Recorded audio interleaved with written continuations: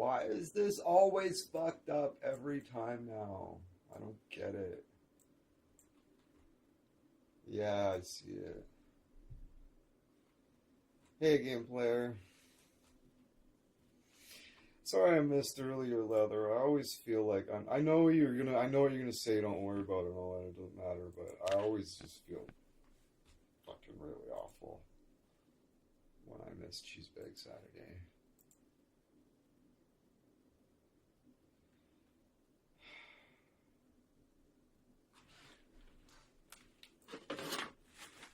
Like I said, it makes me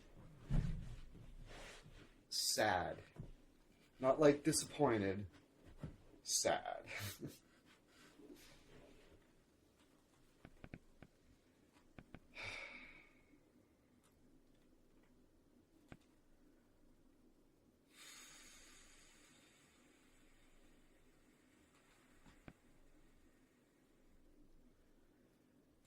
Ugh. Right?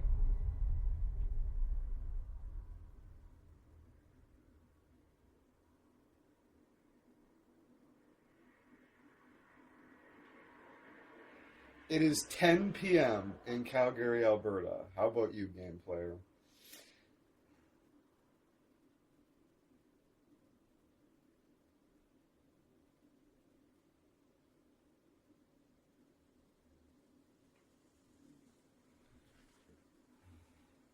$12:04 a.m. I imagine right now. You're 2 hours ahead of me. Okay, that makes sense.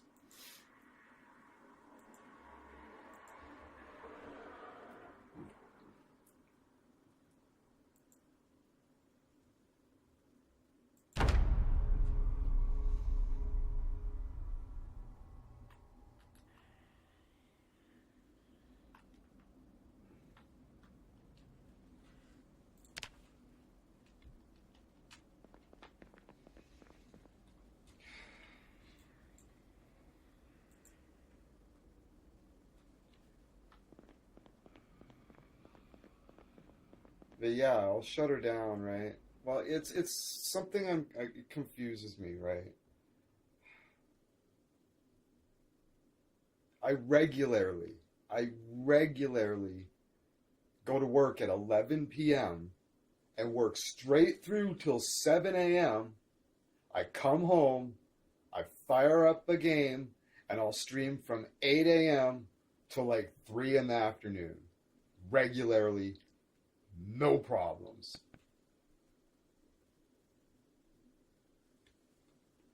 Right? Oh, I don't think this character's 10 days. I'm not sure. Maybe it is. I don't know. Right? No problems whatsoever. But if I stream from like 11 p.m. till like 4 in the morning, somehow I'm just too tired to do any streaming that the next day.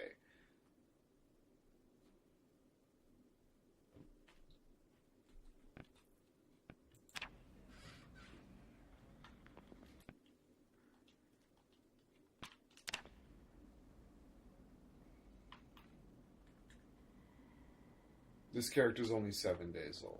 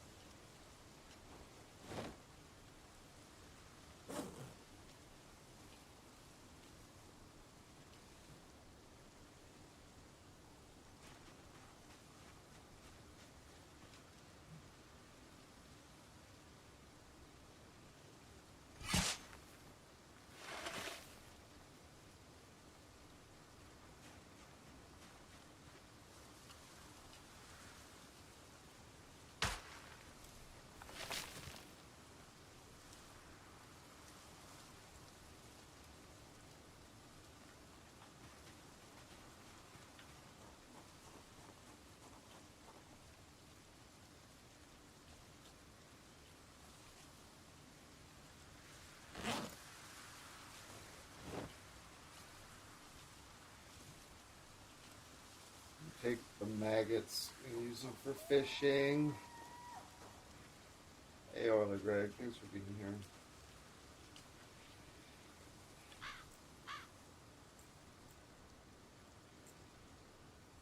Tail L3.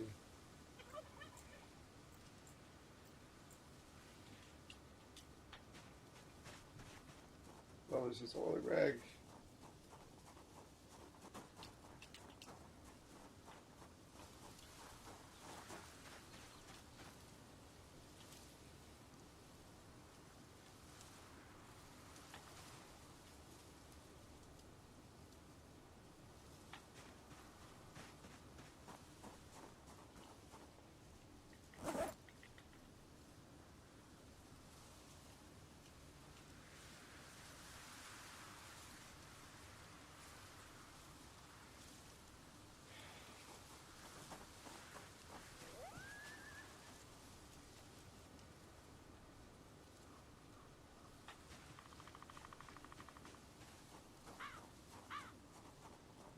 Okay, thanks, Father.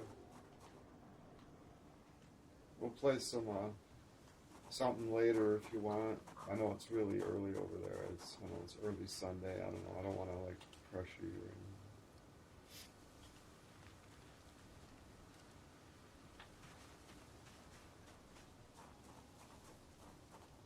I'm only just playing now because if I don't play now, I'll just spiral into an abyss for the next 12 hours. It's like I don't feel like playing, and I feel like I've let people down, and I feel all this stuff, but I know that if I don't fire up and just start playing, I'm just going to be in a catatonic despair for an undetermined amount of time.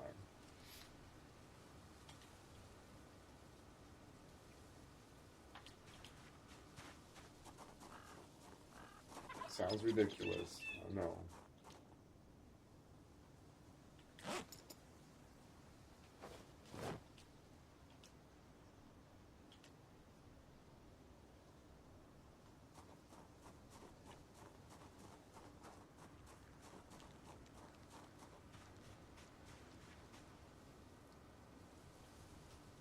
There's obviously other things going on that you guys don't know about.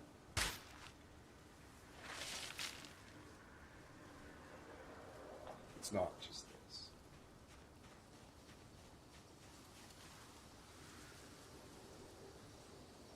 I'm doing another entertainment live stream with my German friend Cub tomorrow. Oh, that's awesome. Is there a specific topic you guys are talking about? Is there a certain movie coming out that you're excited about?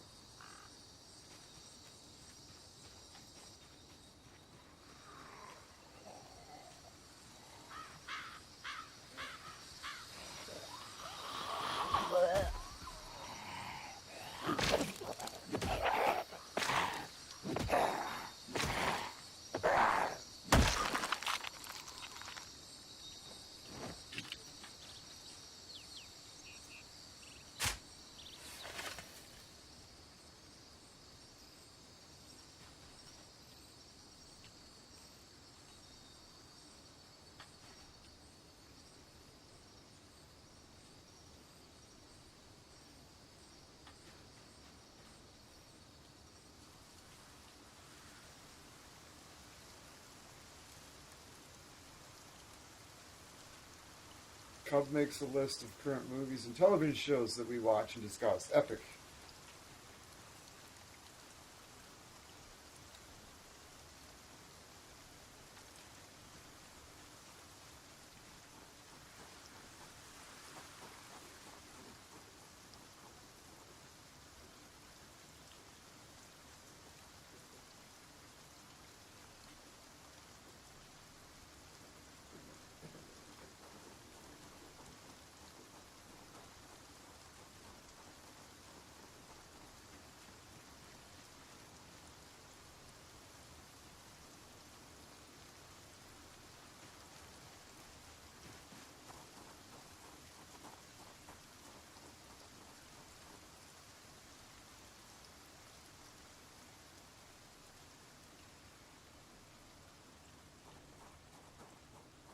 Well,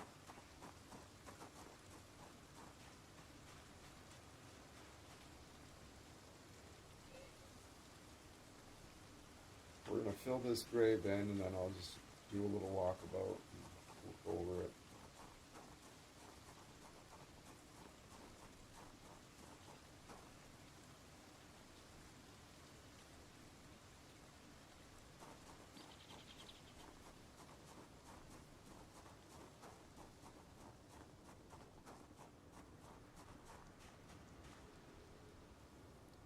Yeah.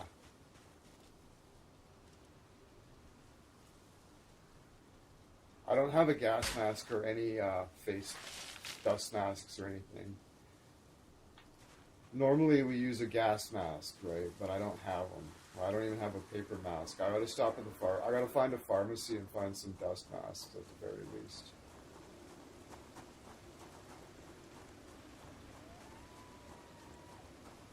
Yeah.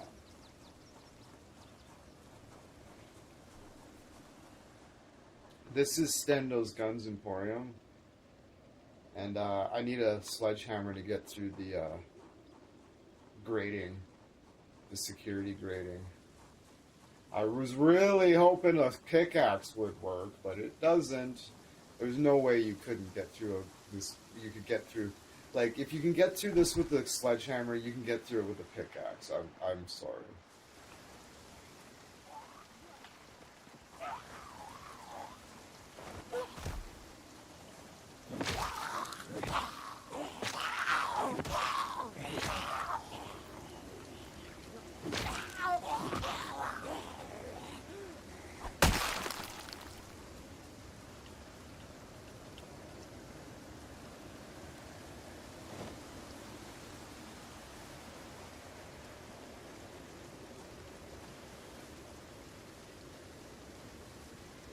Yeah, like totally. These are just wooden walls. Like,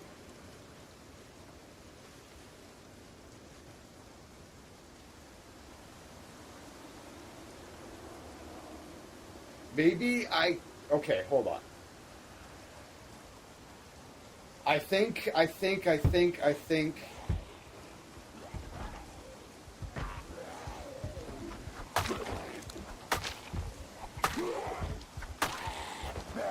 It won't go through the security grate, but I think I might be able to get through the walls.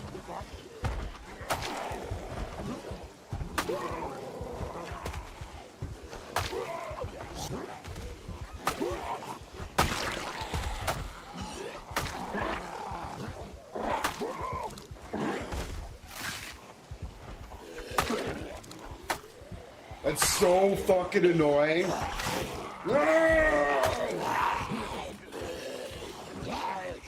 When there's one on the ground and it's like right at your feet and you finally have an opportunity to hit it, but it keeps tracking the one that's standing up that's out of range and you can't hit it.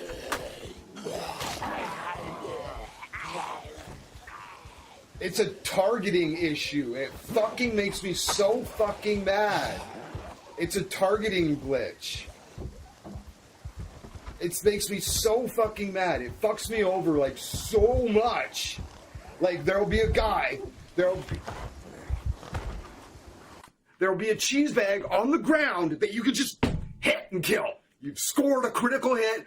Boom. just scored a hit, like boom, critical coup de grace, boom. But the game won't let you do it because there's a guy walking up that's slightly out of reach. So when you go to swing at the one at the ball, the one that you can hit and kill instantly, it makes you swing at the one that's standing behind him that's out of range, and you miss. Meanwhile, the one on the ground just reaches forward and fucking bites your foot.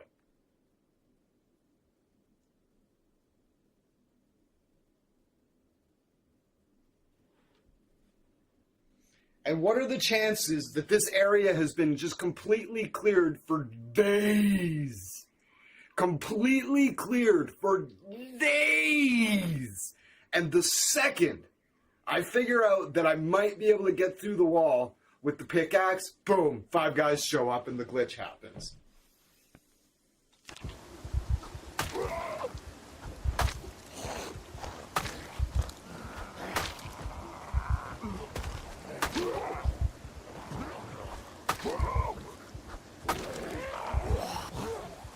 And just when you think you might be able to beat them, oh, another one showed up. Ta-da!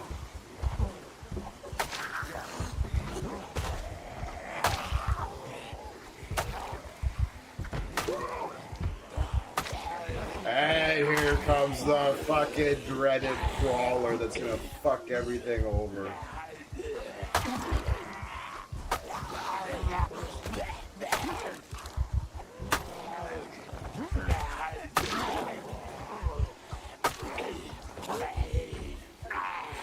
Okay, I hate this game. But like, oh, realistic. It's like, well, if it wouldn't just, like, I should be able to. It keeps locking onto the ones behind him. What the fuck? Like, it's just, it makes an unbeatable situation because there's a guy right there. But it just locks onto the ones behind him that you can't hit. It's absurd.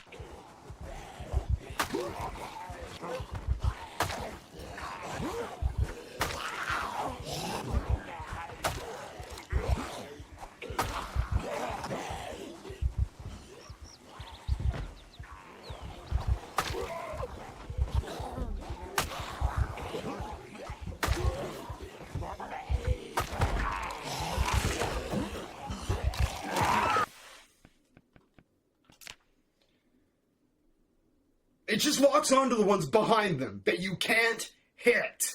And it's not hard. It's fucking broken. It's fucking broken. There's a critical danger at your feet that's well within your range. You just hit it. And it gives you a bonus to hit because you are standing above it. And then it's right there, and there's guys that are out of reach, and it will not fucking lock onto the one.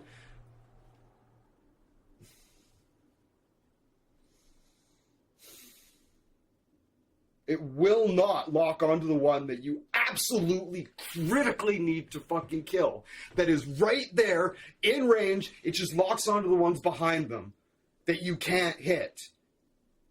The green thing comes up and you swing and you still miss. Even though that's what the green thing is for.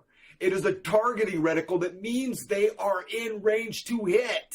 So when they show up at the fucking crawler's feet and steal the green thing from him, meaning that, okay, well, fine. Well, at least you're going to swing and hit that one instead. But no, you miss it.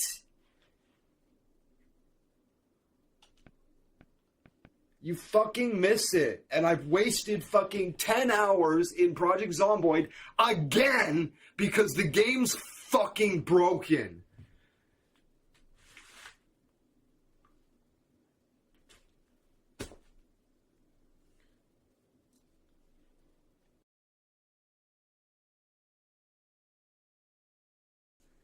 Okay, so you know when there's a crawler at your feet and it's right there and you can hit it like no problem because it's a coup de grace It's you can hit it. It's at your feet. It's a critical danger that's within your range, but the game will not allow you to target it. So what happens is you end up getting bit because even though the fucking guy that they've, no, you're going to target the guy that's at his feet. The crawler's coming up to you. So there's a zombie at his feet.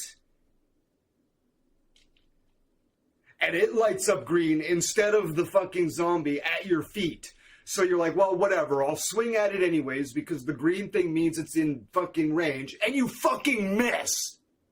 Because it is, in fact, out of range. And the game's confused as to what you're trying to target. I have lost dozens of characters to this very fucking issue.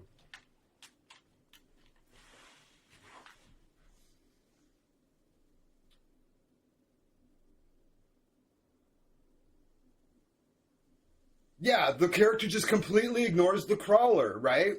And then the crawler fucking scrapes your foot, and then you swing at the other one, and fucking miss, even though it was lit up with the targeting reticle. And then, while that happens, the other one that's beside them leans in and fucking bites you.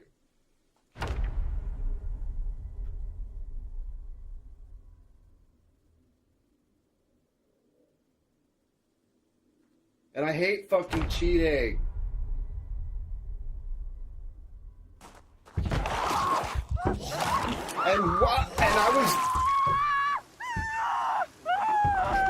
And I was gonna cheat anyways, but the game was like, nah, fuck you. We're gonna actually just make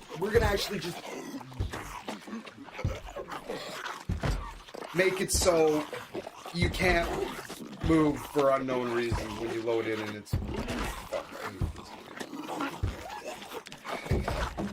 I have never in my life played a game that is just so wildly good in like almost all the ways, but it has just maliciously wasted so much of my time. I just can't begin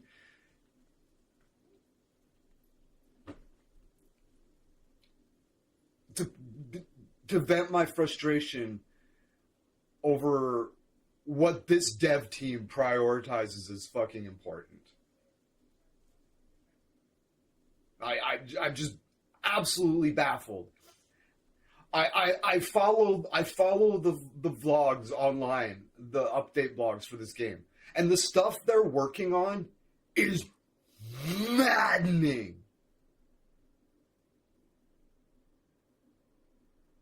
The stuff that they're not fixing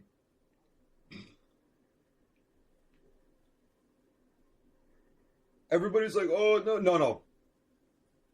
Indie Stone deserves all of the hate they're getting. All of it. They're the worst dev company honestly, their priorities are fucking ridiculous. Ridiculous.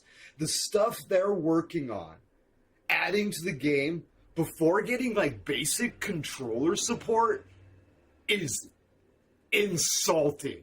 Fuck you, Indie Stone. Get your shit together. Fucking hell. The fact that I don't even think they don't give a fuck about controller people. And the reason I say that, okay, there's this culture in the players of Project Zomboid. Whenever somebody talks about controller, their support, they're like, most of the people play. Well, Civilization 6 is on the Xbox.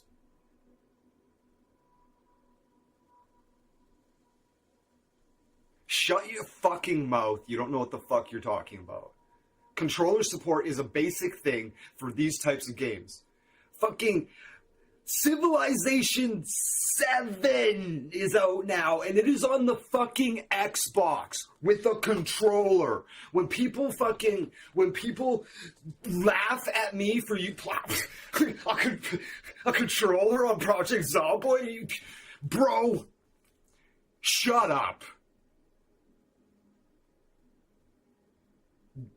I played fucking Civilization on the fucking Super Nintendo with the controller. All it was menus. You don't know what you're fucking talking about. And the fact that Indy Stone absolutely, completely fucking gives the double middle finger to 30% of its player base is unacceptable. Just because most people play on fucking... It's because they're not talented enough devs to figure out... Because they built this game without considering controller support. And it's always been added as an afterthought because, oh, well, I guess. No, you'd make so much more money if this game had proper controller support. And the fact that Build 42 doesn't have controller support yet is fucking wild. That is so far beyond the pale, I can't even begin to extract. Like, that is insane. That is fucking insane. Games, professional games have controller support. Go on Steam and look at any fucking game and see if it has controller support. Guess what? It does. Proper fucking controller support. Any game from any pissant fucking piece of shit,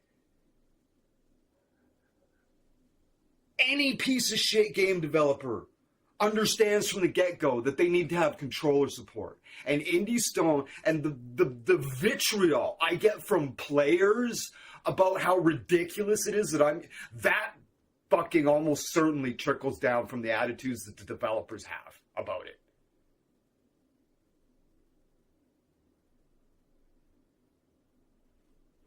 That comes from them. And when I read that open letter from Lemmy about the fucking this and that, bunch of cope and excuses, they got so much sympathy over that, but when I read it, it made me mad. I'm like, he knows exactly what the problem is. And he won't accept what he needs to do to fix it because he understands that him and his dev teams don't have the skills to fucking pull it off, which is obvious. It's obvious. In that letter to the public, Lemmy was like, okay, these are the issues people are having, and then he even brought up RimWorld as an example of a similar sized studio and how they handle it, acknowledging the fact that they get no hate whatsoever from the customers whatsoever. They're given a complete white card. They don't communicate with their players. They don't do this. They don't do that. They don't make fucking excuses. When they make an update, and when it's done, they sell it to us for $30. And nobody complains. Let me acknowledge that in the letter to the public, to us, crying about fucking mental health and all this shit. Right? Well, shut your fucking holes. Get to work, make a product, and then sell it to us. That's how a business works, Lemmy. But the reason they won't do that is because they know for an absolute fucking fact that they can't put together a package that is worth paying for.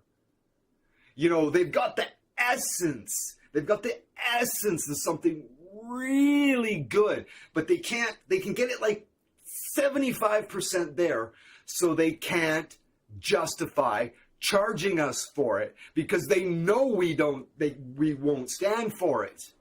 That's why they get the complaints, right? Put the work, but they won't do that.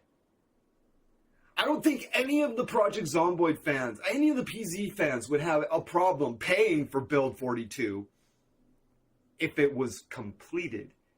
But I don't think Indy Stone is capable of completing a project. Why?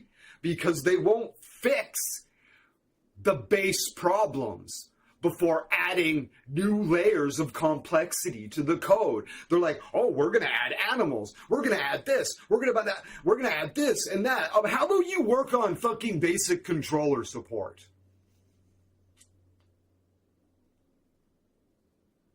You know what I mean? I'll say it again. I'll double down. Indy Stone, they don't have the skills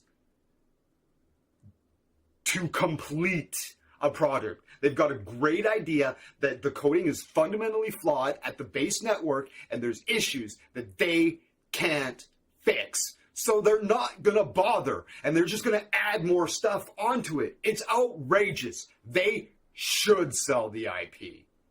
Let me take the fucking money and run.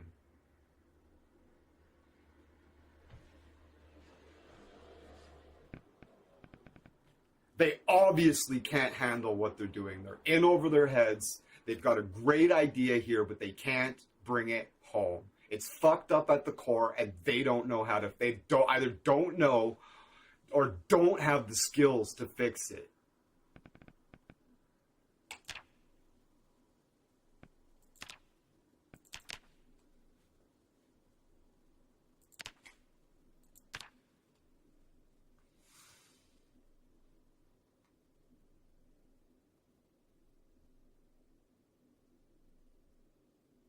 Yeah, exactly, Leller. Yeah, they're not working on Build 41 anymore, right? But, like, they're adding ragdoll physics and fixing toilet graphic issues before working on controller support. Like, they're like adding animations to the fire. They're changing the new fire system. It's like,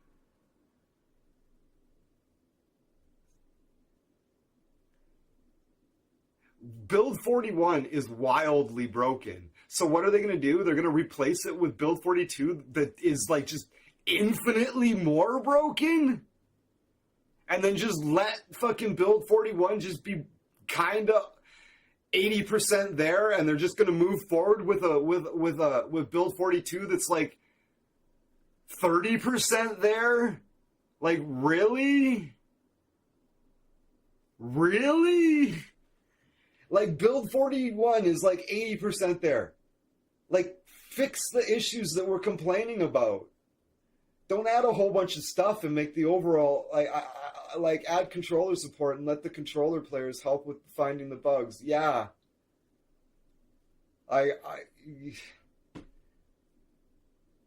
Why they just got to a point in Build 41 where they're just like, fuck it, I don't think we can fix anything else. Let's just start working on a project that's like way further away from completion. So now they've got two builds that are both fucking broken. One's like kind of broken, and the other one's like so colossally broken I can't believe people even fucking play it.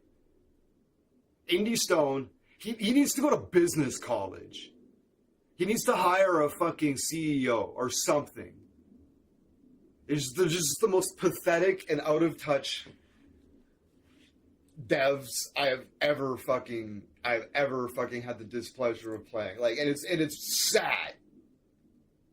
And it's tragic because of what this game is and what they have built is just so astonishingly brilliant.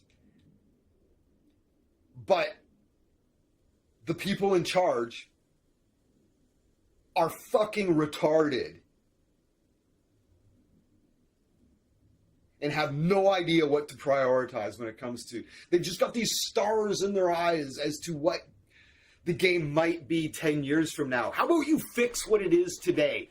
What are the problems with Build 41? And work on those. Don't fucking cow to the, like, they should have never told. It's the public discourse that's the problem. They should have never told the player base that they were working on an update with animals.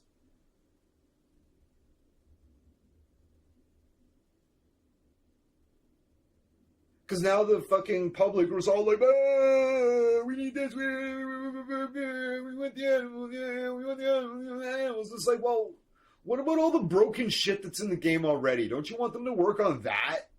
Yeah, animals would be great, but how about they fix what they've already built first? God.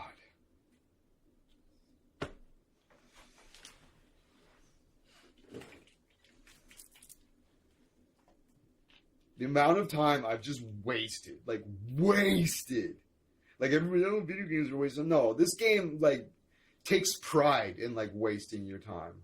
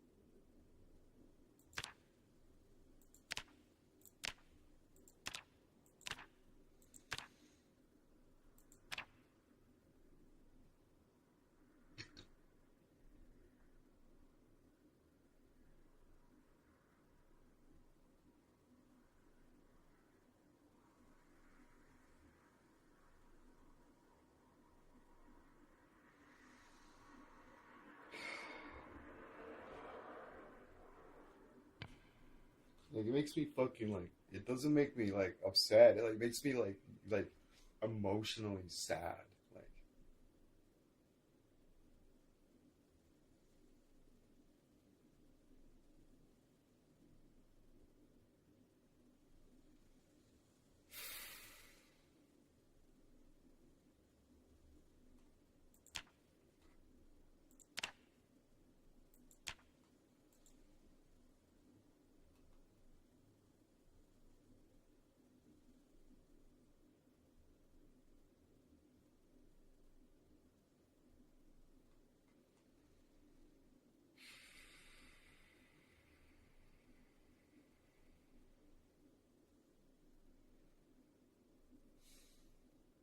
it's like I don't even know what to do anymore. It's like do I start a new one or just fucking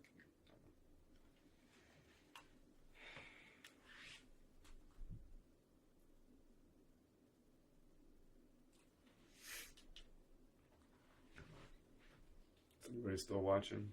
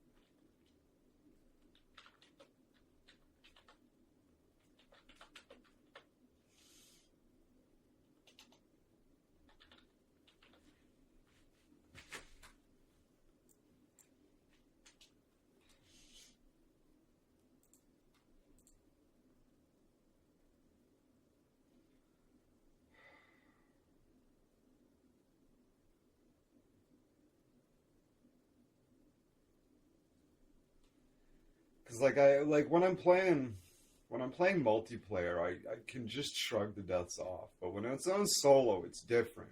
It just makes me so mad. And like if I like if it's because I suck or something or if I make a mistake, like I just shrug it off now because yeah, whatever. But man, when it's because of bugs that should have been fixed years ago, it's just really, really, really discouraging.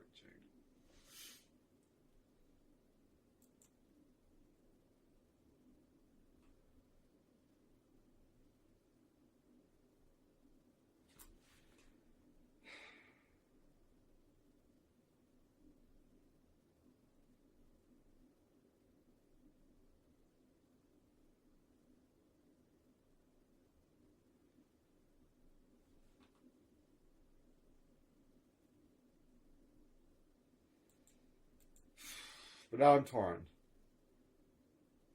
Should I start a new solo one? I'm all of a sudden like completely flat. Like I'm just completely flat all of a sudden. Okay. So what should I do? Should I start a new solo one? Should I load the multiplayer Project Zomboid up? Or should we play some Ready or Not?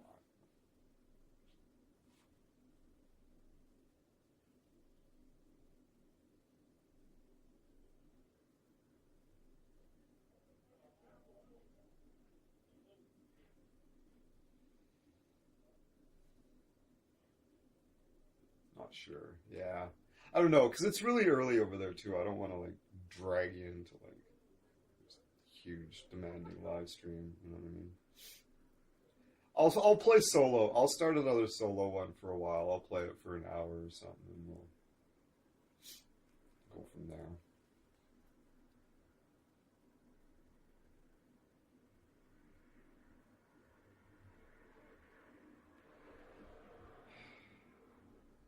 Opening grind is just so shitty.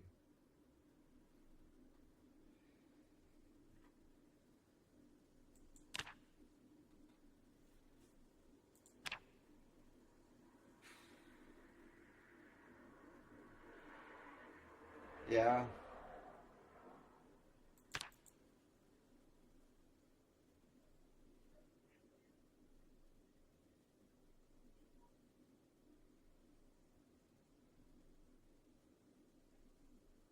Oh.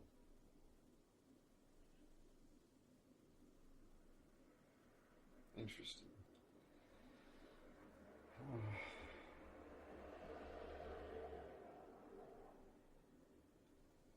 Unfit, underweight.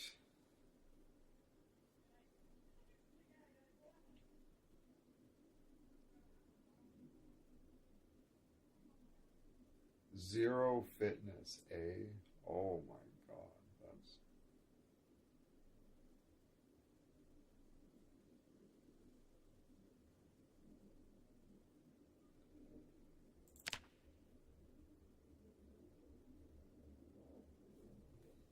yeah.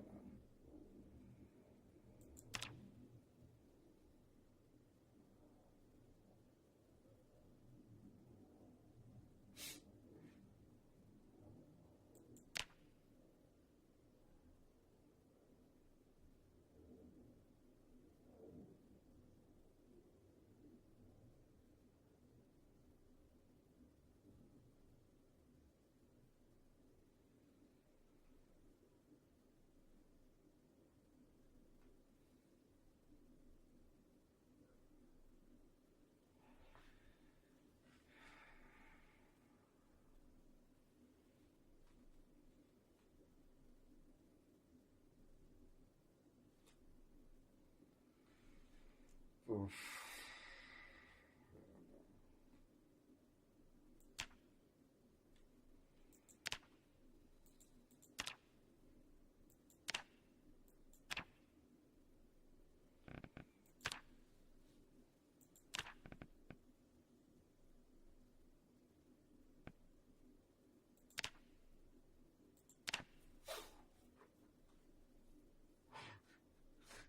Well, or no, it might be interesting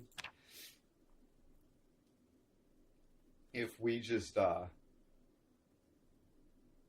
we'd have to do like the screen sharing thing, right? Where you share your, I don't know if that, maybe, I don't know if you have to, but if we didn't, we'd have to stick close to each other. But we should just join a fucking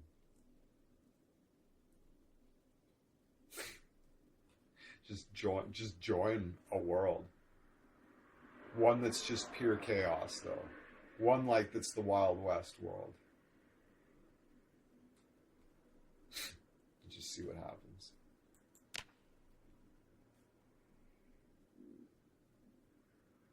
Yeah. Not today, but sometime. And then just stream that.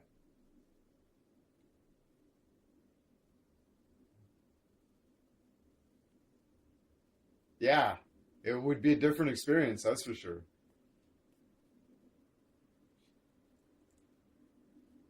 Yeah. Oh, yeah. Oh is right. Because like you'd have to catch. You'd have to. We'd have to. Um.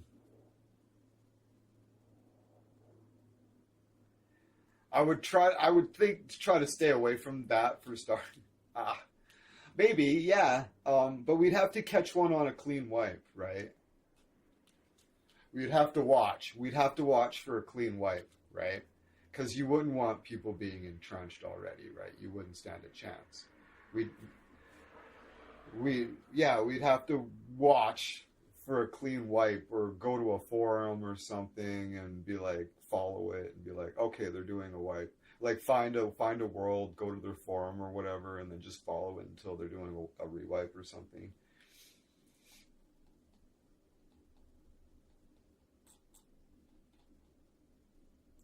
Oh, whoops, that's not what I wanted to do.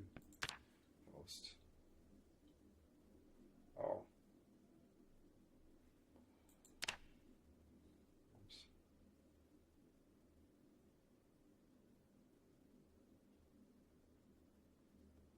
Yeah, right. And if we stuck close to each other, right? I don't know if it'd be hard for us to find each other though.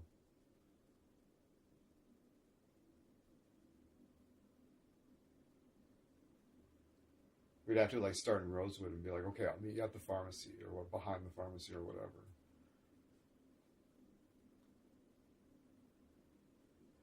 I'll see ya. I'll meet ya. I'll meet ya at Goodreads, whatever that place is called.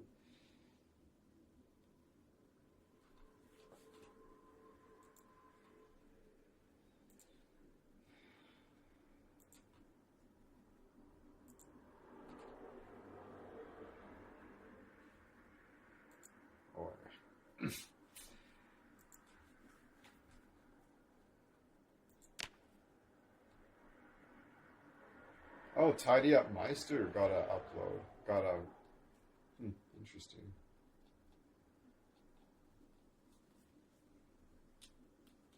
Tidy Up Meister got a tweak.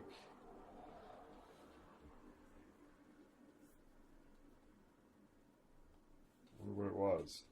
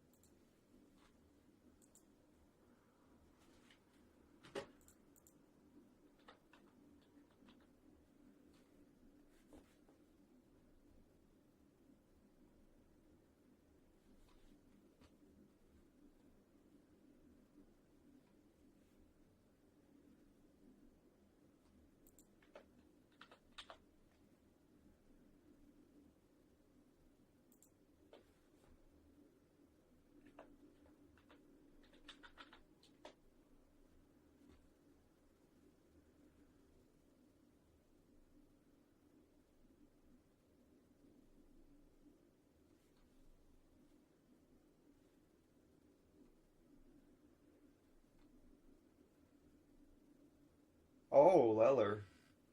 Hmm. Interesting. So I just put in Tidy Up Meister into the. I don't know why this isn't working.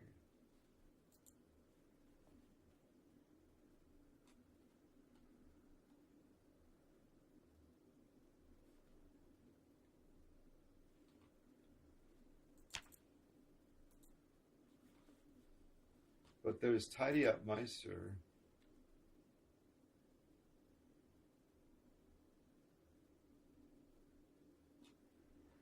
But they're the same build, the same guy. There's Picking Meister as well. Adds a grab contents menu from the context menu of container items. To pick up contents from a container, you previously had to equip it or place it on the ground. This menu allows you to pick them up directly. If you, oh, we're grabbing this. Okay, this is fucking frozen, so just, I'm just gonna quit the game. I'm gonna leave it dark. I'm getting this Contents Meister, Leller.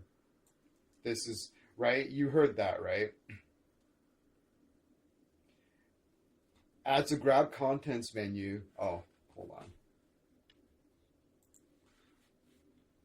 Add to grab contents menu to the container item. To pick up contents from a container item, you previously had to equip it or place it on the ground. This means this menu allows you to pick them up directly.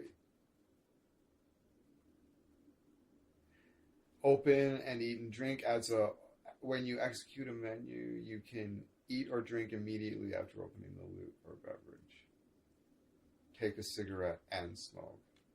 Adds take a cigarette and smoke. Man, oh my god, because you have to take one out of the package and then you gotta go the cigarette. And, oh, brilliant.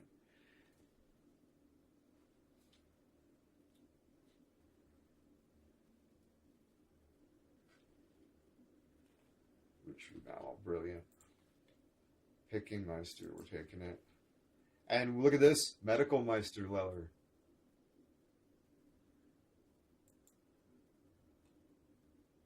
What does it do?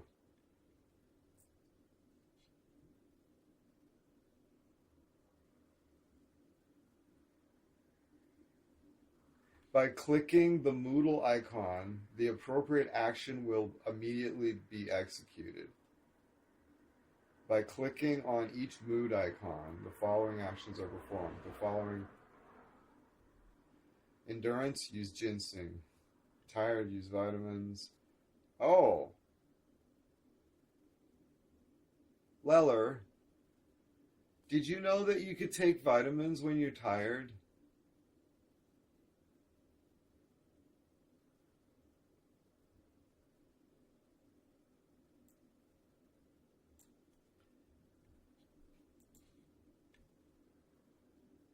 I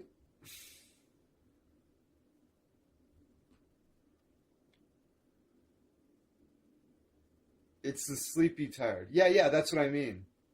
Yeah, I know. It's not endurance. This is ginseng for endurance if we find or grow ginseng.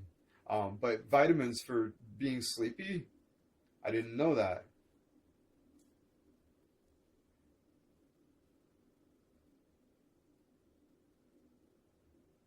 Thirsty, only build 42. Okay. Panic, use beta blockers. You can. Yeah, I didn't know that.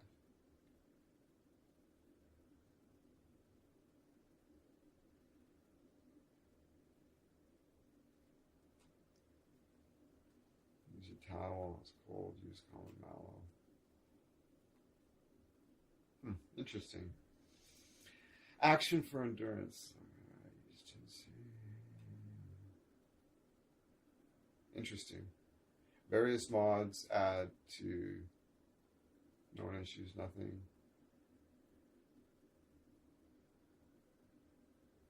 Yeah, I don't know about this one.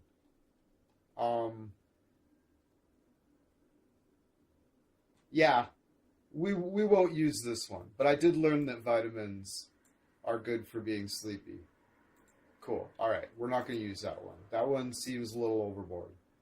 The Picking Meister is amazing, allowing you to like access, like when you find a gun box in the closet, you can just look inside it. You don't have to equip it or put it on the floor. That's amazing.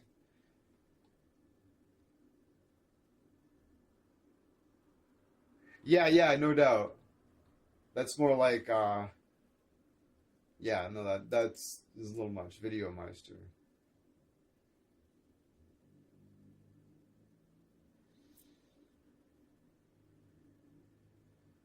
Add the skill information.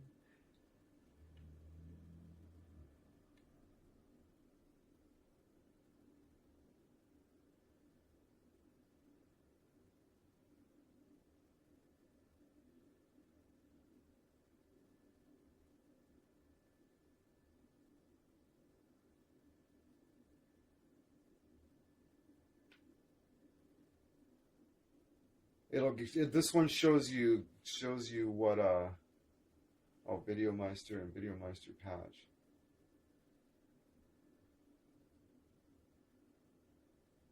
Yeah, whatever. We got Picking Meister. Hold on. We subscribe to this? We are. Okay.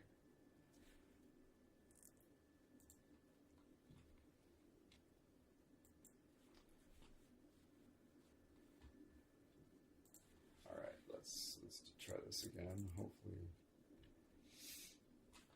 Oh, 6 people here. All right, let's get this show on the road.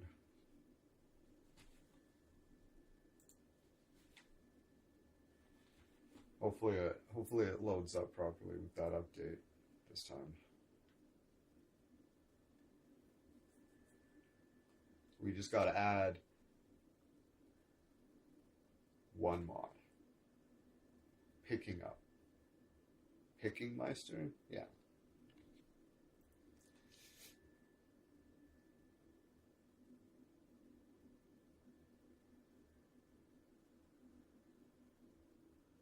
Japanese emoticons.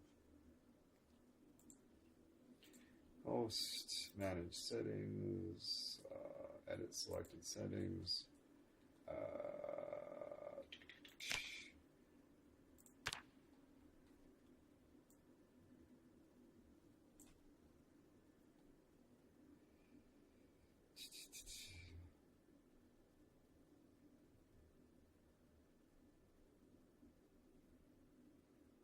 So it's not under P, so it'll be at that list of bullshit at the bottom. Because people don't know how to fucking label this shit, so it shows up in a fucking list anymore. They'll just add some stuff to the beginning on the actual file. Oh, but this is the beginning. I was like, what?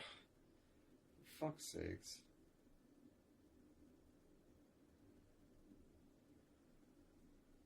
So now I can't find it because they labeled it something fucking other than what it's named in the place where I picked it up.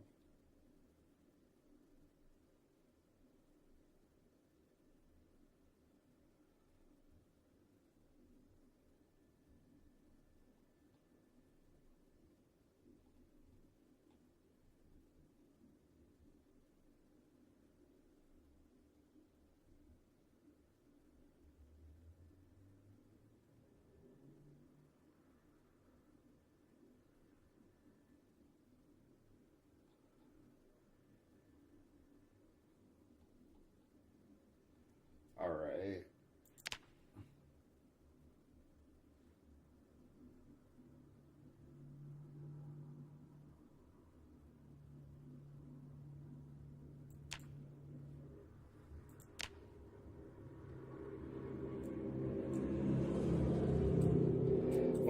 That is one of the most annoying things ever. Is it only happens with mods, it seems. Not just this game. It's just like it'll be called something on the place where you get it, and then when you go to the list and look for that, you won't find it because it's called something subtly different, or there'll be like some other little abbreviation in front of it, which puts it somewhere some random place in the list. So you just literally have to go through and like look at the entire list and then still not find it, and you'd be like, huh, it's not even in the list.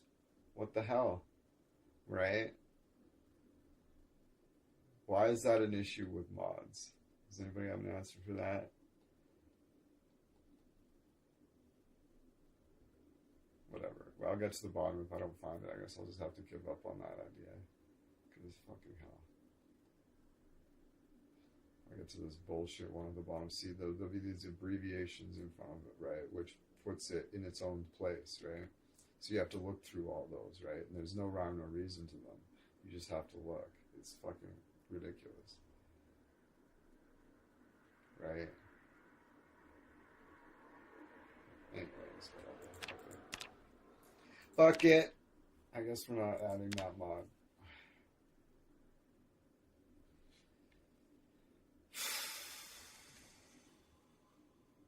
Welcome to Project Zomboid. Layers of broken bullshit.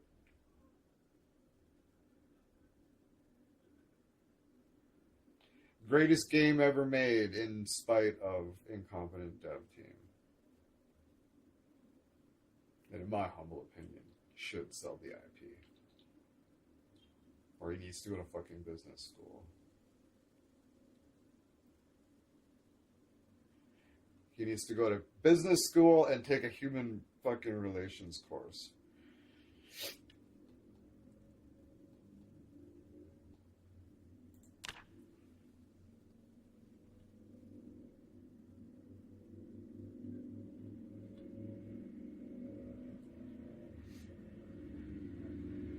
you'd been selling us the update, well, if they'd been working, if they'd work until the update was complete and then sell it as DLC, we would have paid for it and not complained. But the problem is they have to have a complete product that you can sell, and they aren't willing or capable of doing that.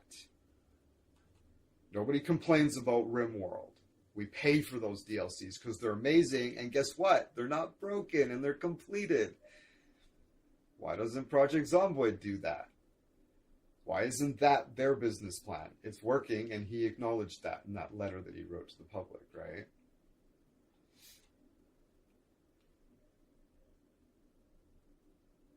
I might have to take this mod out. This is like the one critical mod. If I could only have one mod, this is the one I would have.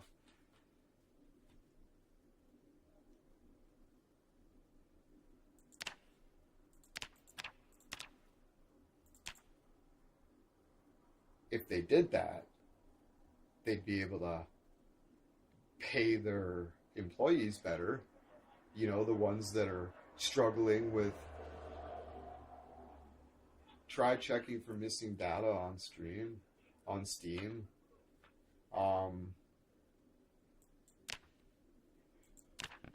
Like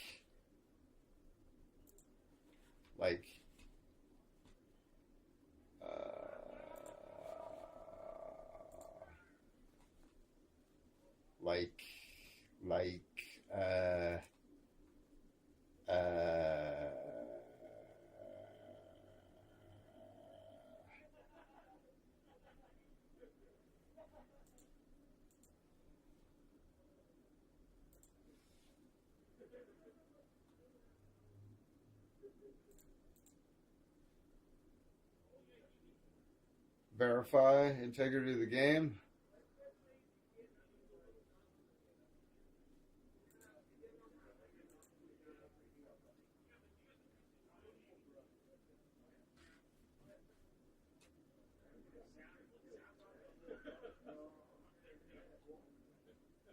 Is it done?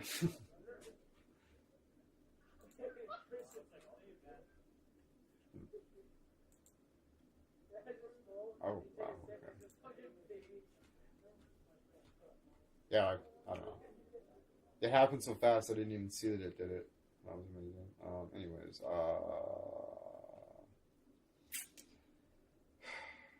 okay.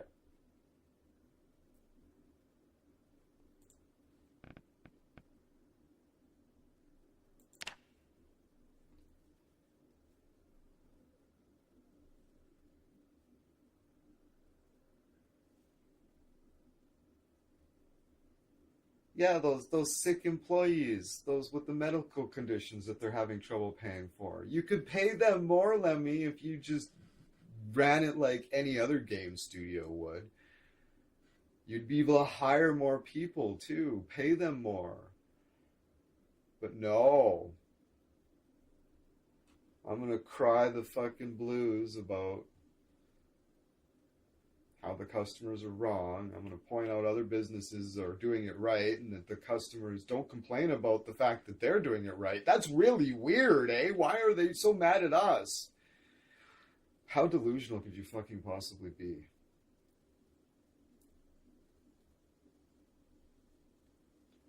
Just acknowledge the problem. Point out other businesses that are doing it better. Acknowledge that the fans don't have a problem with the other businesses doing it better and actually charging their customers $30 per update.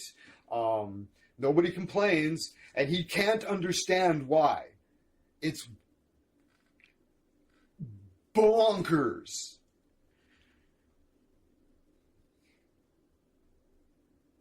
But he doubles down, puts his foot down, insists that he's never going to charge us for updates because of some principle, apparently.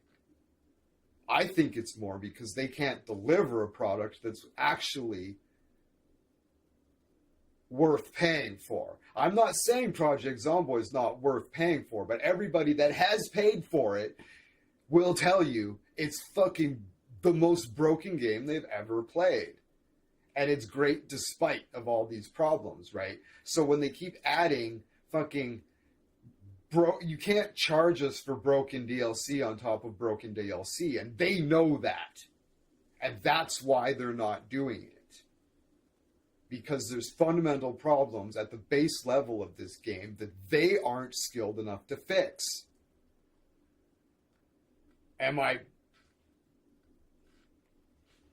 Does this make sense to anybody? It doesn't to Lemmy, that's for sure. Or maybe it does, and it's just all fucking excuses. This goes straight to the top, and Lemmy's clearly the problem. Read the letter. It's on Reddit. It's an open letter to the public. Go read it. Don't read the commentary on it. Just read the letter. And what I'm saying sounds insane, but that's exactly what it says. That's exactly what he said. It's crazy. He's clearly the problem, and he should sell the IP for the fucking sake of his employees.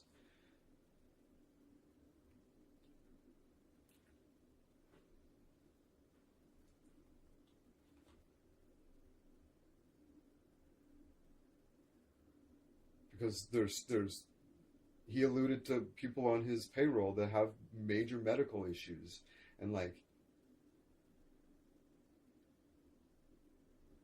if he hired a new CEO or whatever and stepped back into more of a Todd Howard type position, you know, and just let somebody else like actually take control of the business aspect and like running the team and like hiring people and like get rid of we're not going to charge for updates. Like, make a fucking really good update. Like, they should have kept fucking Build 42 under wraps until everything was perfect. And then charged us $20 for it. Everybody would have just snapped it up. No complaints. If they had to wait 2 more years in the future to make that happen, that's what they should have done. What the fuck are they? It's crazy.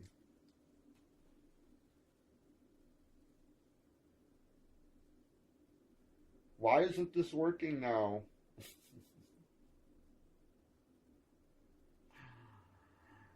Oh, my goodness. Like, these are really basic things I'm saying, right? Like, it's just common sense. It's crazy. And he acknowledges all of it and then doubles down at the end of the letter and says he's not going to do any of it. It's wild. It's quite the temper tantrum. Just stomps his feet and says he's going to go dark. It's like, that's what you should have done in the first place. Fucking idiot.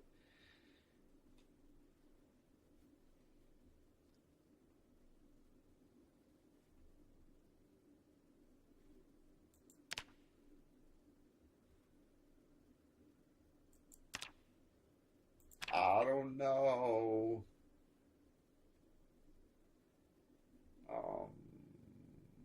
Edit selected settings. Go down to Tidy Up Meister and remove it.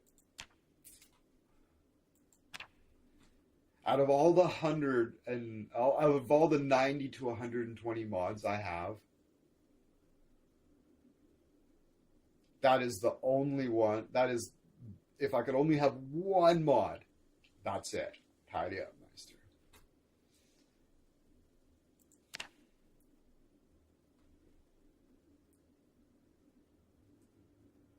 Yeah, we are. And the game is just, the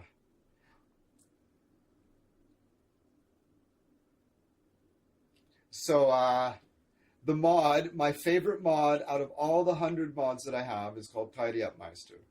And I was playing the multiplayer session. Last time we were playing, I was playing. And Leller was like, oh, awesome, you're playing. I'm going to join, as per usual. So when he tried to join, there was an update for Tidy Up Meister, which ruined his ability to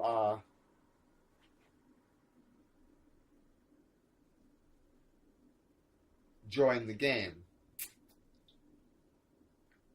because it wouldn't download or something. I'm not too sure why, but it made it so he couldn't join. So I left the game. I left the server to rejoin the server so I could download the update so his mod list would match mine to allow him to join. So I left to download the update, and here we are.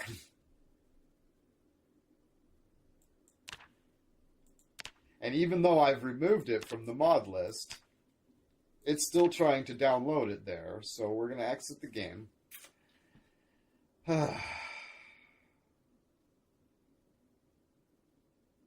Oh, your Wi-Fi was goofing around. But yeah, okay. But now, why can't I download it? Yeah. All right, that's what was going on. 2 liter of water.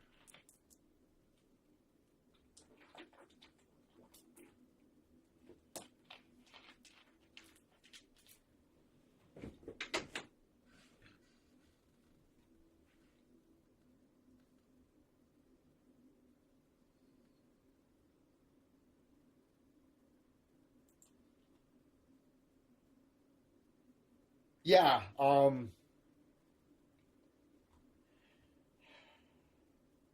so I took it out of the multiplayer server mod list,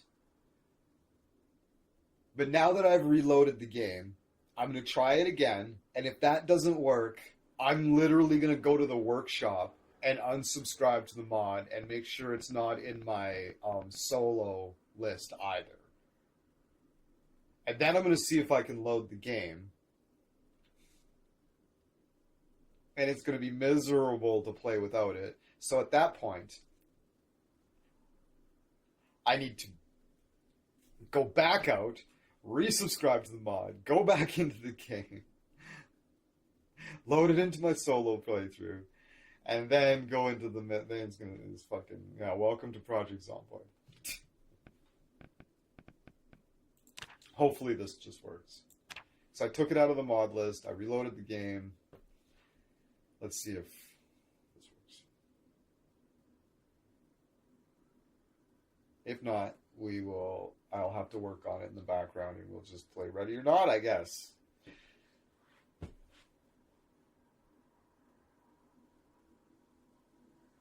Because, yeah.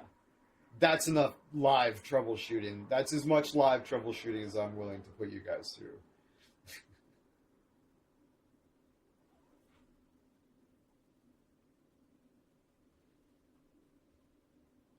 Because Tidy Up Meister is critical.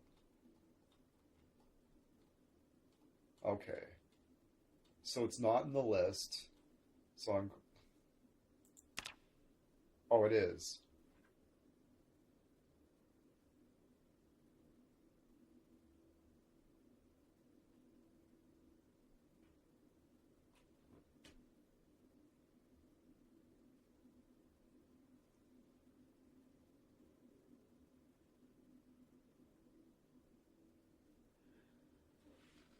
Okay, well, I'm confused. I'm officially confused, but I can verify the mod list. Mod issues. Welcome to Project Zomboid. Hello.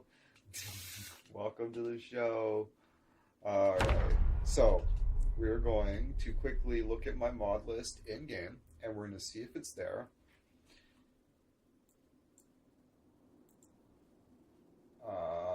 Where is it? Mods.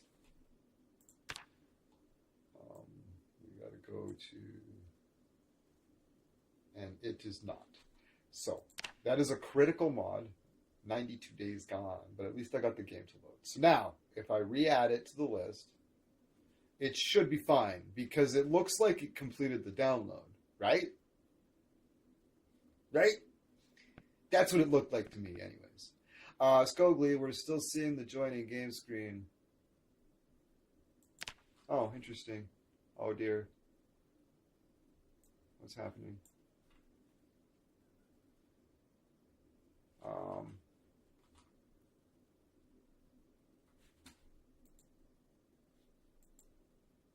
Weird. What?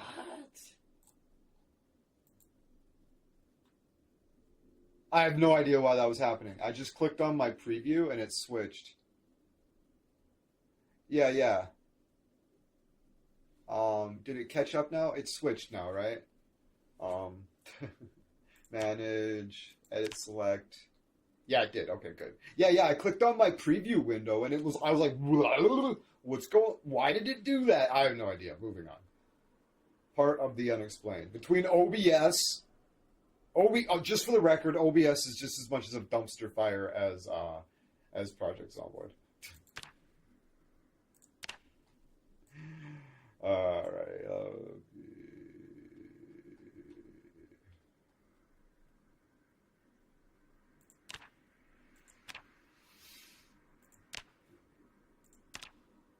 All right. We should be good. We should be good.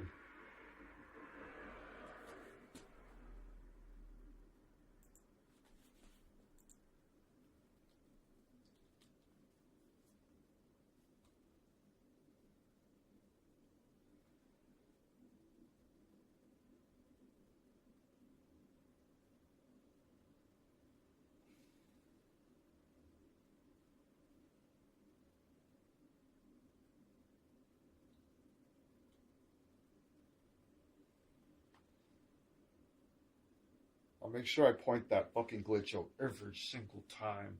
The fucking on the ground glitch with the crawler.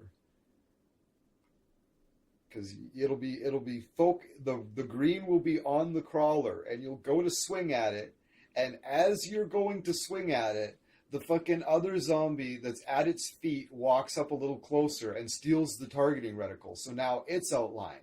And even though the targeting reticle means they're in range and you will hit them, in this particular situation, you do not. And you swing and miss them, even though the game is telling you that you will hit them. And then while that happens, the cheese bag that's crawling on the ground that you tried to hit fucking bites you on the ankle.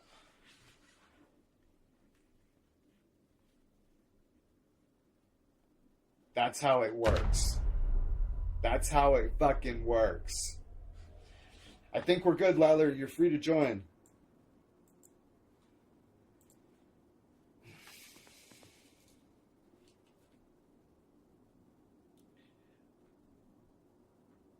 Nice.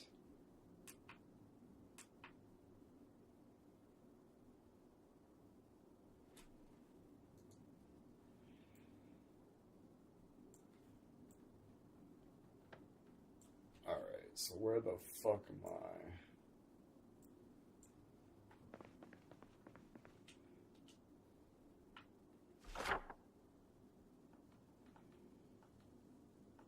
Oh dear. Oh, it's like, because this is a brand new character that's only been alive for like an hour. 0 zombies killed. Yeah, yeah, that's right. I'm in Rosewood.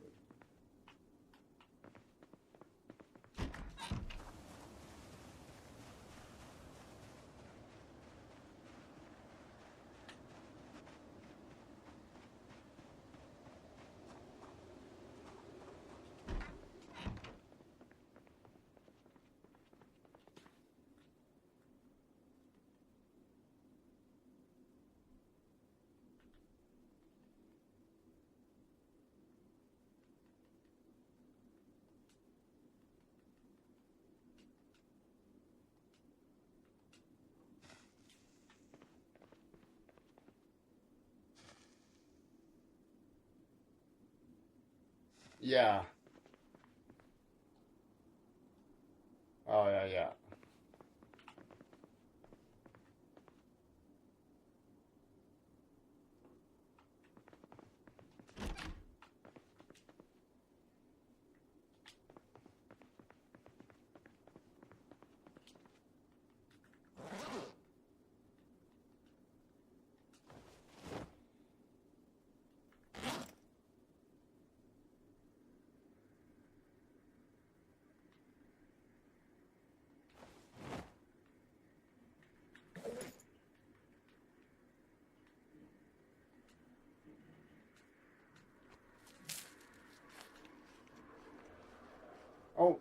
Teleport available. Thanks for the heads up.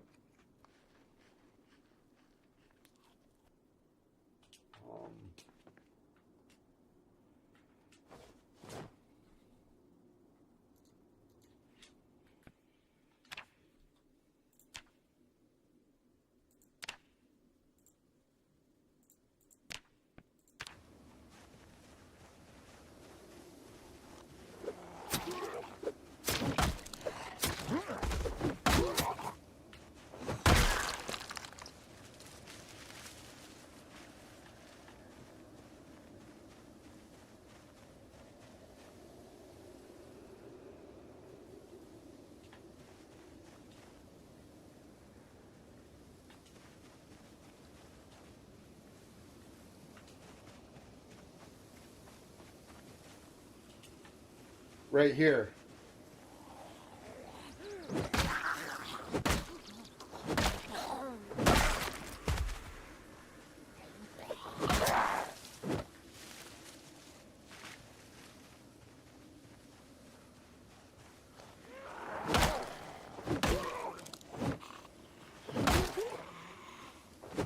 Better that way. Made it a lot easier.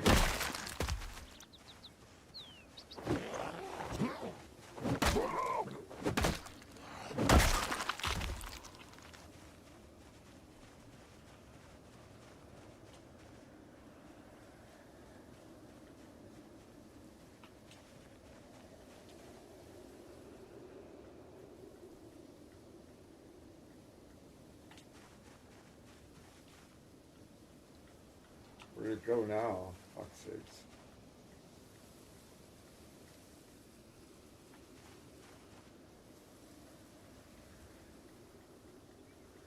I can't find it now. This one.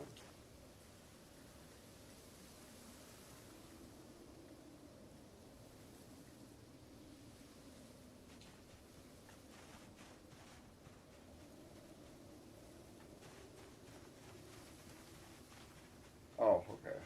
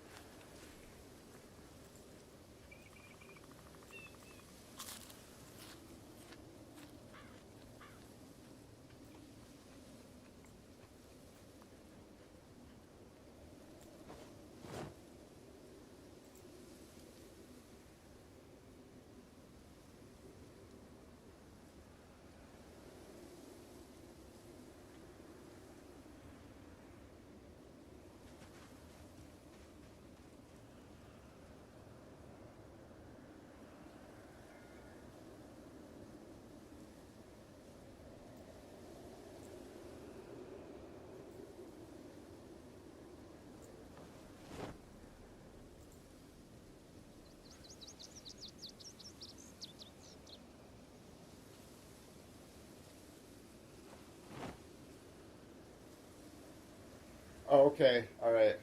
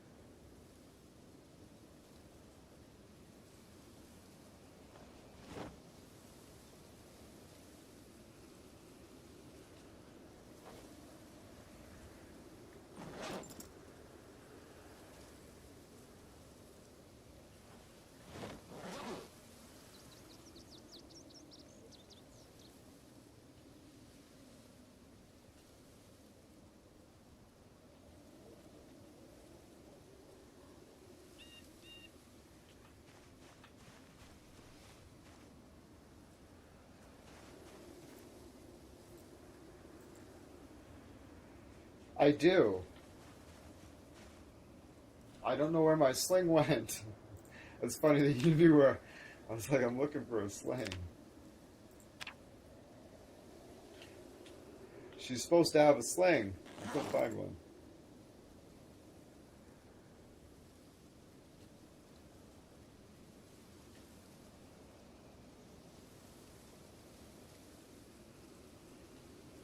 There we go.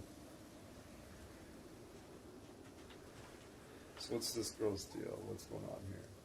Smoker, clumsy, Sunday driver, dexterous, stoner, angler, brave, and organized, fit, and strong. All right.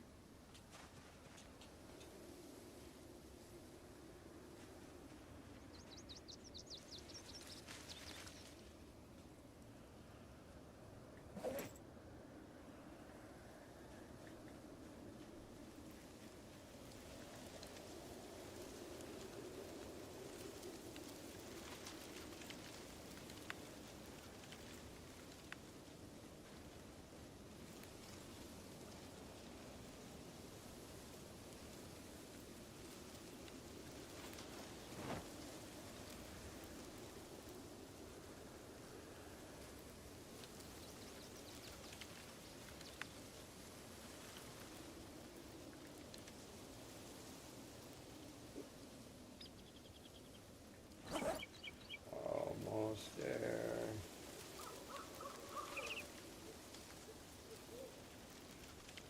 This is the worst part of having a new character.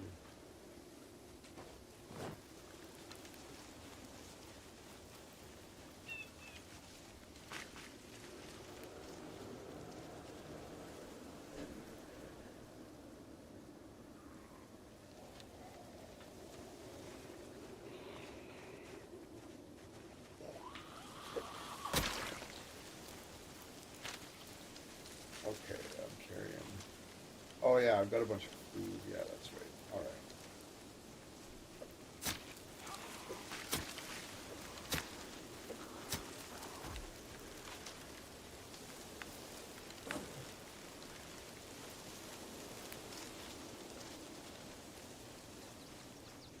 Yeah, if you need any food, I got a bunch of food on me right now.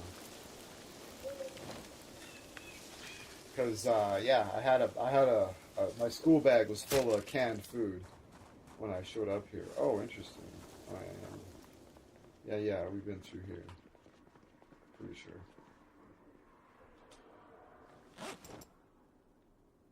Ooh. My gold katana's in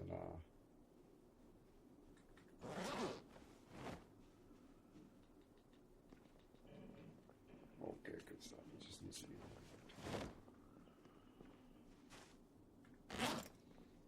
fix up my katana with duct tape. Oh dear. Maybe I need more than maybe I need a welder to fix it. I don't know.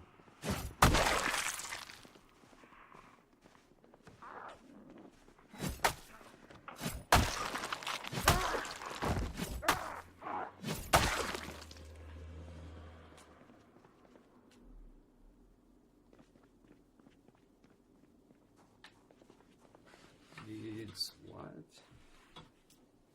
Oh, fuck, I wish I could read stuff on here.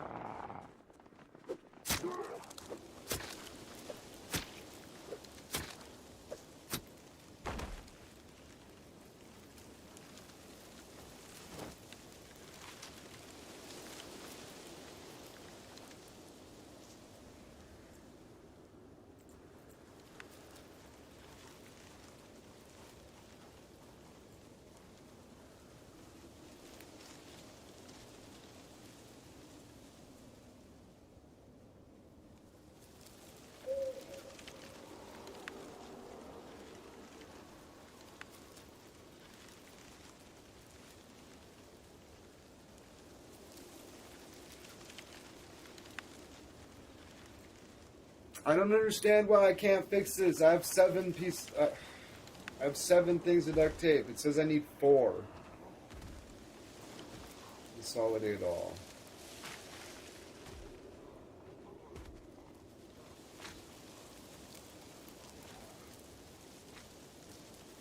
Because when I consolidate all 7, it turns out that I don't have 4.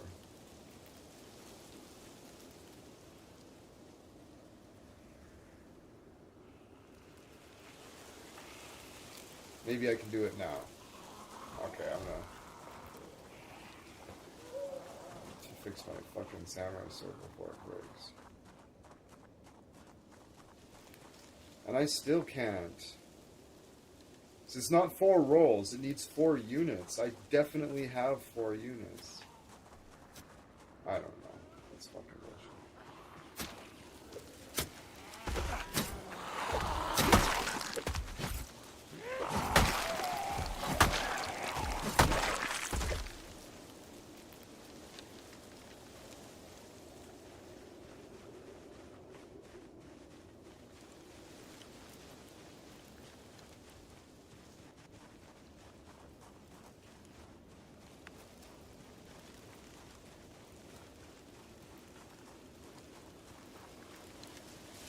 Where's the car at?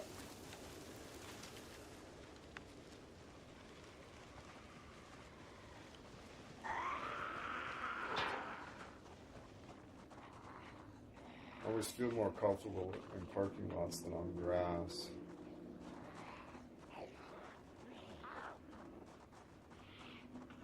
Yeah, we definitely did. I think it was the fire truck, I'm not sure.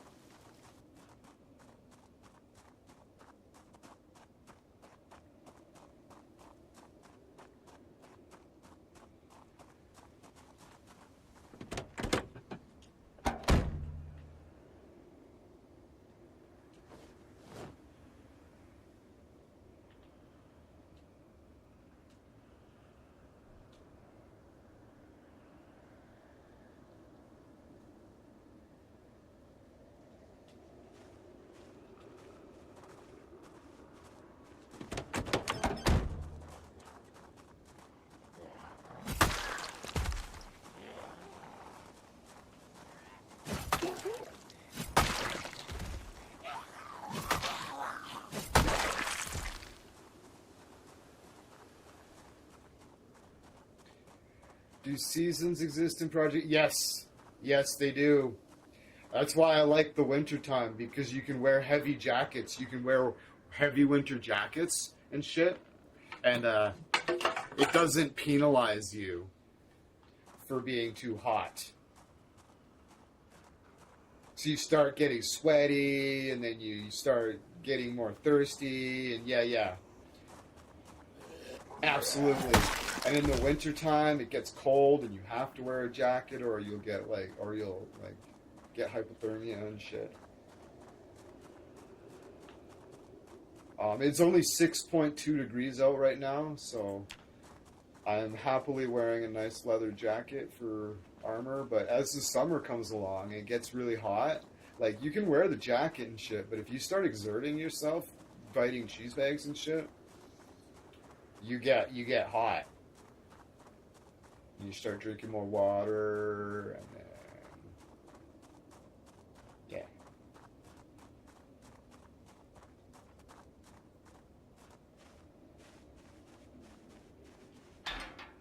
Oh, I remember coming around this corner.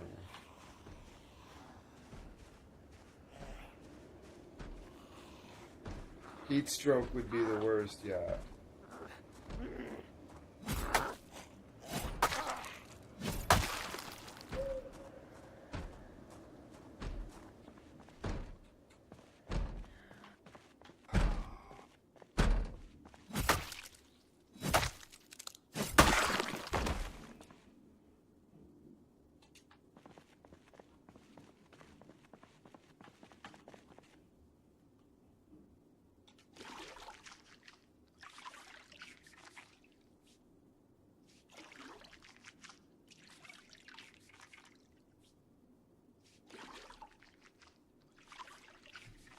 Heat stroke is the worst. Well, it's not the worst, but it's up there.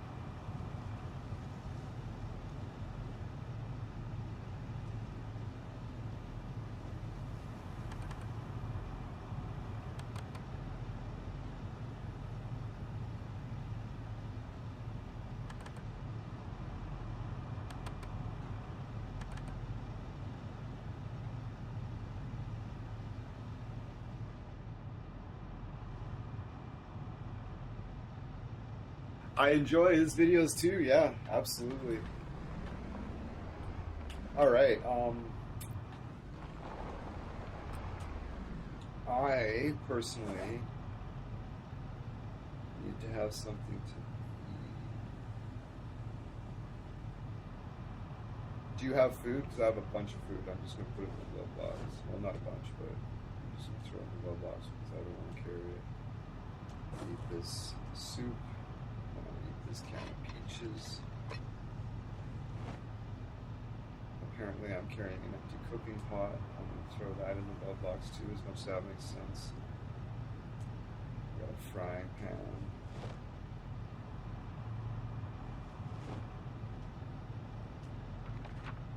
Daniel says, so are you going to watch the new bit I posted where he's saying the real creator of this world is the devil? Yeah. Yeah. I would tend to agree with him on that one. Yeah, totally. Yeah, that'll be a good one. That will be a good one.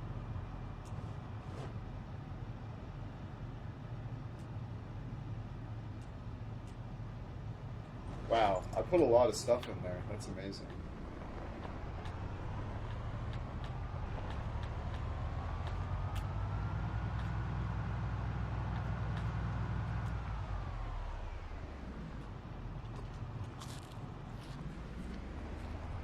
Eating and driving.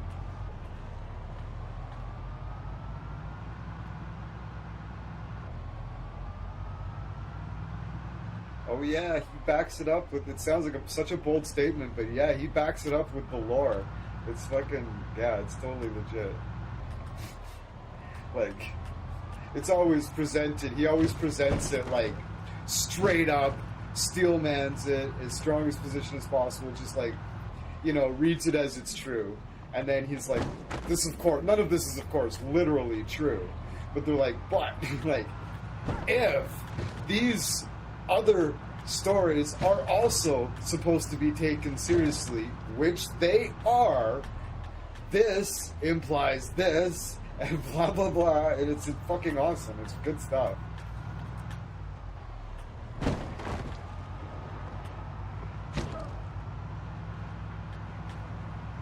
And he explains the metaphors for like what they meant by it and how the story isn't meant to be scary. It's to teach a lesson, right?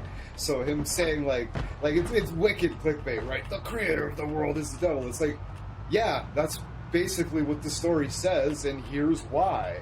And yes, it is all a metaphor, and this is what it means. It's good stuff. Highly recommended. Daniel posts in the Discord prolifically. Daniel's Hot Topics. He has his own channel in the Discord, posting any of these videos he mentions are always posted in the Discord. But that sounds interesting to you at all, go watch it. It's fascinating stuff. I'm not sure where we're going. I'm kind of driving around to where I think we're looking for something specific, weren't we, Larry? I can't remember what it was.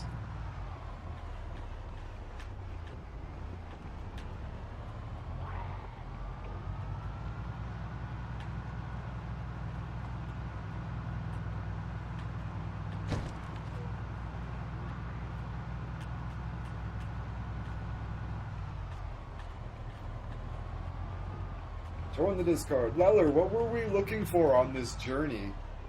I'm just kind of driving around. Kind of waiting for the sun to come up, actually. He's saying that people are fallen angels, and you and me, everyone, we got stuck in the meat sacks, and we don't remember our former existence. Yeah, no, we did it on purpose, right? There's different interpretations. I'm kind of of the belief that we put ourselves in this situation because we were bored and we wanted to be able to learn stuff again because that's exciting and interesting.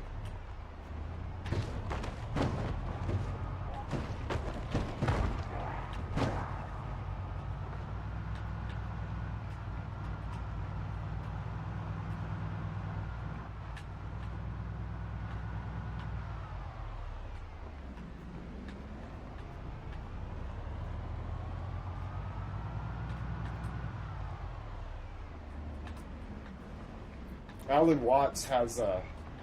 I wonder if we could get away with playing it. About, like, what we would do if we were put in the position to create the perfect... Like, the perfect dream. Like, a sleeping dream, right? Not like, I dream in the future that blah, blah, blah. No, I dream. If you could, like, create your perfect dream, what would you do?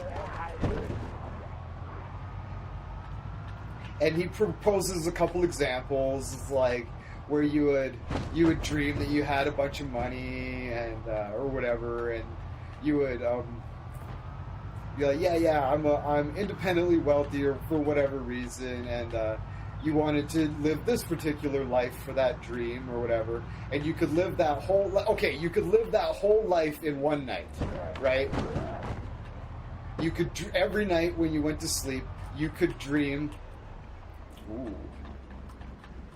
An entire life. What would you dream about? Uh-oh. We might be in trouble, Leller. I think we should bail. I'm sorry, Leller. I put us in a bad spot. Alright. Stupid dead end. Uh-oh. Get through the trees. Oh, motherfucker. Gotta turn the flashlight on. I gotta get my broken ass katana out. Actually, you know what? I'm just gonna whip out the shotgun because my katana's gonna break it right away anyways.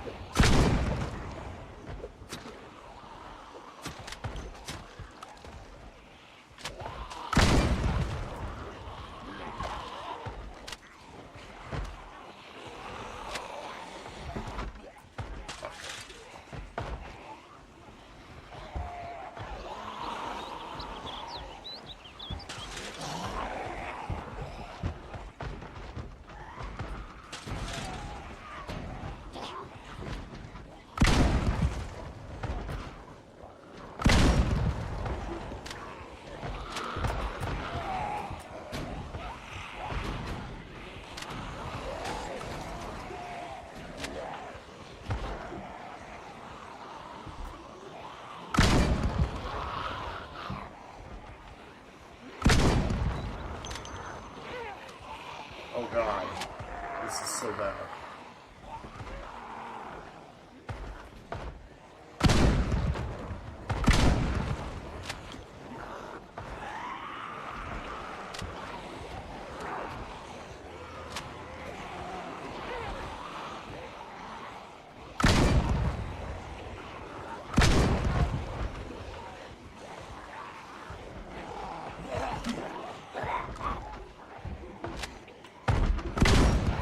Fuck off, that was real shit.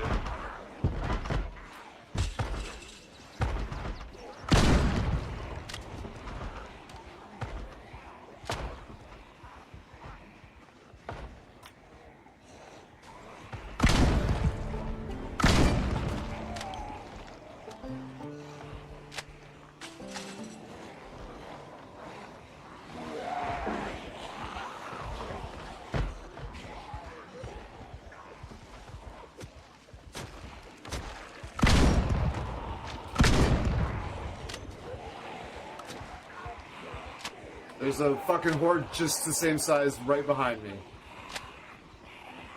I'm glad to see you still running. Oopsies.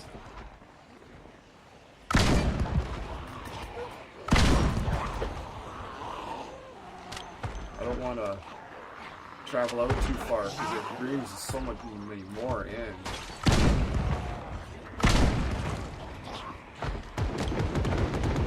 I'm glad I'm brave. Holy shit. Pretty sure Leller's desensitized.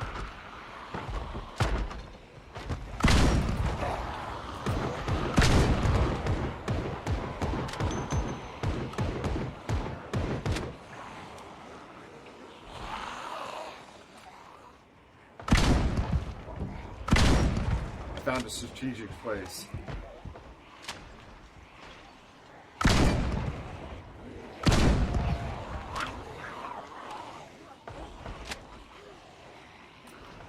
Shit.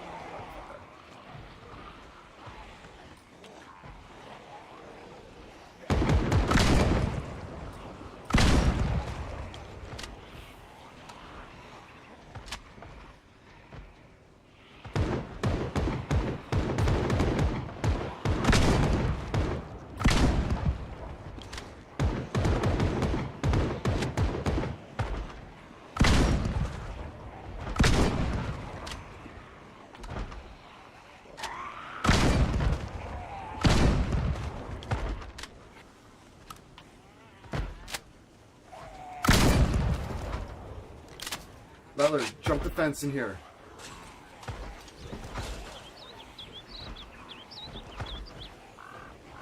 Holy fuck. Okay, I'm not sure what to do. They're gonna come swarming in here, but we got this fence to work with and these choke points, right?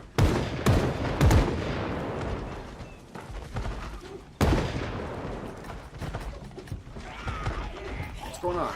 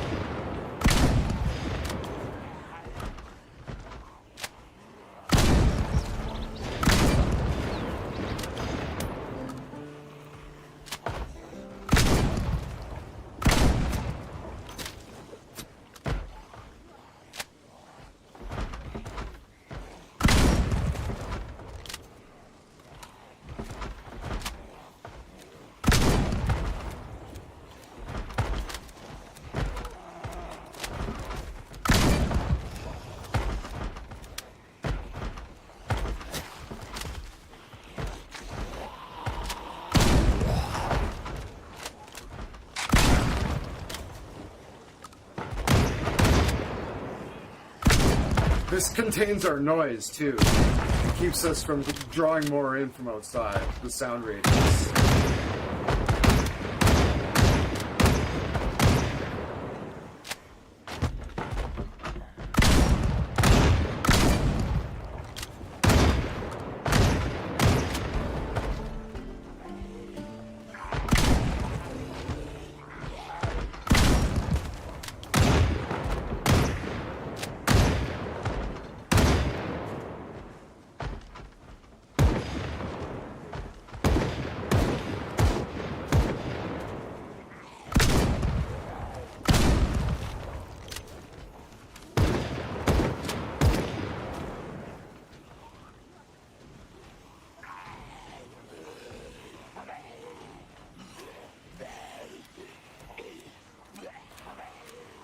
Oh, they... okay.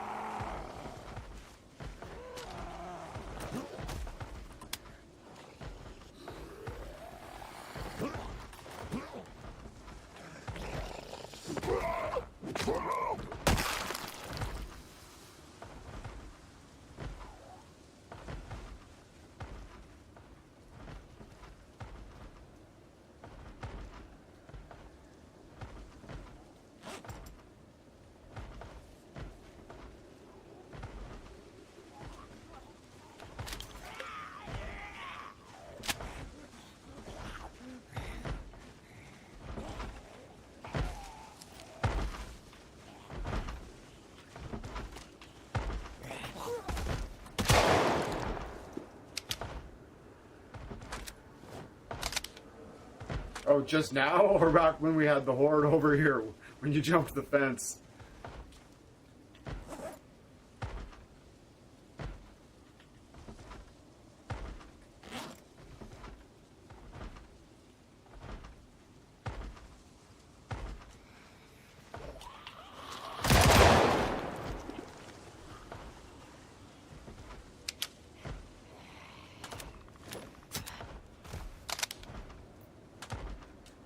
Fuck, man. I was like, oh man. I was just like, if we can get around behind this house, we might be okay. And it was just like, nope. Time to bail. I'm gonna have a cigarette. Oh my god. Oof.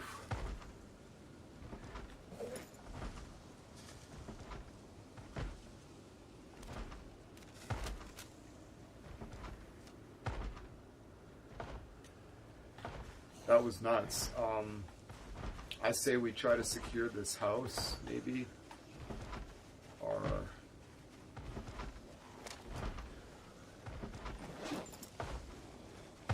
shit, I'm having that. There we go.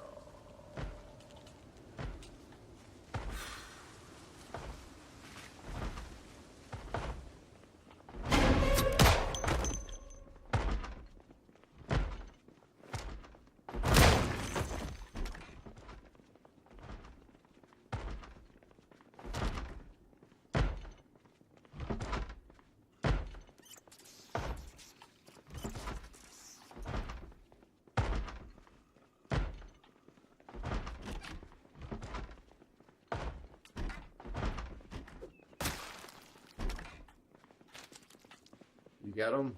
Oh, good stuff.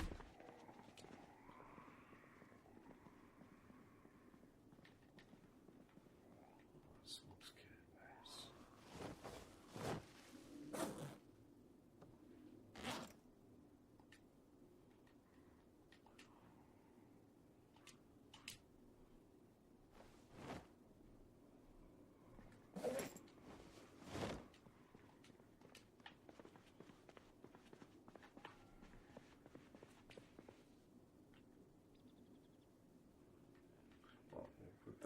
Jacket on because it's almost certainly cleaner than the one I'm wearing, and we'll put these pants on. Are they form fit? They are. Nice upgrade.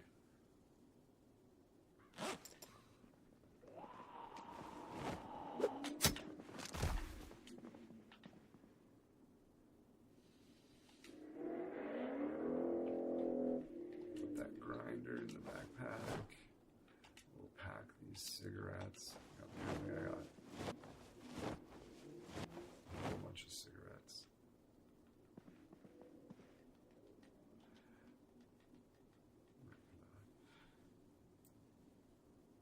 Packs of cigarettes in the backpack. We'll keep that one there. We're actually gonna pull out a couple. And we're gonna smoke one.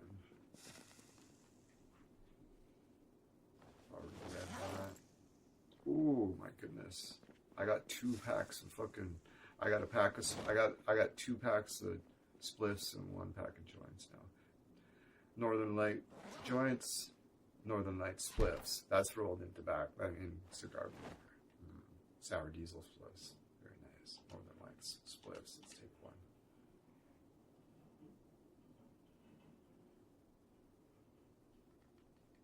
There it is. Spliff.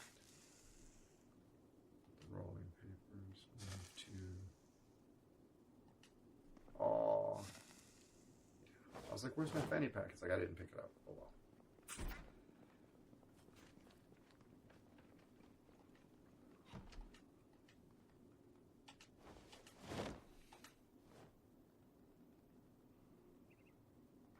Cannabis seeds.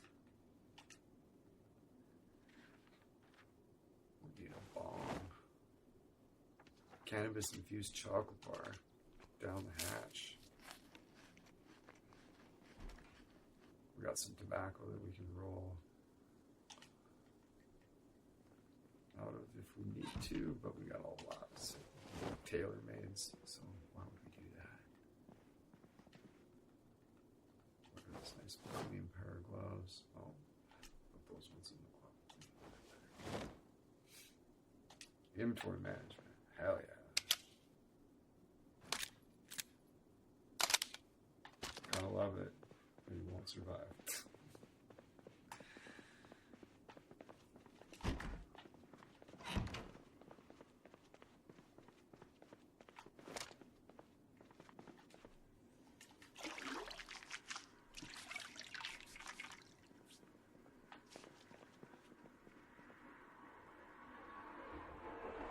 Oh, it's not.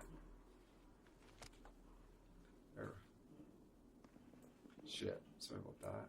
Not sure what happened.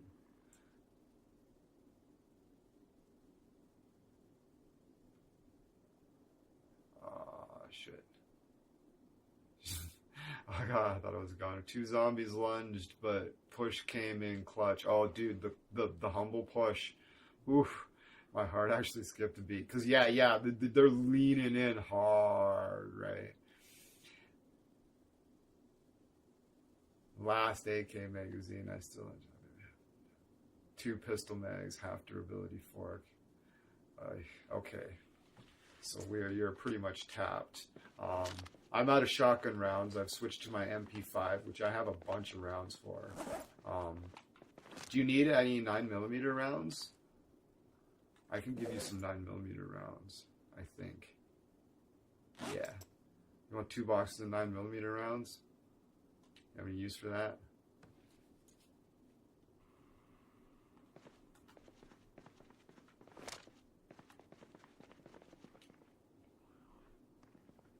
Yeah, I'll give you 2.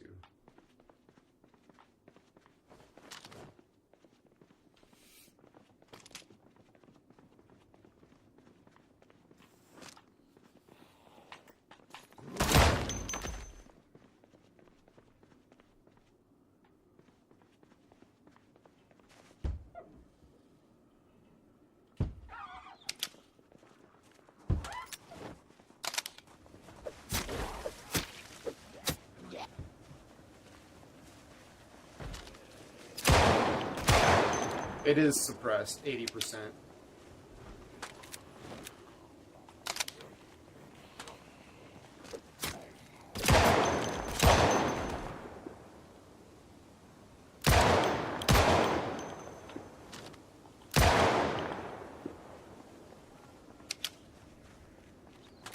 It sounds suppressed when you're indoors, but not outdoors. It's kind of weird.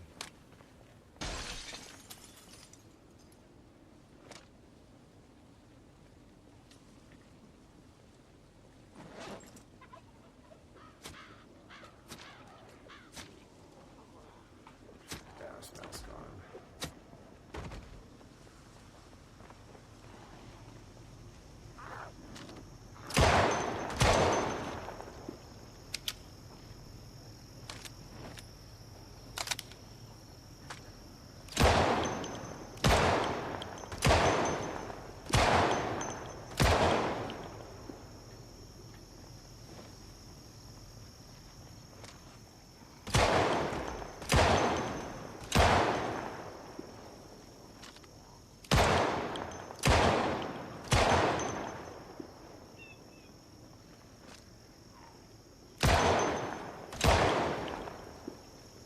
I don't know, this is a pretty cool place with the 3 garages though, wouldn't you say?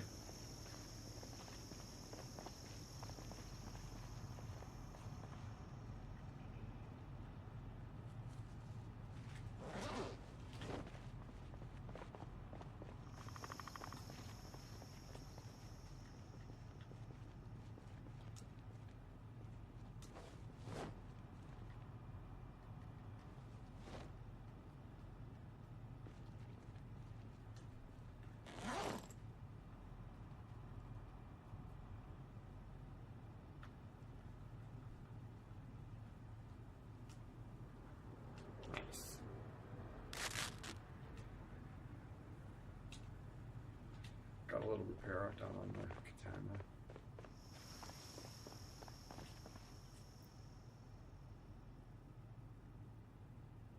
Four boxes of nails. I wonder if I do. I just picked up 6 boxes of nails.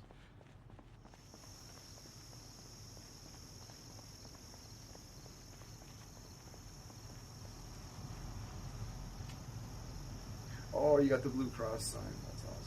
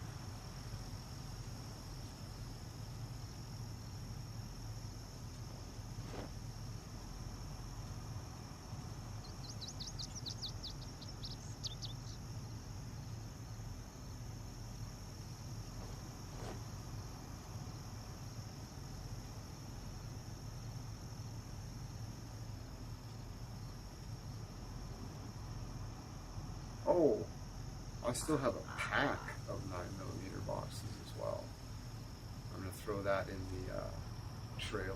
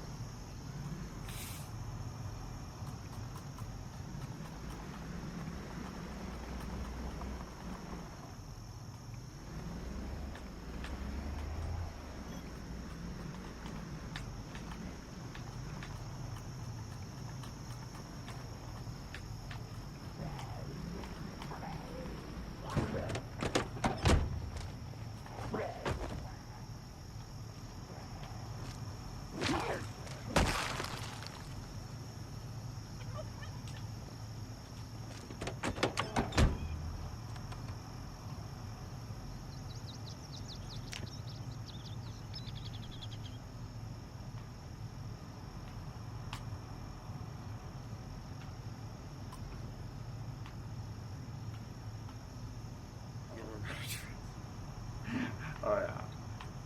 That's it. Press up. Yeah, up. Yes, you press up on the right stick, and then you have to press up on the D-pad to signify that that's what you want to select. Isn't that bizarre? Why would it be like that? Up on the D-pad to select yes? Yeah, because if they used anything that was reasonable, it would overlap with something else, which leads me back to, like, controller support was an afterthought, and it's, like, janky as fuck. What do you got for me, Leller? Oh, epic. Good stuff, thank you.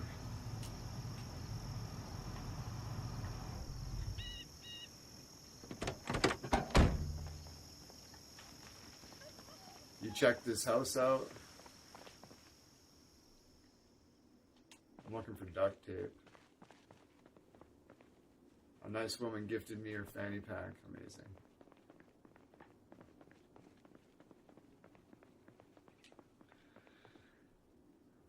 Okay, so we got a fanny pack. Where on front? So now, cigarette pack. Go to fanny pack. Cigarettes. Fanny pack.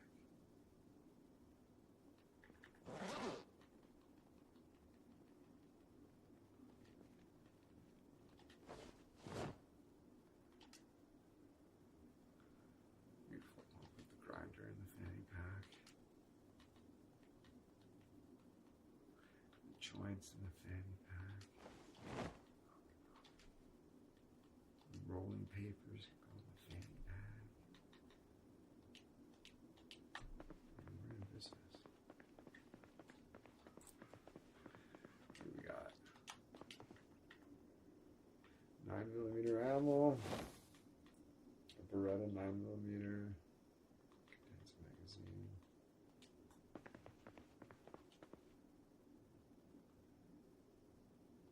Read the manual on machine. You read Captain Huero's manual on machine gun repair, haven't you?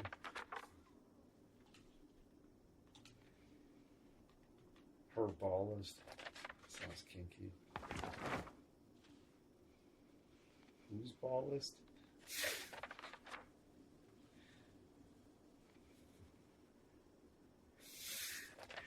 So, we can all agree that there is a farter, right? Who is the, if that's true, who is the fartee? The person who smells it is the fartee. No. A chessboard. Cool. We should take it. I've never seen a chessboard. I have never seen a chessboard. The closest I ever got was one time Leather found one in Project. What if I can wear this leash? No, that's too bad. Come on. I could like crouch around with a leash on. It'd be funny.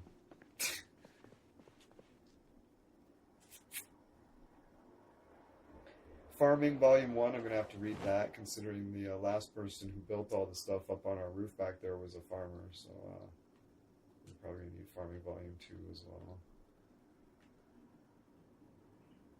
Oh, what am I, sham? One of those standard models. Standard model of the universe. Alright.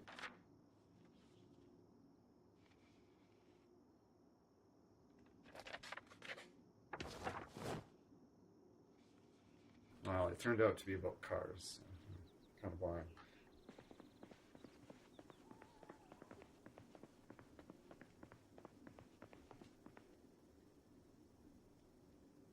Oh. This guy's quite the enthusiast, or gal.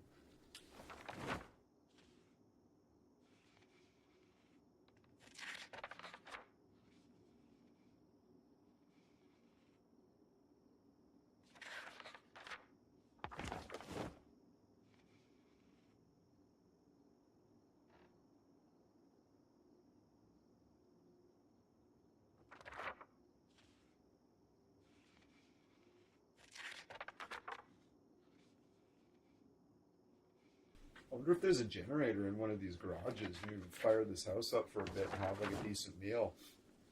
I've got a frying pan and a cooking kettle in the car, in the glove box.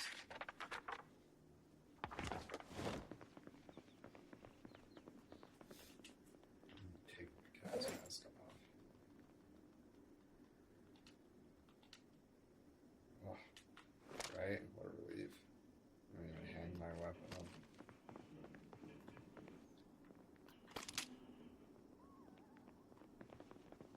Oh, that's cool. Hey, yeah, let's do that. That's fabulous. Yeah, that's a great idea. I'll go get the frying pan. If I can get some jam out of my fucking Walter. Old Walter.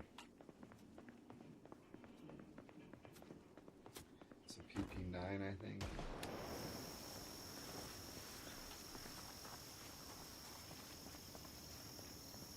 So, anybody who's kind of... Oh, sorry, Daniel. I get a little zoned out sometimes. Okay. The but our true forms must be exponentially powerful to our. Yeah, yeah, absolutely. Yeah, most people have no idea what they actually are. Yeah.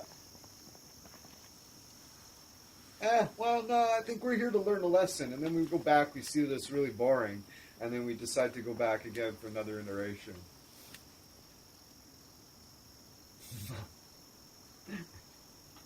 Yeah, that is a lot of dead zombies. All right, so if you like go in here, you can open the door. It's still just now I can access the float box. I'm gonna take the. I'm gonna take the soup.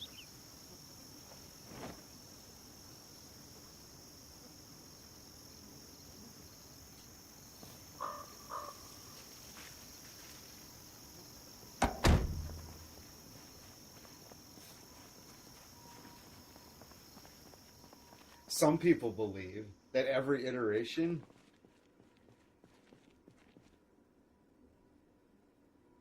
Yeah, yeah. Like, some people believe, which ties into what you're talking about there, like the true form, right?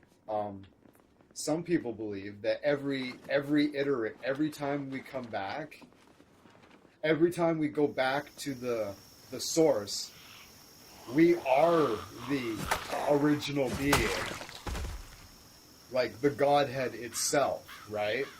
Every time we go back, but every time it goes out into the world again, it's a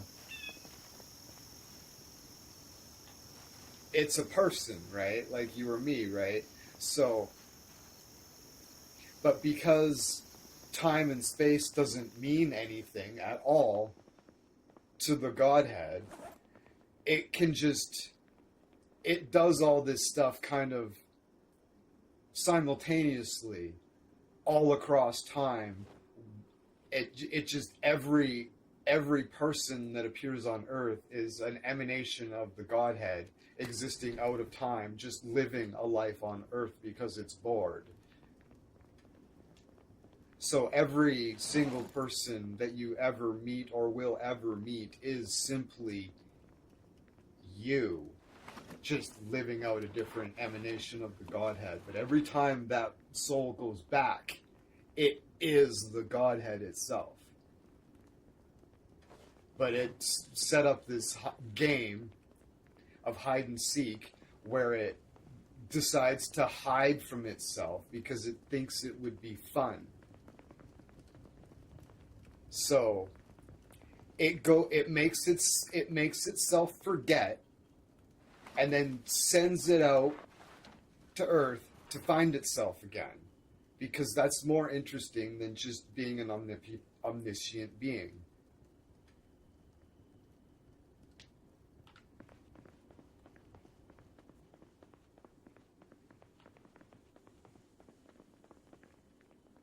Yeah. Yeah.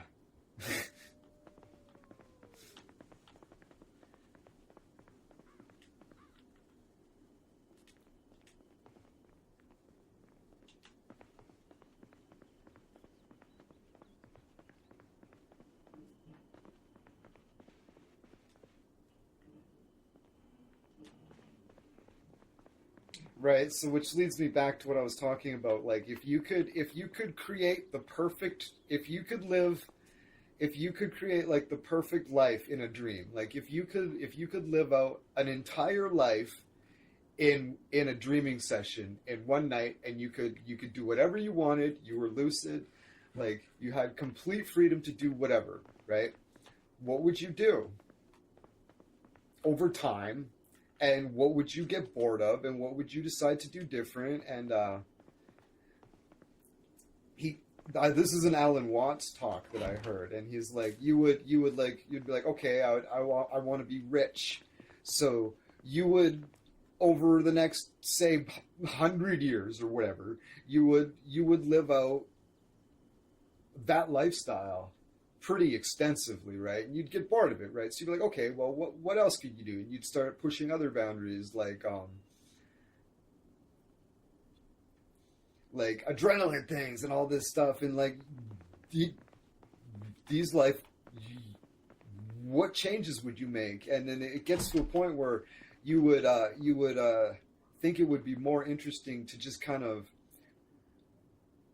you'd want to start experiencing things for the first time. So you're like, okay, so I want to watch like Star Wars again for the first time. So you do that, right? And you get to the point where you're like, yeah, I want to forget this, or I want to forget.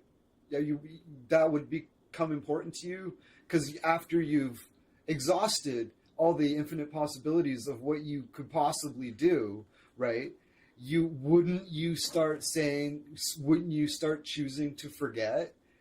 Because you could live it again, but because a lot of times people are like, I wish I could go back and watch Star Wars again for the first time, or Shutter Island, or whatever, because it was so like, experience what it would be like to watch it for the first time. Or if I could play Soma again for the first time without, the knowledge of what happens at the end, right? All right, I'm gonna make something to eat.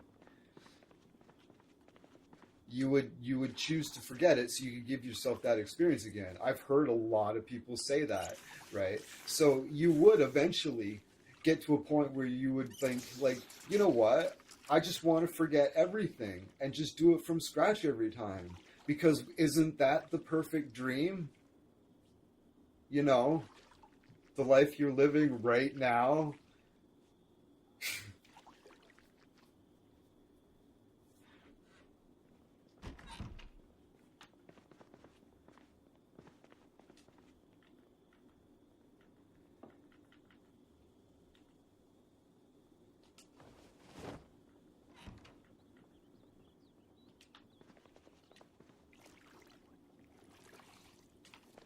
Okay.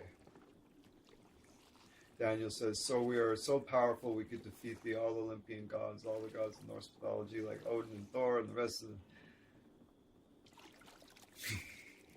the ultimate power. Place pasta in cooking pot. All right, we're gonna make some spaghetti of some sort, but I need to get some food from the truck here.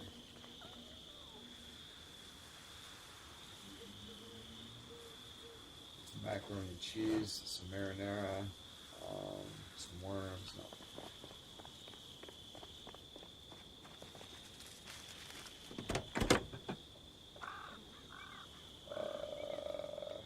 Carrots, open that up. Some corn. And yeah. Ooh. The cheerleading squad. Ooh.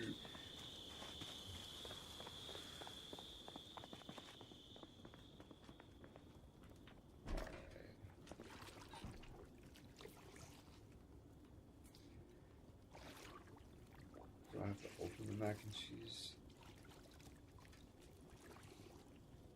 I can't throw the mac and cheese in there? Weird. I can't add the corn. We're gonna do that. Pasta with corn, carrots.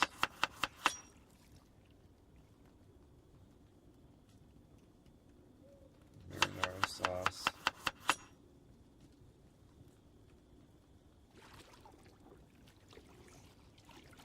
Alright. Beautiful.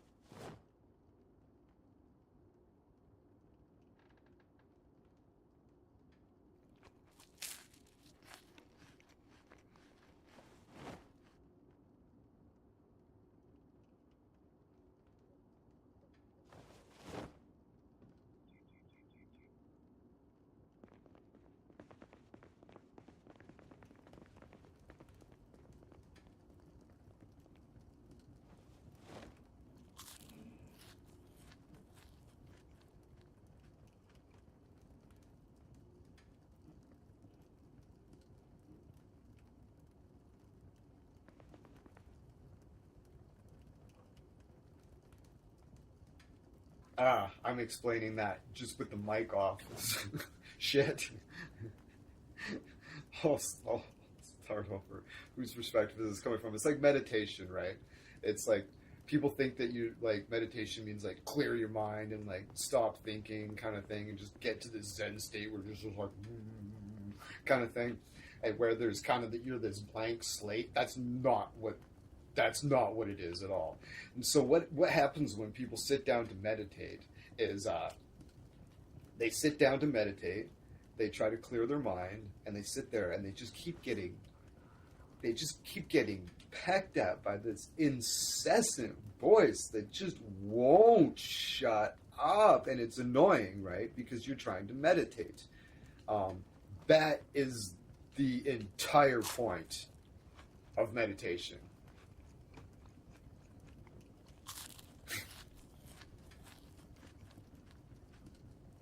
Is to separate you from that voice and understand that that isn't you.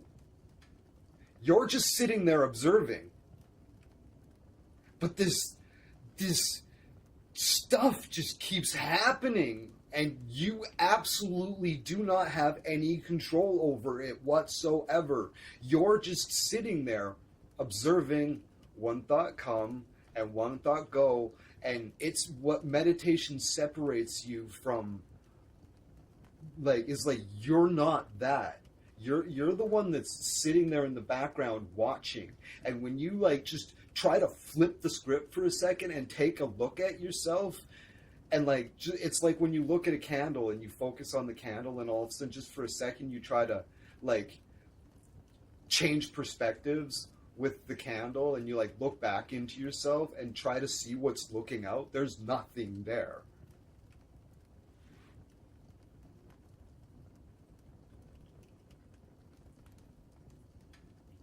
You are the still calmness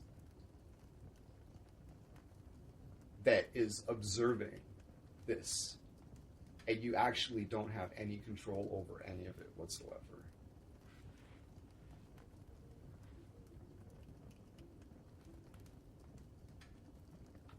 Interesting stuff, right?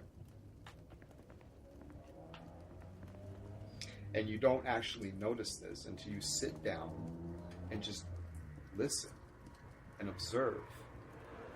And that's the thing, like, you sit down, close your eyes, and just sit in a comfortable position set a timer for 2 minutes, close your eyes. You hear stuff outside, yeah. Don't be like, oh, those people outside are making a noise, they're getting in the way of my meditation. No. Just, that's part of the sphere. Just listen to it. Observe how you react to the people arguing outside. That's interesting. Then you'll think about something else, and then something else will happen, and something else will happen. Just sit there, and you're like, and you just observe, right? And you try, and then when you get up from your meditation and you go about your day, part of you will bring that experience with you. And when somebody argues in front of you or cuts you off in traffic or something, just maybe, there will be that little break between you, the observer, and that voice that just will not shut up. It'll give you that little disconnect to maybe be like, what? No. Anyways, I need a cigarette.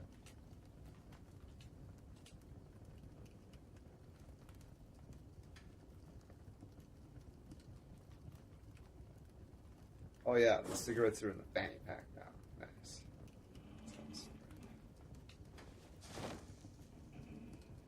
My inner voice is like a second person in my head.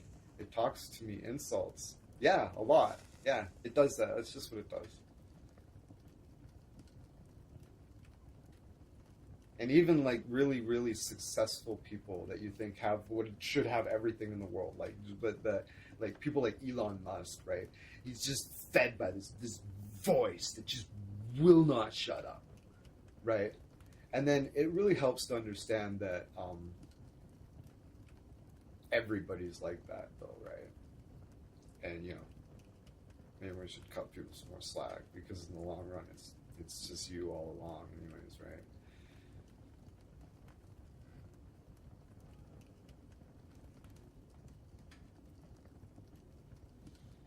One a.m.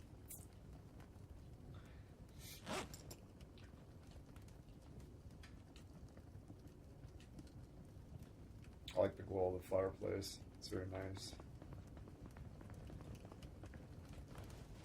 Let's see.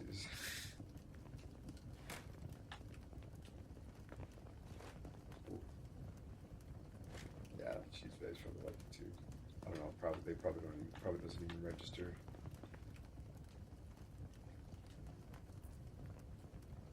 Now the light can escape. Yeah, for sure.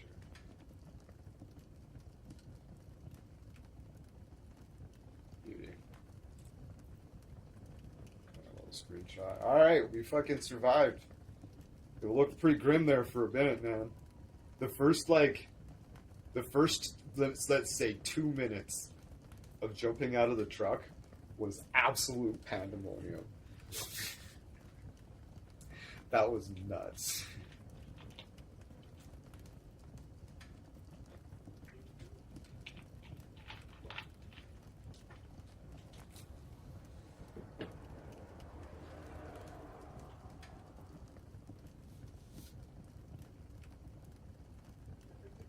I'm not sure.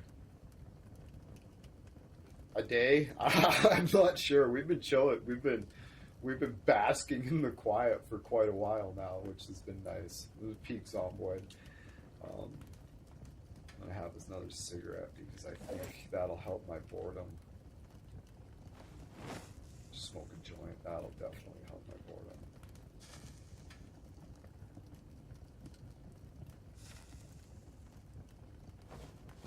Cigarette didn't do shit. I'm gonna smoke a Northern Lights joint. Tailor made. Just do. Oh.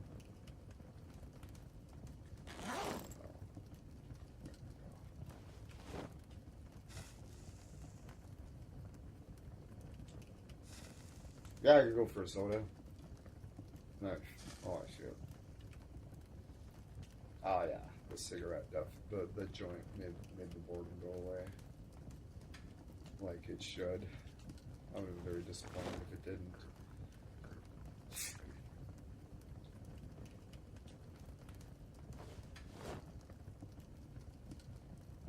There's a checkerboard, epic. I prefer to think of it as a chessboard. Right?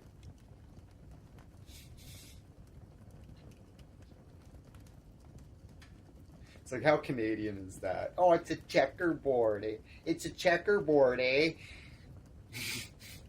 Fucking checkerboard. Come on. Have some class. I know it's Kentucky, but fuck, come on. No, it's not. It's the same board. It's the same board, is it not? Or am I just a ignorant fool?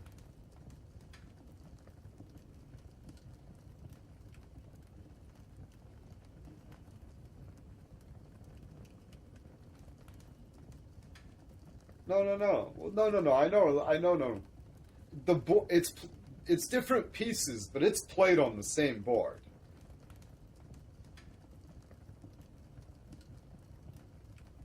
Like checkers and chess are very different games that use different pieces, but they're played on the same board, right?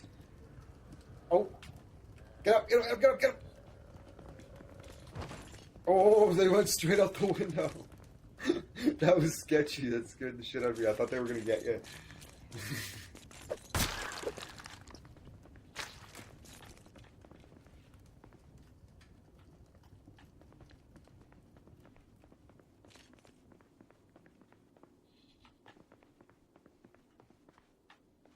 Yeah, they just crawled in the window here. It's broken. The door's open. No, the door's broken too. Yeah, yeah. That's probably where they came in. It was already broken. I just crawled in quietly and just strolled in. They didn't make a peep either. Good thing I was looking that direction. We should always consciously try to sit so we're seeing in opposite directions, kind of like that. Shit. Because yeah, he didn't make a peep. I just seen him come. I just seen him come staggering in. I was like, "Oh, hello."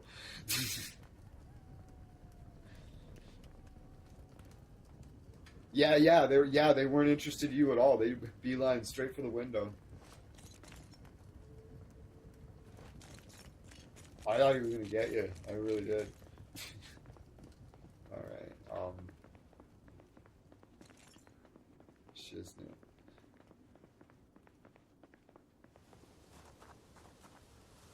So, what were we looking for? Yeah, ghost time. What were we looking for on this journey? I don't exactly remember. It's just a looting run. I thought we were looking for a specific item. Like, where do you think we would find a what?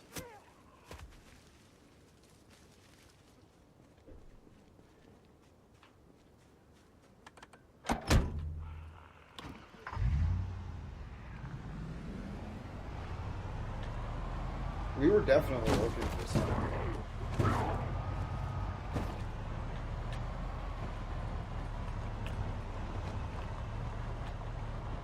Yeah, we have a sledge. We have a generator, yeah. Yeah, that's what I'm thinking though, because it's like we have ammo and guns, yeah. There was a specific item we were looking for that might have been at the music festival. I was like, oh, well, check. There might be. That's funny. We were definitely looking for something specific.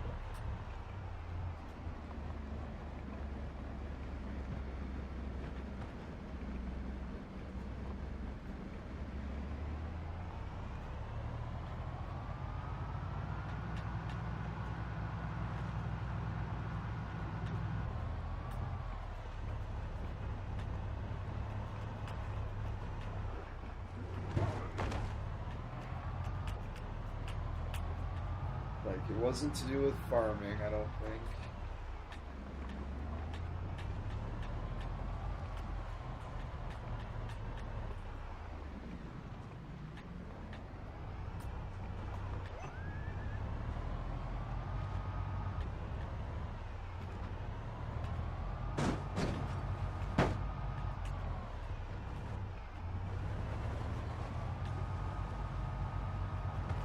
Well, there's food all over the place here, and like in any of these houses has food.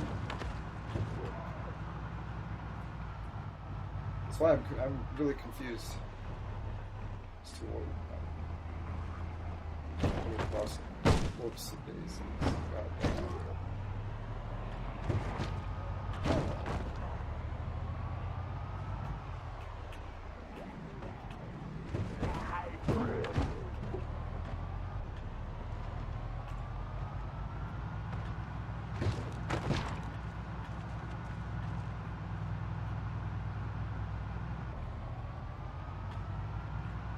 I'm baffled. Ooh, what was that?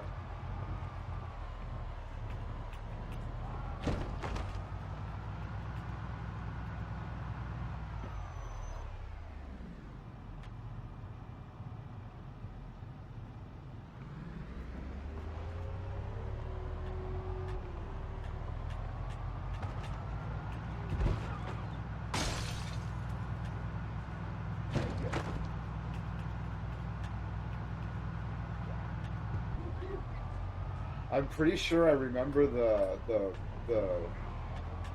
radio call for the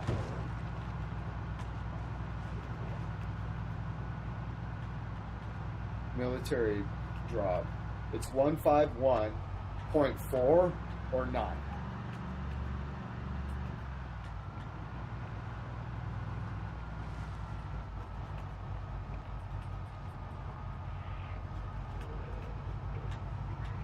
We should try it closer to the base because maybe that'll affect.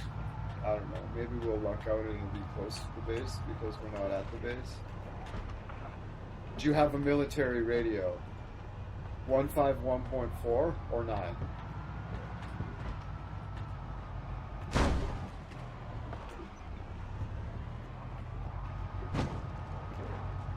I think military radios have a wider bandwidth.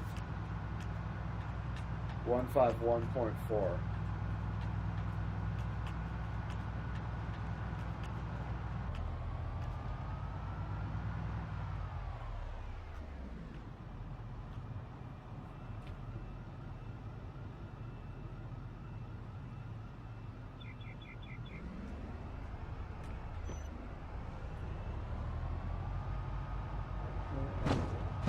One 151.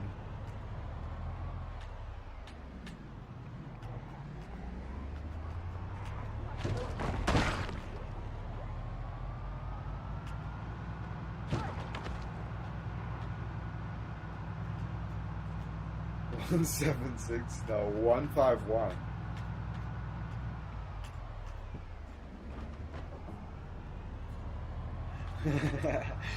No, I get it. That's the radio just saying that.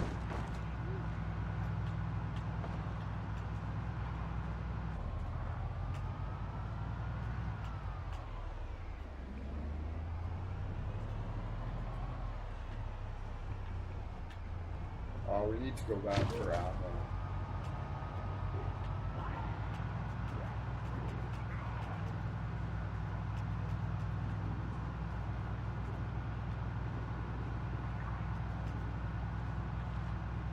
Yeah, I think we need a military radio.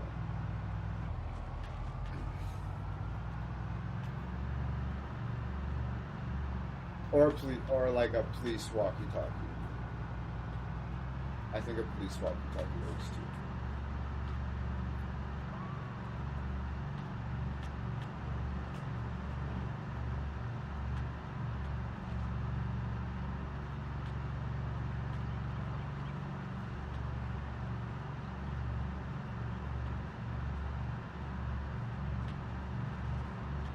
Okay, so we basically have no food at the base, so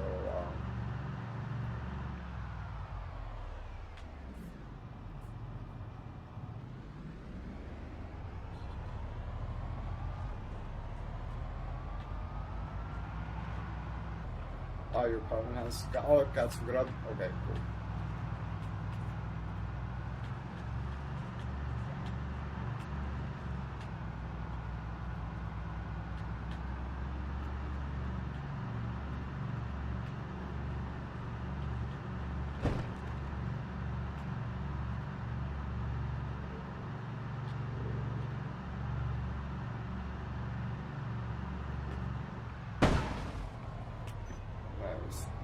Well done.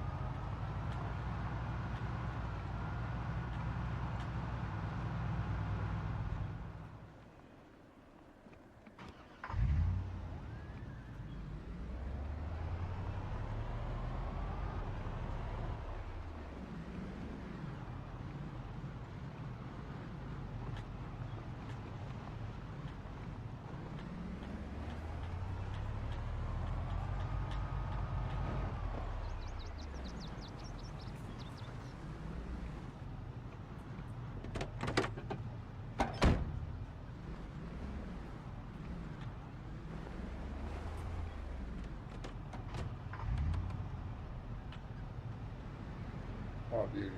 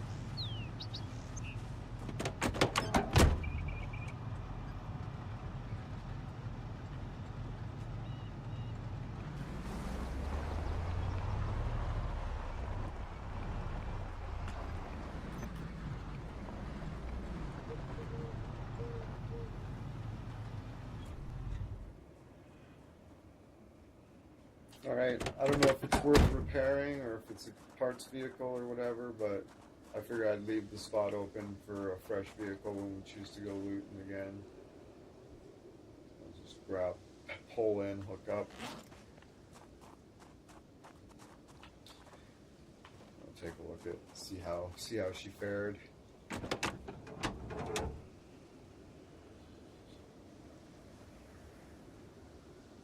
Yeah, it's pretty rough.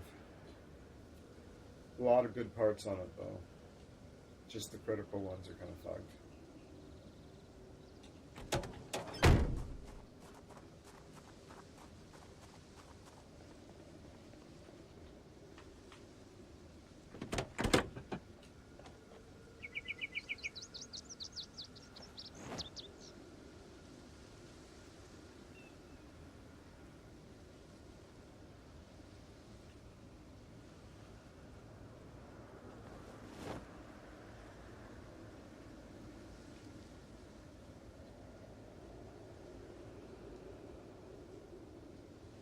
Captain Huezo's weaponry manual, marksman rifles. Do we have a collection? We should have a collection of these in the armory.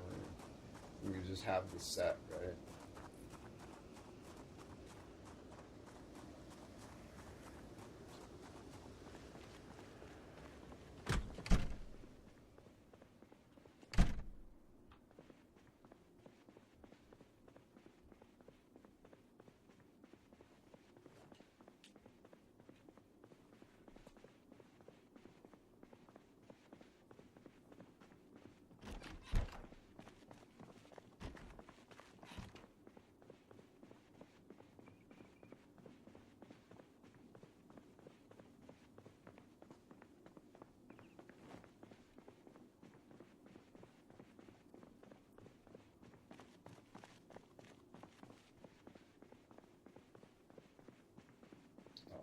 That's fucking dope.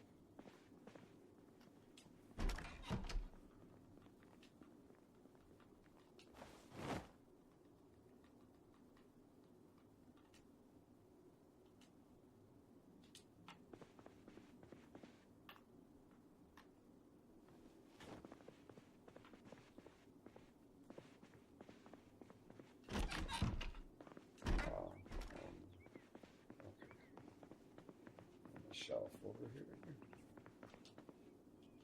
Oh, this is.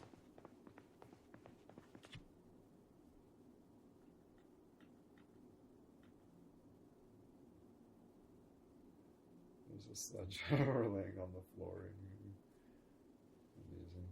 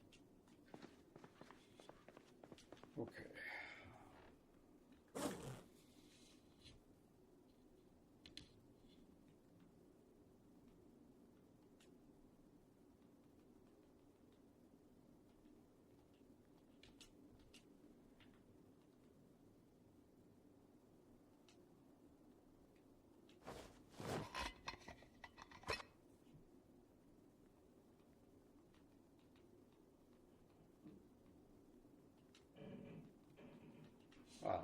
I was like, I came here for a specific reason, to put the magazine in and put this in the cupboard here as well. I'm adding an MP5 and its magazine to the cabinet. Oh, and a spare magazine. Fabulous. Even better. Whereas I would leave the spare magazine. Most people would be like, sweet, a spare magazine. Whatever.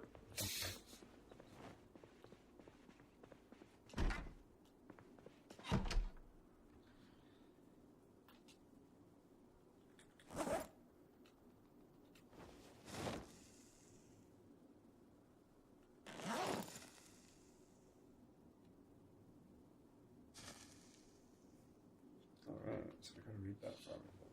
Really do.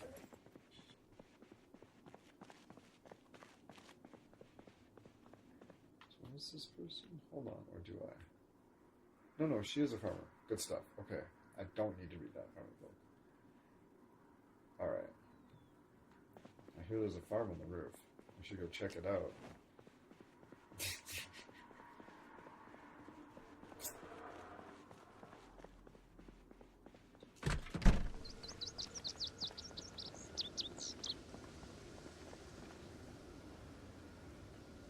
Pathetic. No. Alright.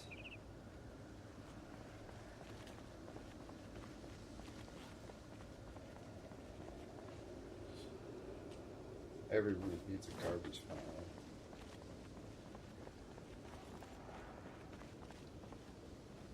A smokes kit. Oh my god. Cannabis seeds pack. Oh, that's epic. Oh, which reminds me.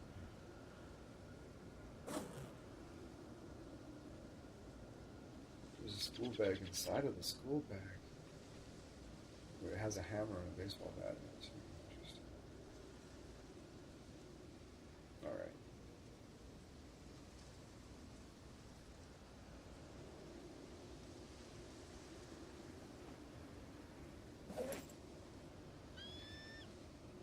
Where did those goddamn seeds go? Ah. I'm gonna put them in the school bag. No. We're gonna put them in the school bag.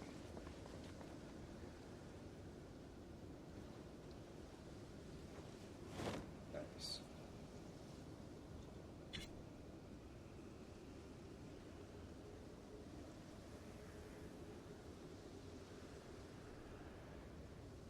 Alright, so we need some dirt and the other seeds that were.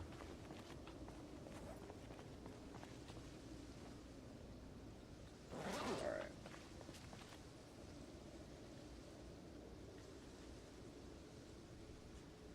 Grab a sack, primary. Grab a sack, secondary. Beautiful. Let's go.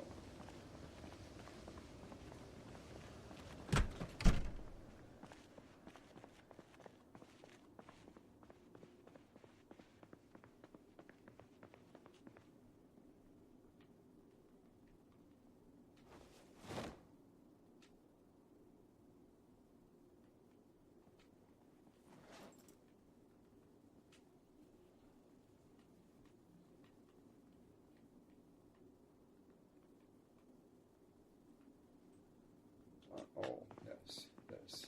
Alright.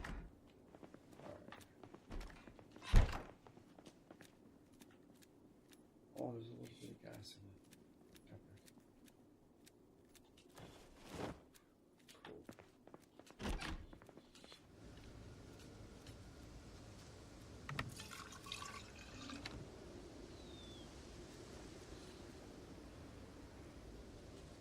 See, Tidy Up Meister is what put those bags back in my hands after I did that shit. Without Tidy Up Meister, I would have had to go back into my inventory and reassign those to the hands. That's what Tidy Up Meister does, if anybody's wondering.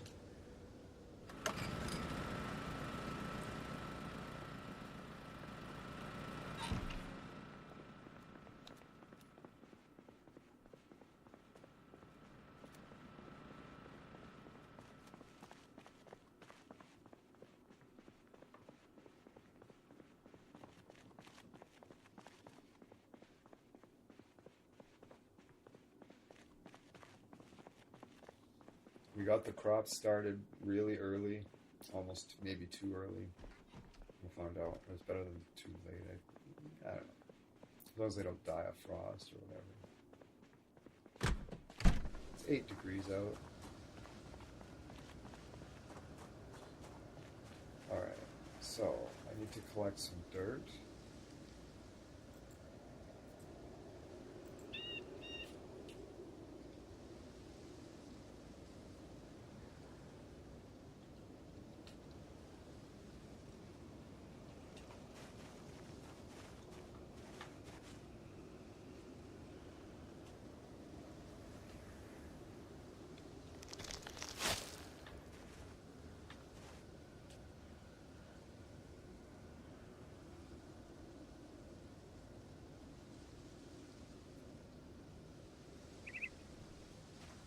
Oh, I need the, maybe I need the trowel.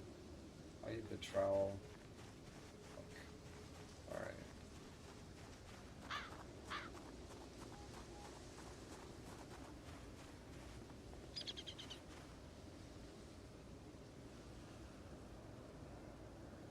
Cannabis seeds. If you guys are gonna get a car crash, you need seat belts and airbags. Survive at least.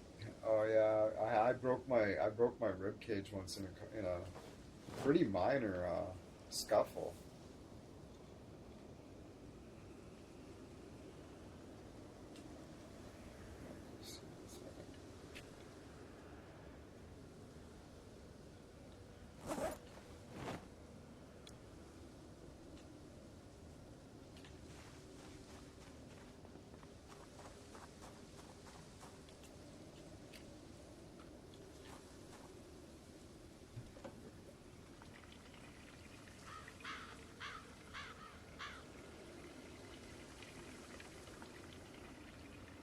Oh, is it set up?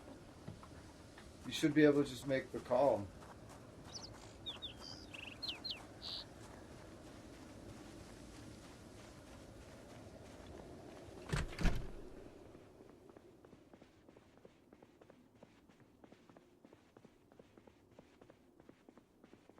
I ate a rope off the front of the building so I can just climb up.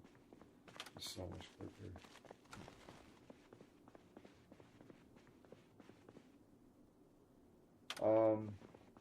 Here, I'm gonna gas up the generator and then I'm gonna come in. Oh, it's one more out. See if we can get it to work.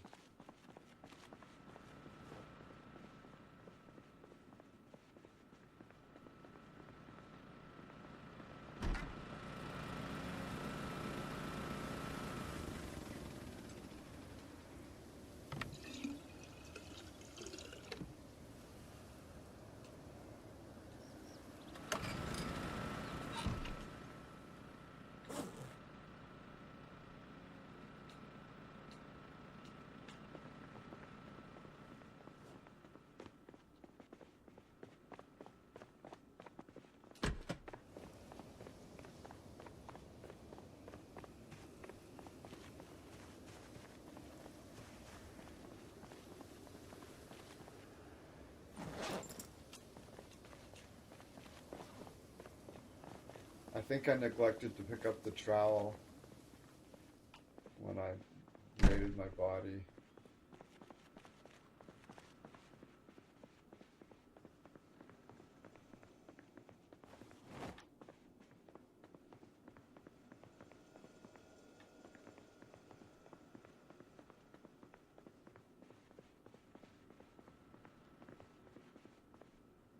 Where's the radio?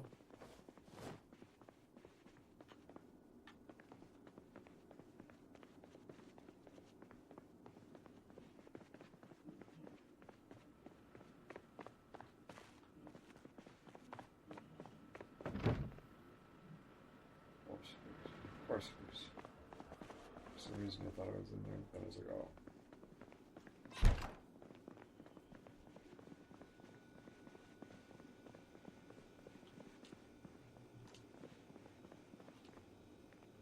Device.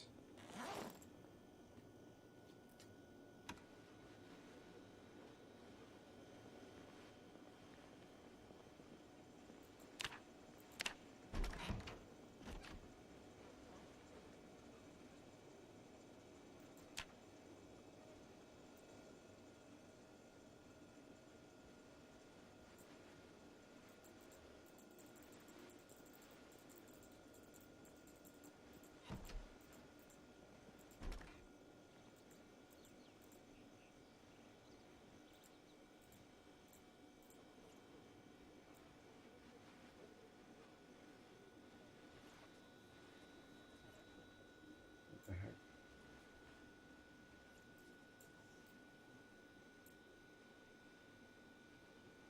One 151.6.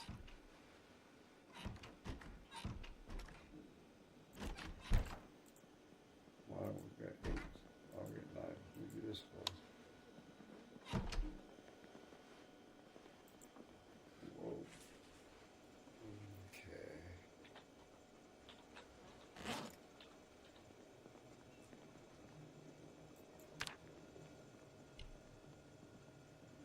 Okay. Yeah, for sure.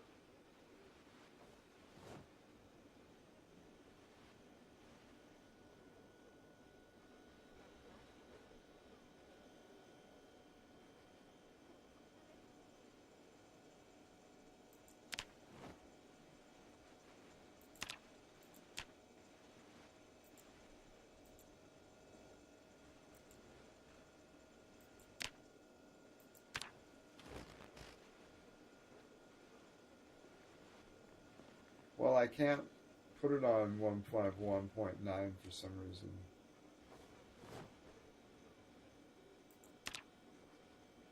Which is kind of...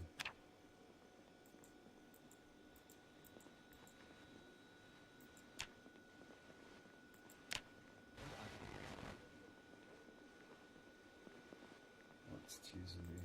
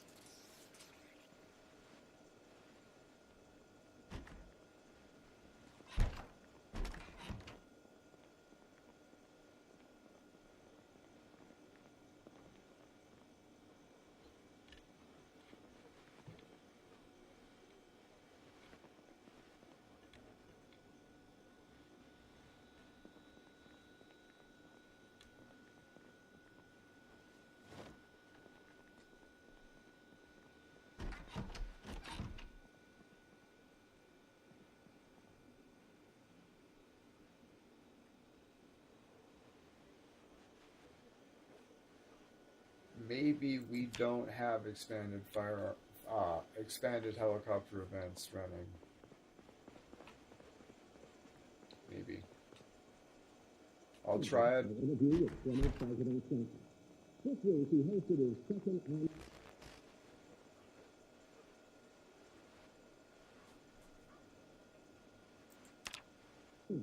interview with former President Clinton. This week he hosted his second annual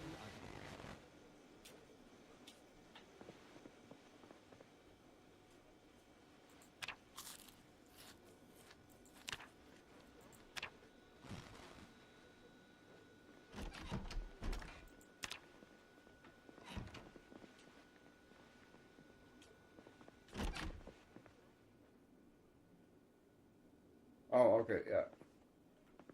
Definitely. It's fucking...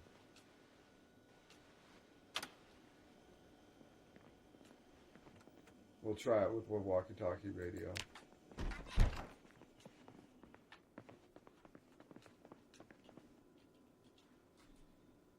Someone's still locked into the device over there. Ridiculous. Right.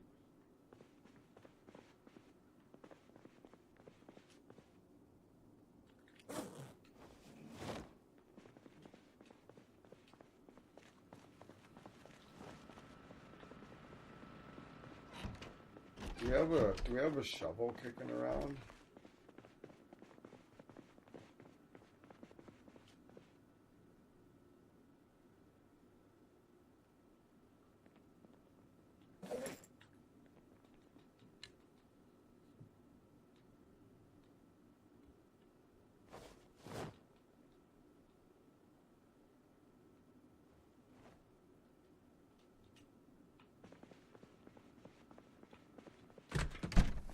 Are we playing Death Stranding in Project Software? How do you mean? Oh, or we're farming on the roof.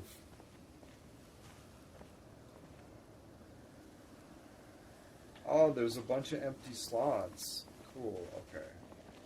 I need to find a shovel so I can collect some dirt. Or a trowel. I had a trowel, but I left it on my other dead body.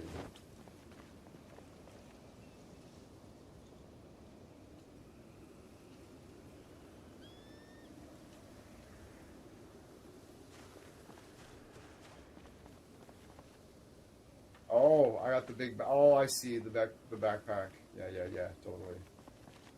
Very reminiscent. It's almost reminiscent of my dead mother, right? I carried her up the mountain, dropped her in the river and shit. That was amazing. Oh, your mom's died. You need to deliver her to this other place. It's like, what? You've got to be joking. So they wrapped her up like a mummy, sat her in this little chair, strapped it to my back. The way I went up to the mountain, I fell in the creek, and fucking her body was like floating down the river, and I had to like chase after it and catch it. I was wildly indifferent, because apparently because Sam hates his mother, so it was an interesting dynamic. Oh, motherfucker. I have to open the packs of seeds, apparently.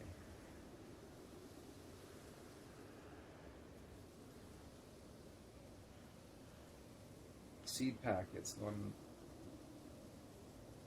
Open one. Okay. We're gonna put them over here.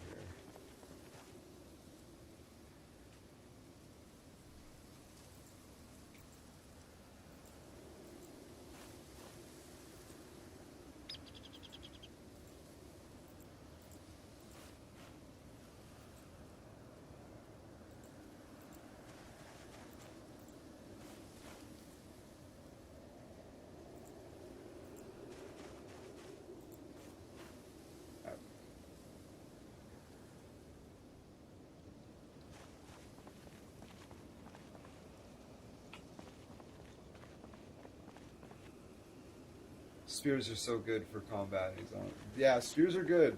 You're talking about that other game, right? Spears are good in Zomboid too. Yeah, absolutely. They really are. The garden fork that Leller is using is a spear weapon, I believe. It's fabulous.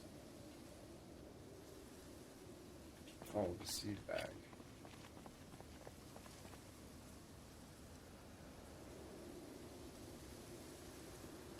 The trowel!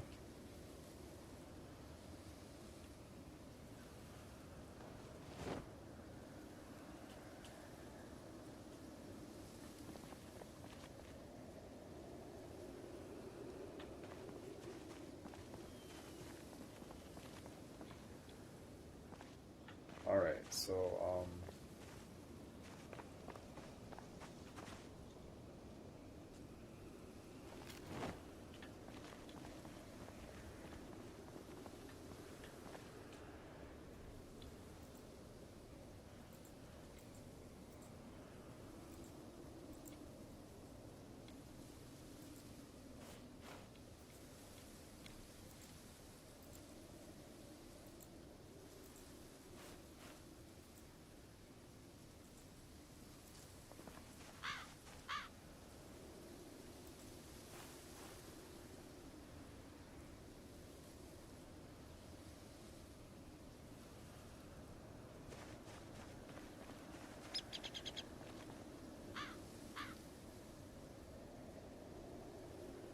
Oh, definitely from television. Okay, the way books work, books don't work the way you think they do. Books give you a 3 times experience boost. You read the. Okay, I'm going to look at the skill thing. I'll explain it here. So, okay.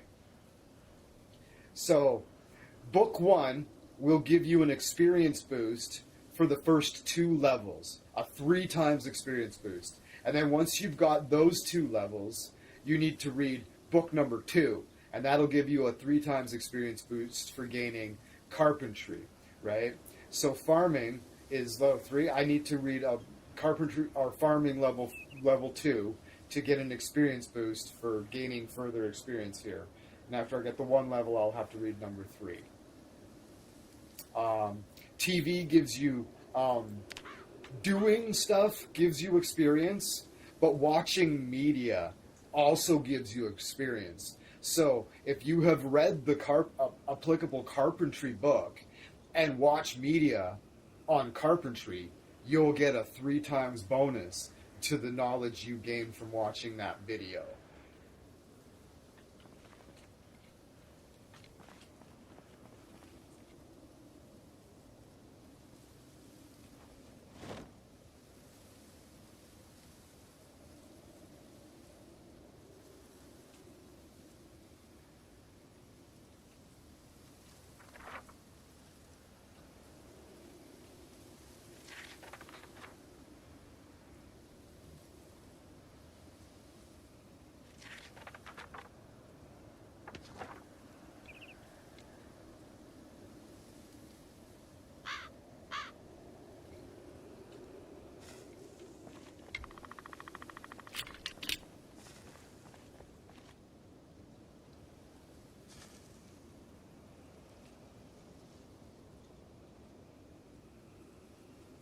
So in other words, you get to see the practicality from watching videos than thinking practicality from books and theory. Yeah, I guess so.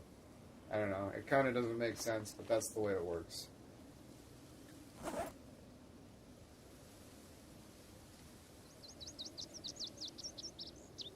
Yeah, books give you a bonus, give you a 3 times experience modifier.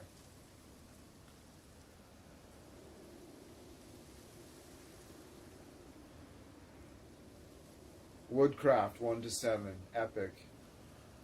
Yeah, we should have we should have a library, a little library room,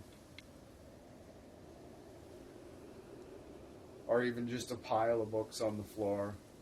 Cook show 1 to 5, missing 3. All right, so we're gonna grab primary, grab the secondary. We're gonna go get some dirt. I need a cigarette though.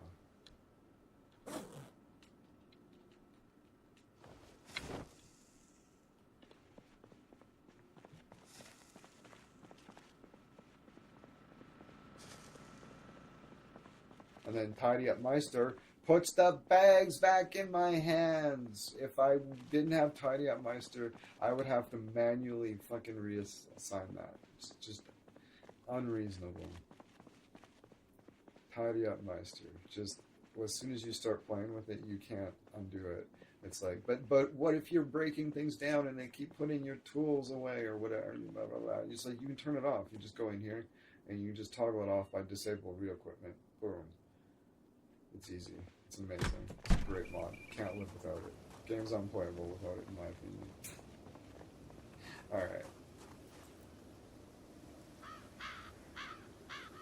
Take some dirt. Good stuff.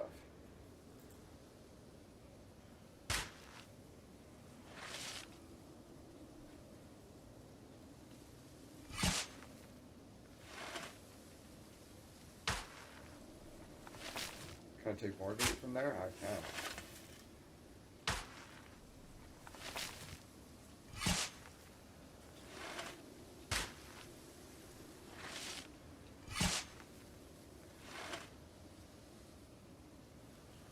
How's the sack going?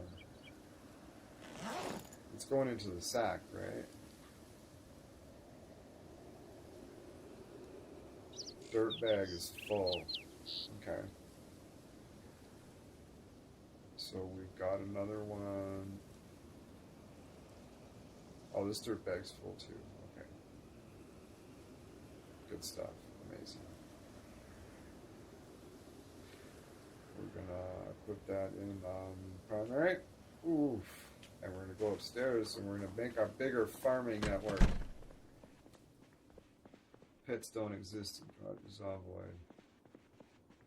Zavoid.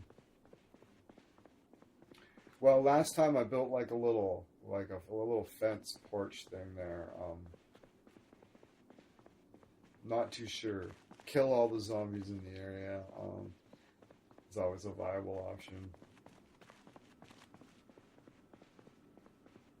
So far, we've been just using the stay sharp method.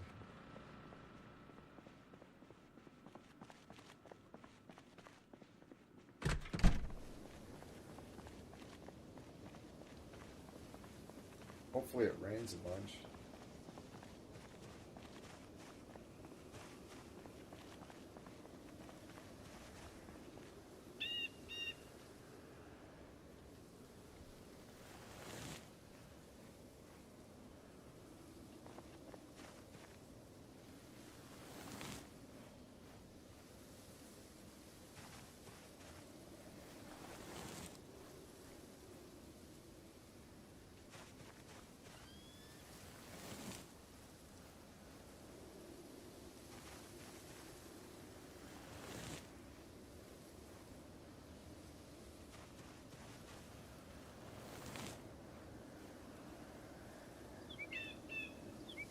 Yeah, spike pits are generally amazing.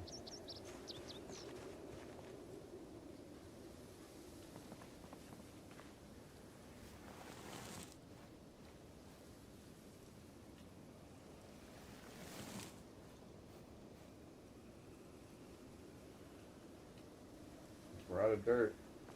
That was a good haul.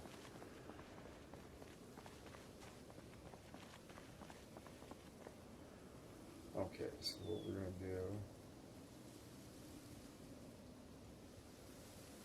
is we're going to take the one sack and we're going to put it inside the other sack. And we'll put that sack inside of our backpack. Beautiful. Now,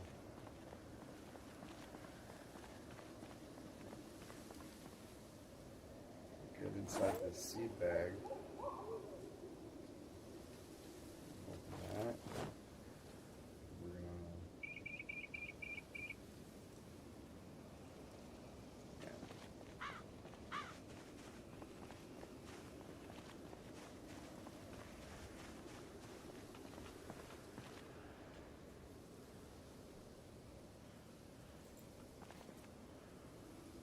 Oh, I gotta dig furrows.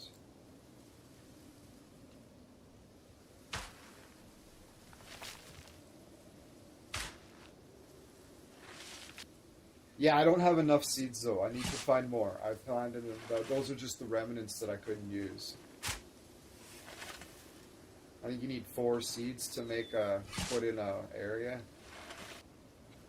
But I got a bunch of weed seeds. We found a shovel. Epic.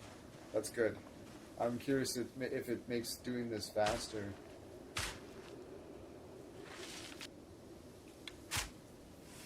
But I found my trowel in the meantime, and it's honestly I can't complain with its performance. It seems quite reasonable. Nice. So she's got the trowel. We're gonna keep the trowel precious. See if I can do the job with such a light tool, and it's reasonably quick.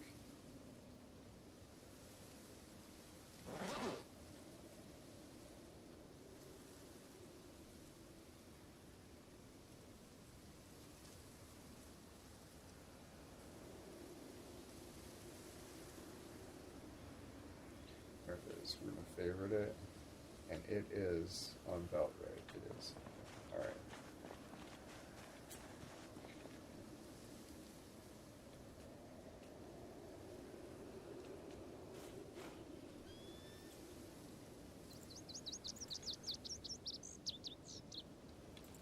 lights.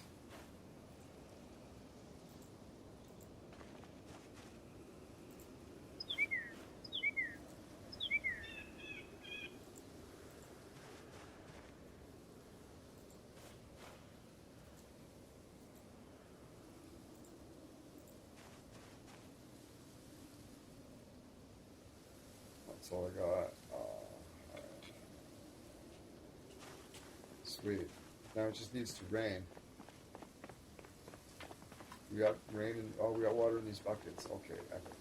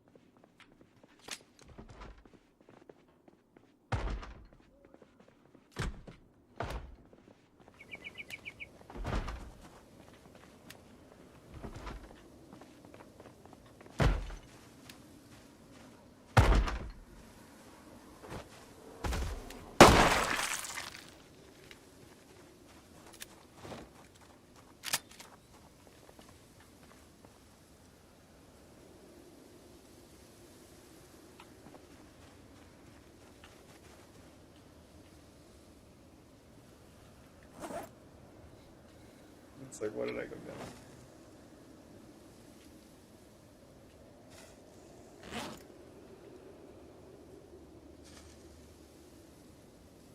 Yes. They do.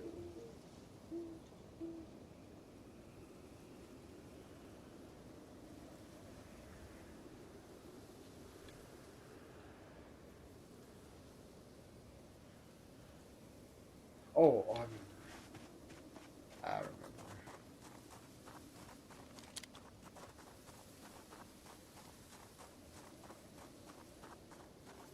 Or no. I took it into the house. There's a bucket in the back of the truck, I think. There is. Epic. Okay. What primary? Oh, weird.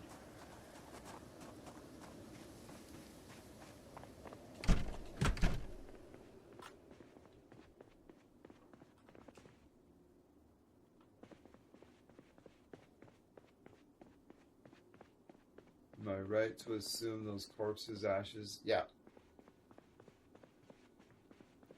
Corpse ashes.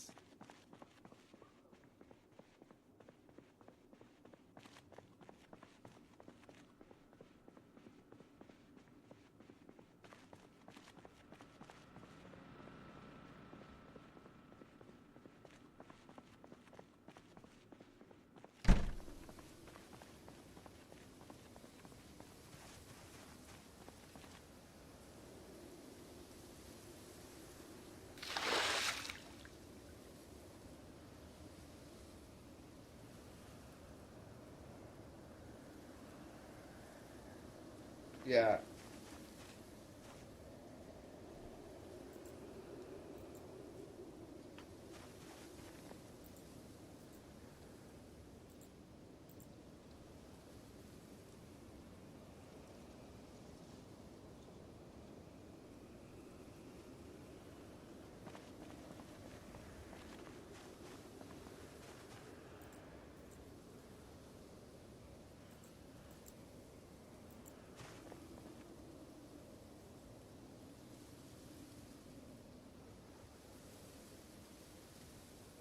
Water level, well watered.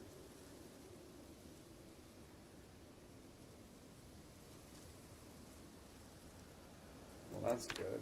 All right. Well, I'm just gonna start.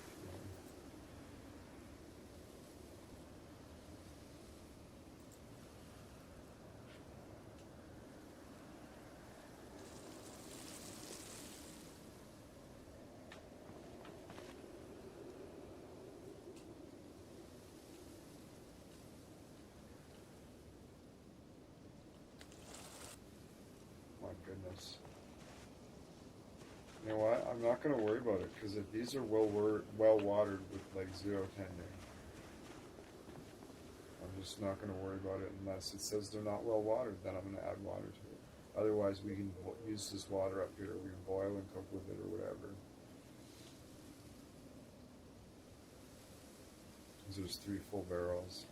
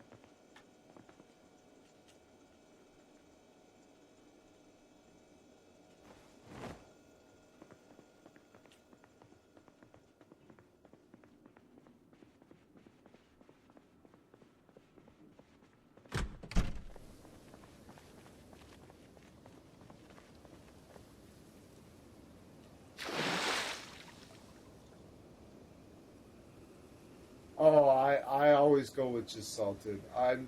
Ketchup's okay.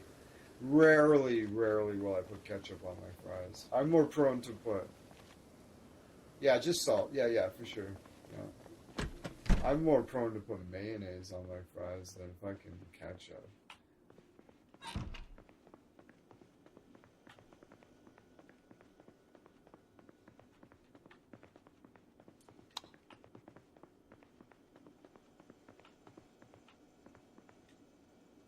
People are like, American people are always like, what? I'm like, yeah, no, it's a European thing. I learned about it from Pulp Fiction.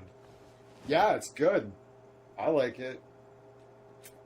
I like it better than ketchup, I think, but people think it's just so fucking weird, right?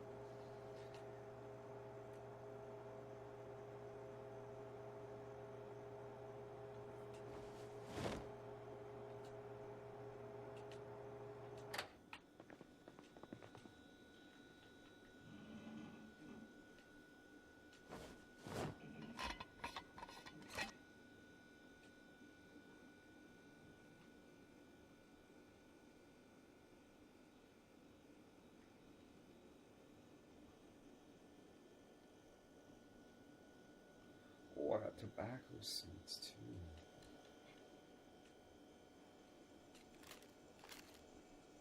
I have like 160 tobacco seeds.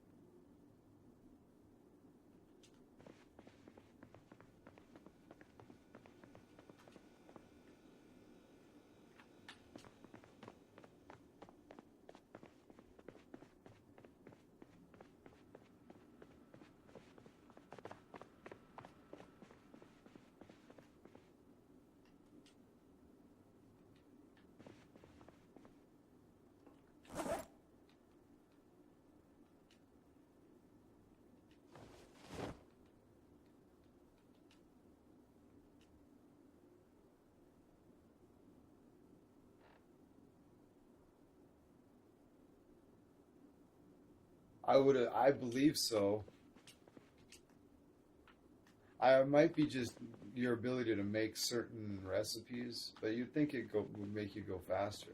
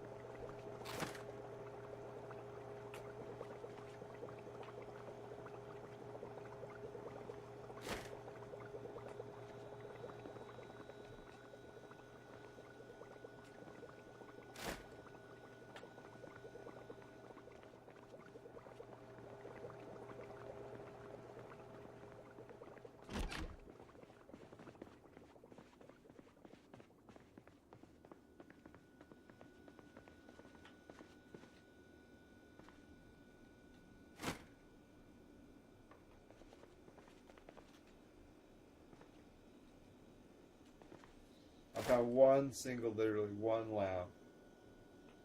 Oh my god. The cooking skill makes it able to cook with rotten food. Oh, really?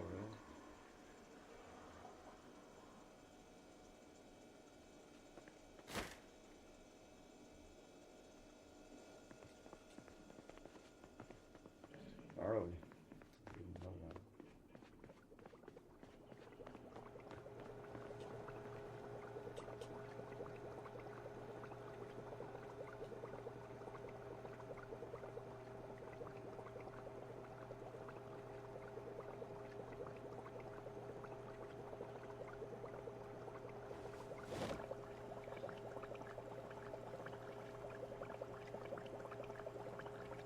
Because the chef is skilled enough to make rotten food at least edible. Yeah, seems to be the case.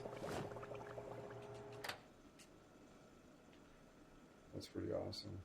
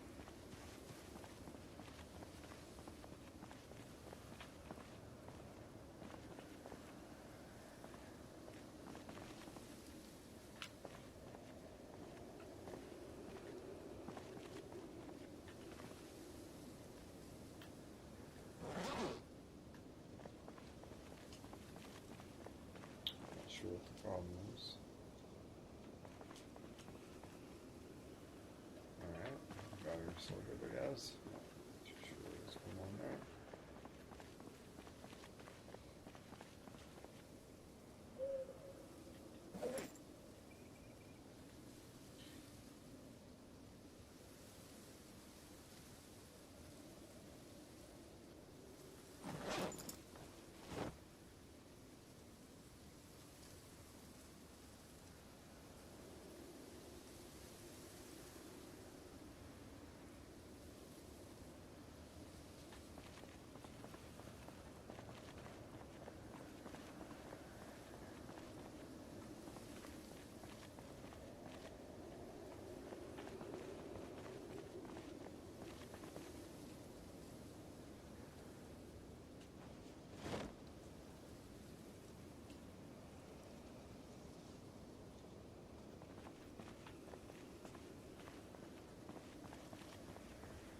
I found shisha tobacco, orange and water.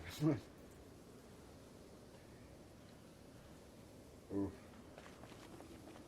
I don't think I should go down this, right? I basically just have to take for granted that it's the game knows that I'm lined up. Is that how it works? I should only use that to come up.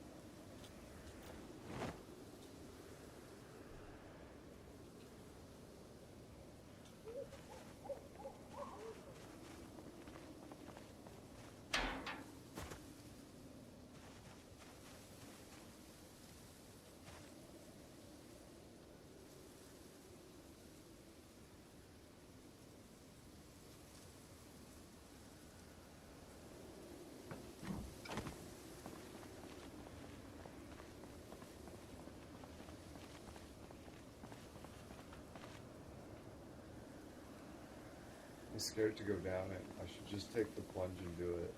It works, right? You just climb over, right? Oh, it's scary.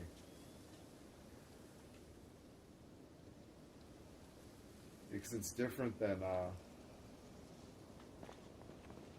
because like when you come up to a window, I should have built it in the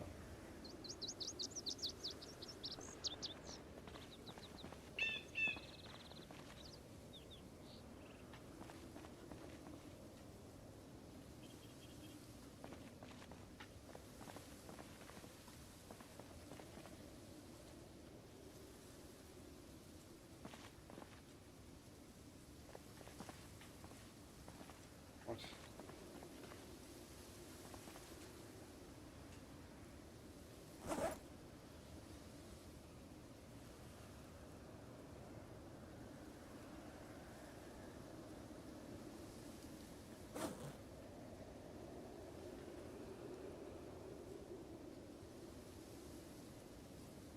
No, I don't have any. Okay, I've got a box.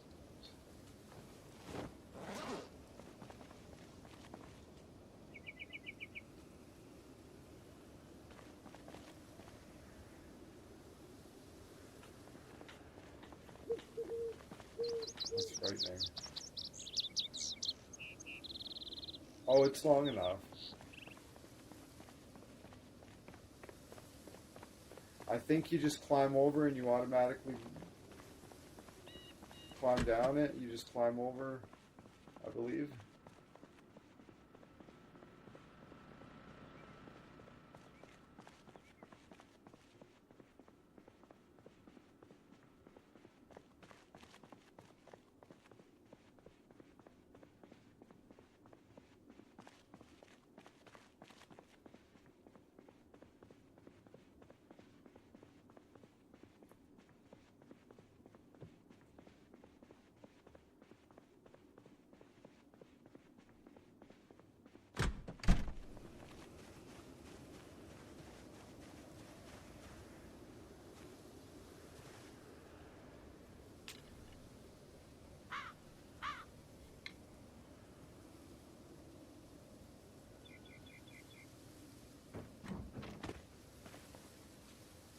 We're going to do something else.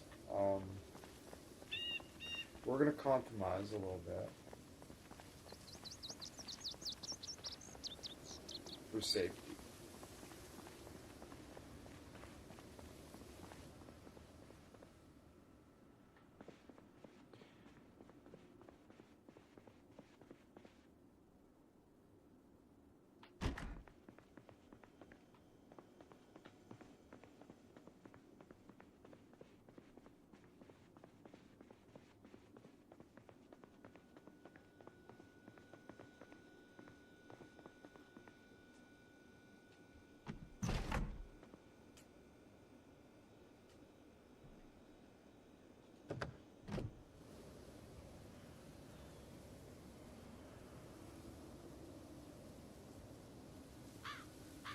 So I can trust that the window is going to line up because it's a restricted area, because it's a more restricted area, right? Whereas on the roof, you might, I don't know if I'm perfectly lined up, right?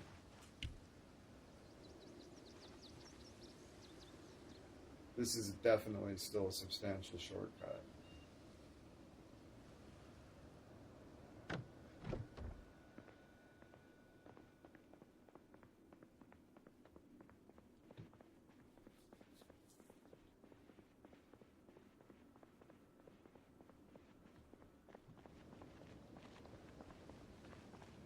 Uh-oh. Just stay indoors with all the windows blacked out. That's my view.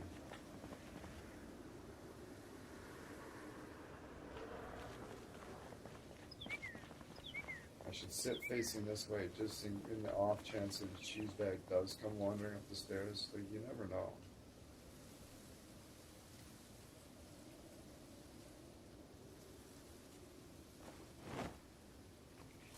Eat our stew here. I'm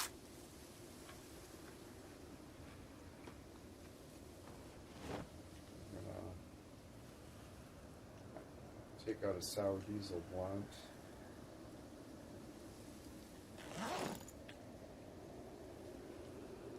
Smoke it.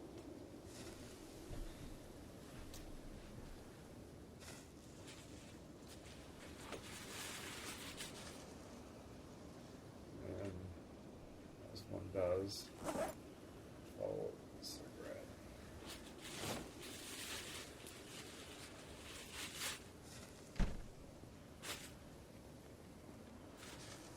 Today,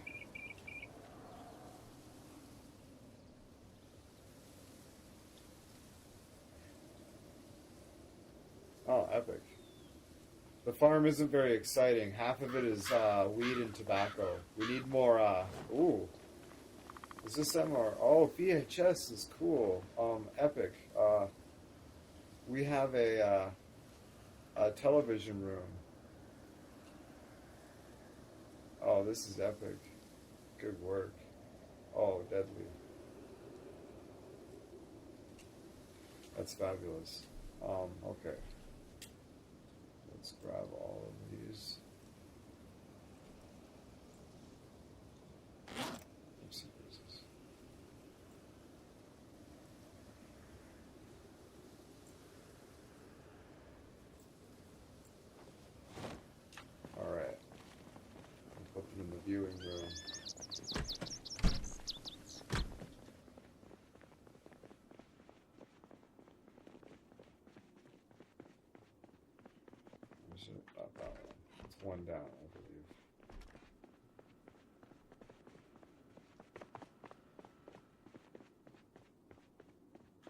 Yeah, yeah, this place. It's got the nice TV.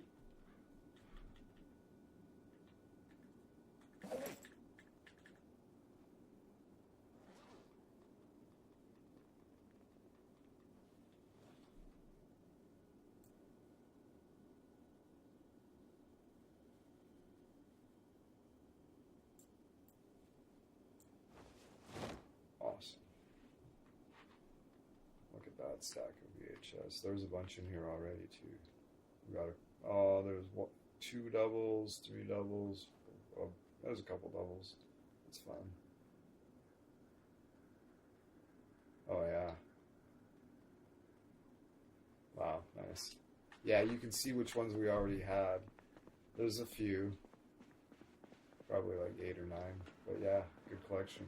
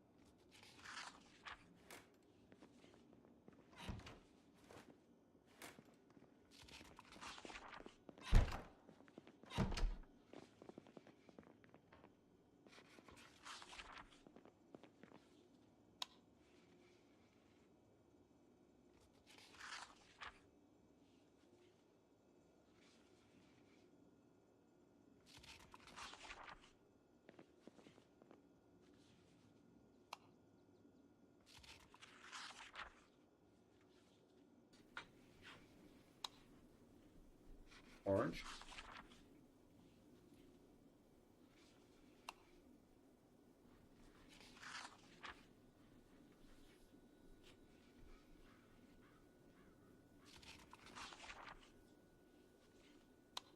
Ooh, very nice. It's almost like a slate blue.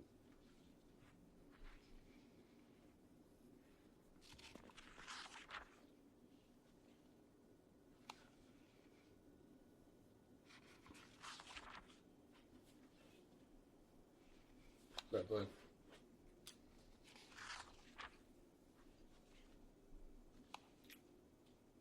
There's a cyan bulb kicking around.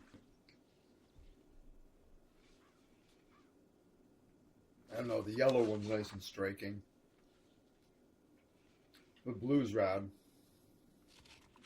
Is there a room that you want to put the blue?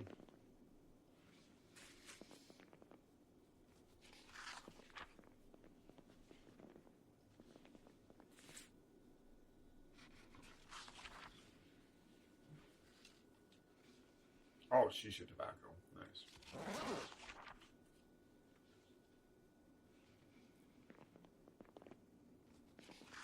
Yeah, the blue's dope. We should find a... We gotta find a Hisha. Next hookah I pull out of the smoke kit, I'll make sure I hold on to it and I'll set it up on the cabinet by the TV there with the shisha.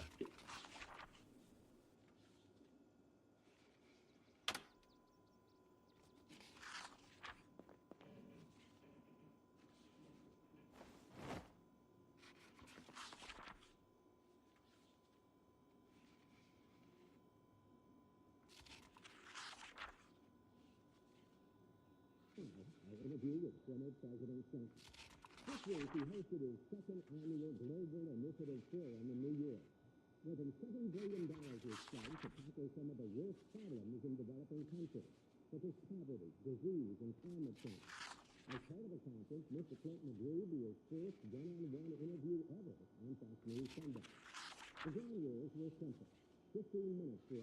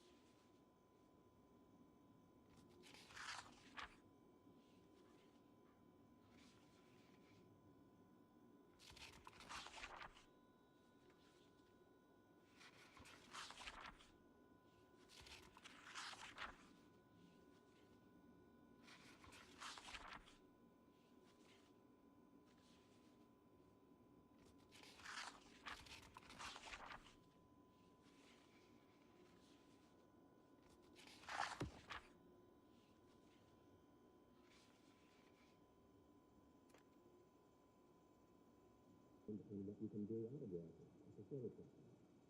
So when you're president, you can operate on a much broader scope. So, for example, you could simultaneously be trying to stop the genocide in Kosovo, make peace in the Middle East, pass a budget that gives millions of kids a chance to have after-school programs and has a huge increase in college aid at home.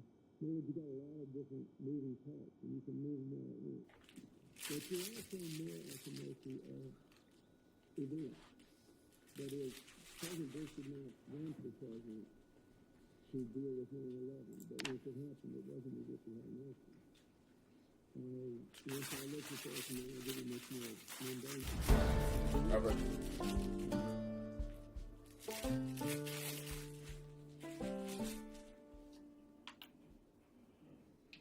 I now have level 1 carpentry.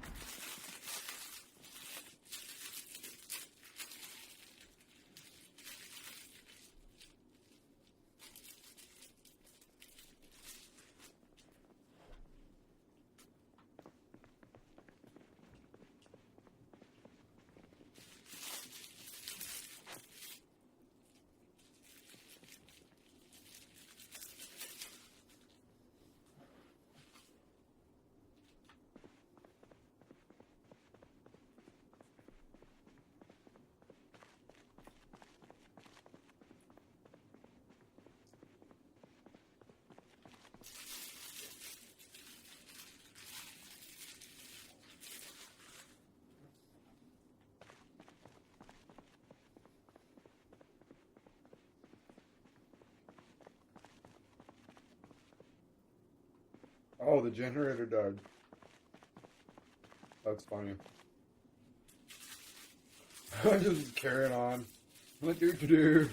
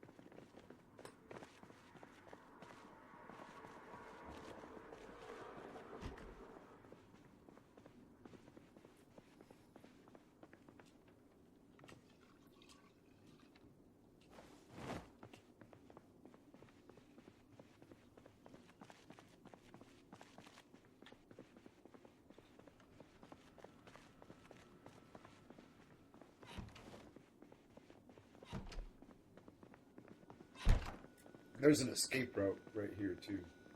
Remember, right?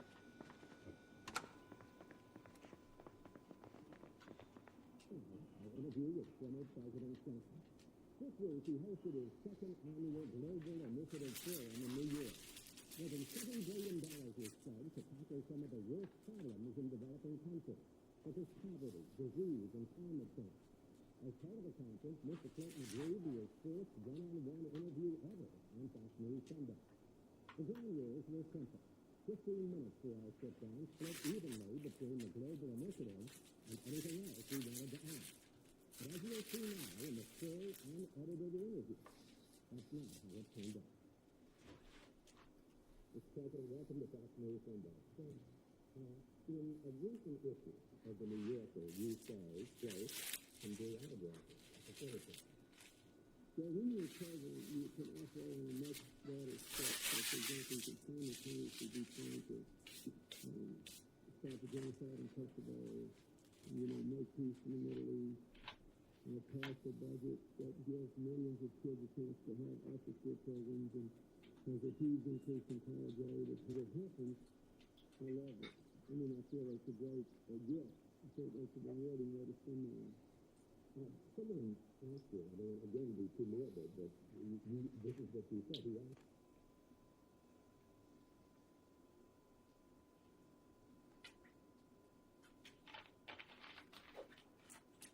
Nice, most of the way to level 2. Interview with former President Clinton. This week, he hosted his second annual Global Initiative Forum in New York. More than $7 billion was spent to tackle some of the worst problems in developing countries, such as poverty, disease, and climate change. As part of the conference, Mr. Clinton agreed to his first one-on-one interview ever on Fox News Sunday. 15 minutes for our show, evenly between That's level 2. and anything else we wanted to add. But as you'll see now in the full, unedited interview, that's not how it turned out. Mr. President, welcome to Fox News Sunday.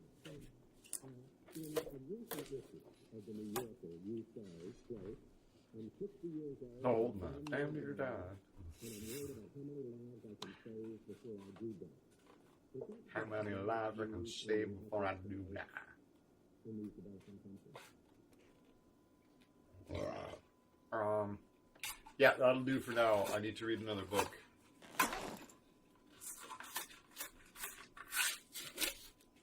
I'll read another book before I watch any carpentry. You do what? The cars? You pantry them. You what? Carpentry.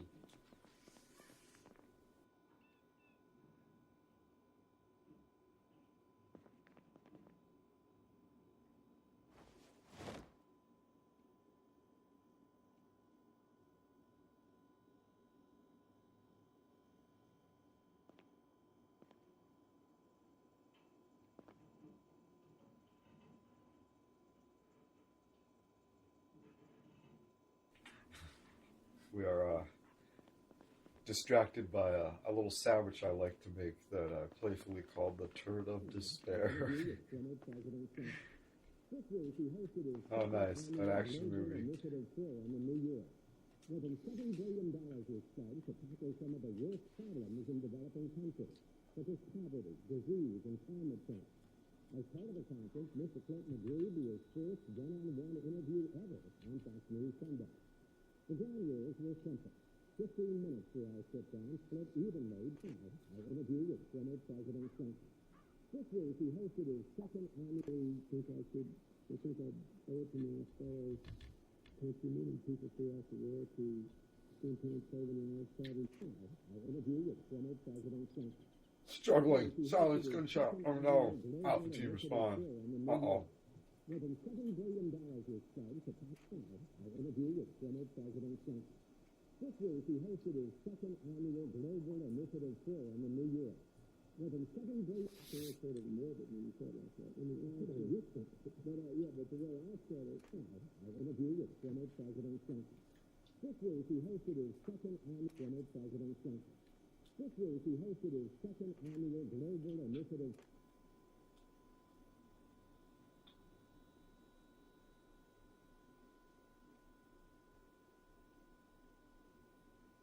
Oh, you are dead. Oh. Well.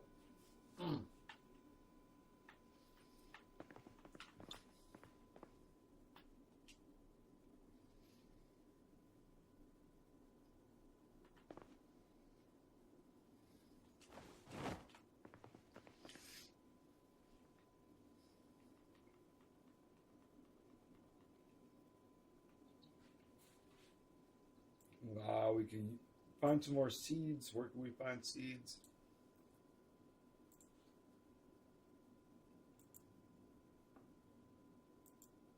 Nice.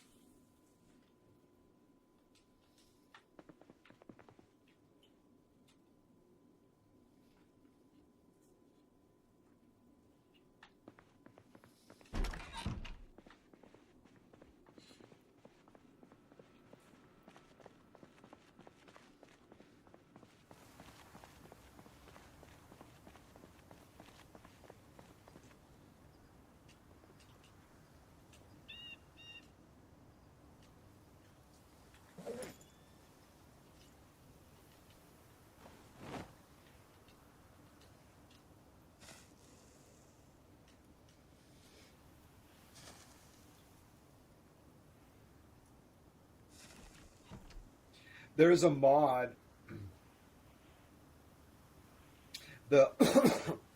We basically just are pulling gas out of cars right now.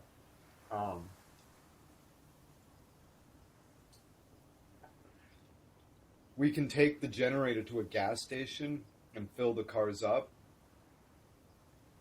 What I tend to do is I'll get a beater and I'll drive it to the gas station. I'll fill it up with a generator, and I'll bring it back and just use that as a reservoir to fill the generator. Or one time we found a fuel tanker and we just drove that to the house. That was amazing. It had like 800 gallons of fuel in it. It was amazing. That was really nice.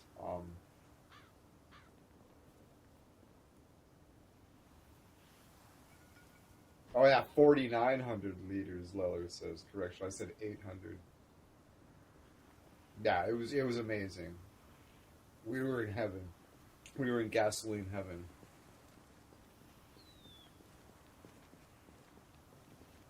I was just up here smoking a 420 joint with my field. Yeah, it is. It absolutely is. Yeah.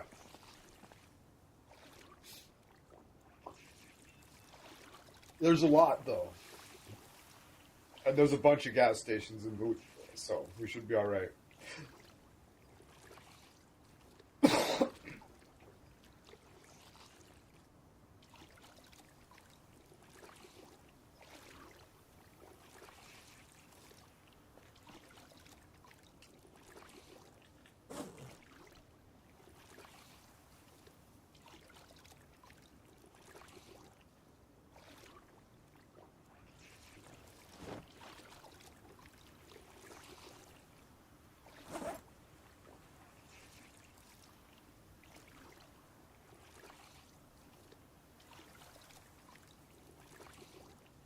Yeah, well, we'd have there's a mod for solar panels.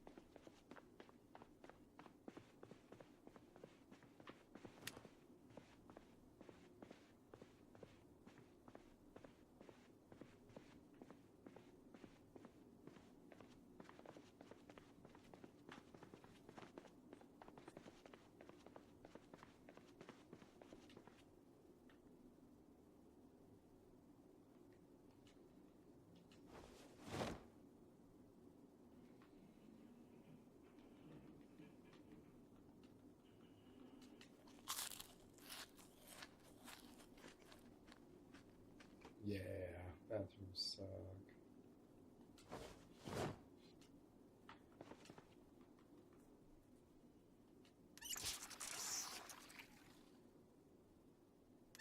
Bathrooms that have no windows. Yeah.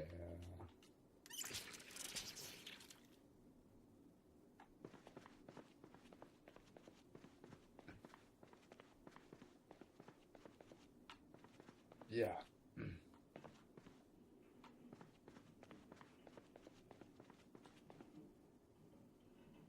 Well, those are the rules.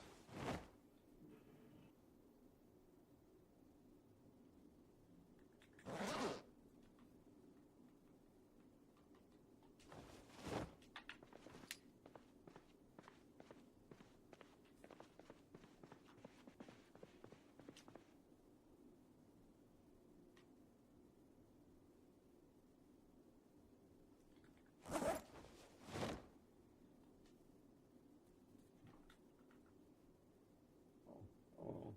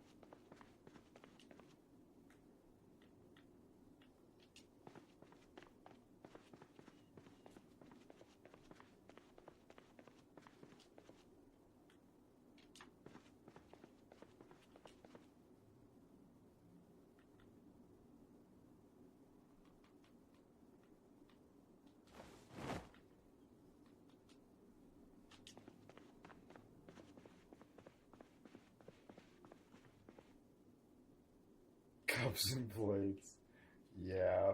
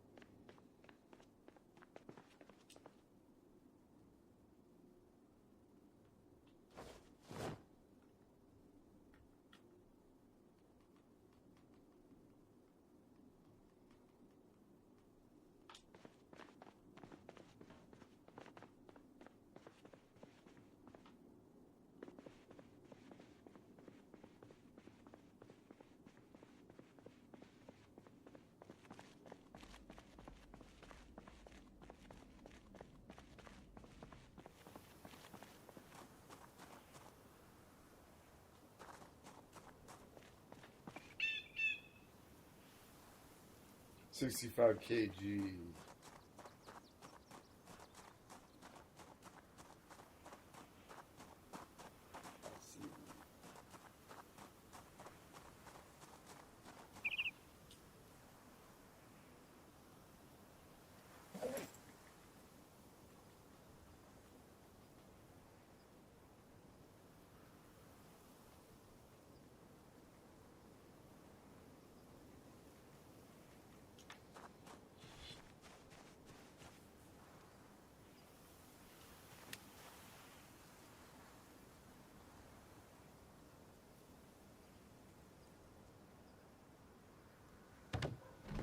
Yeah, the game's incredibly precise with the weight of everything, right?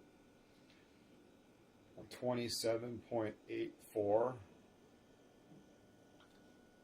It's like, how much does this pistol weigh, right? Encumbrance, 0.3. And it's 1 when it's unequipped. But it's at 0.3 when it's in your hand. Right, it's very precise. Same with this red digital watch. Oh, hold on, that's the t-shirt. The pistol, alright. Encumbrance, 0.23. If it's unequipped, like just in your pocket, it's 0.76. The watch, 0.03.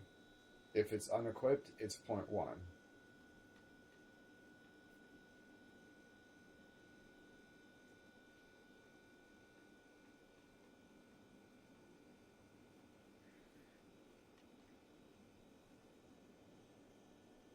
I'm 27.84, so I'm over my 18 here. That's why I've got an encumbrance load here. I'm gonna put the nails in the backpack. Oh, for some reason the hammer is not in the backpack. Do I have another hammer in the backpack? Can't be carrying 2 hammers. 2.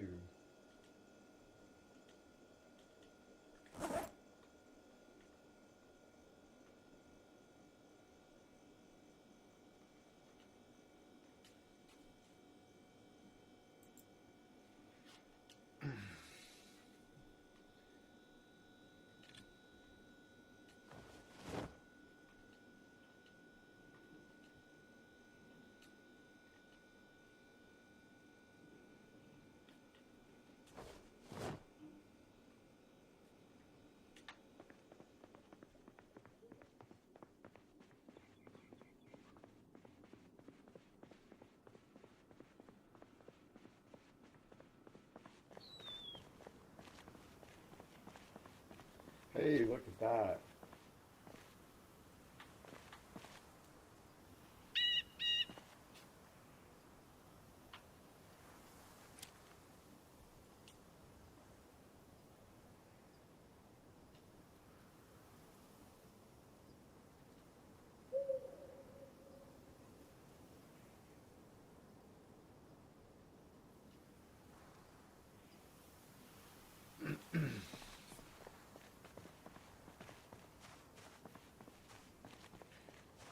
potatoes.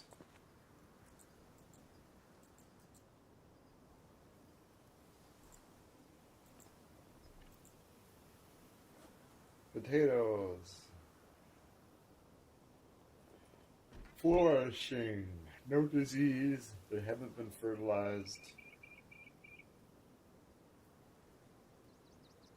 They are considered well watered.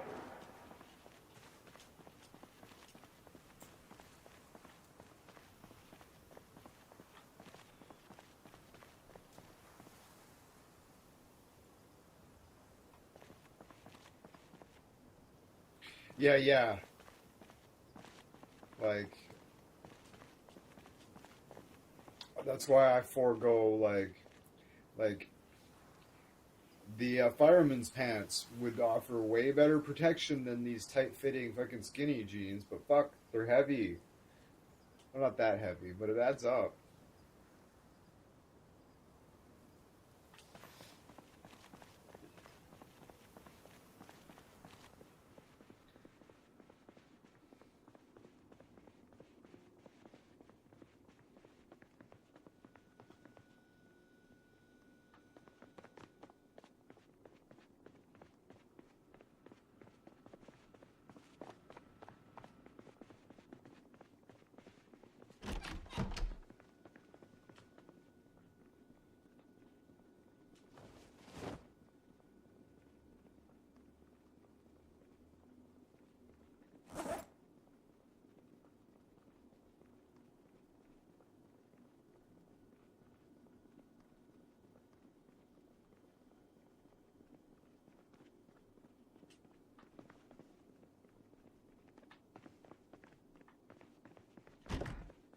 You can just jog, right?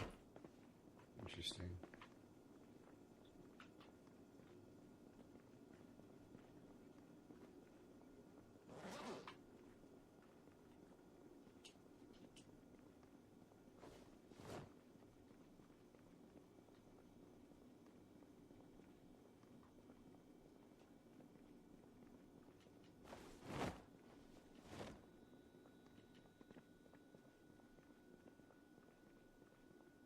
I hear you jogging up the storm over there.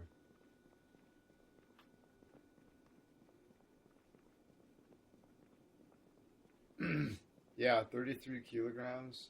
Well,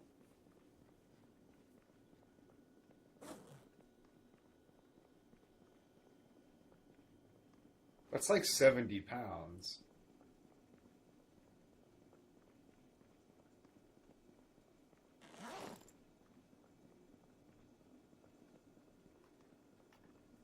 £70 is quite a lot, actually.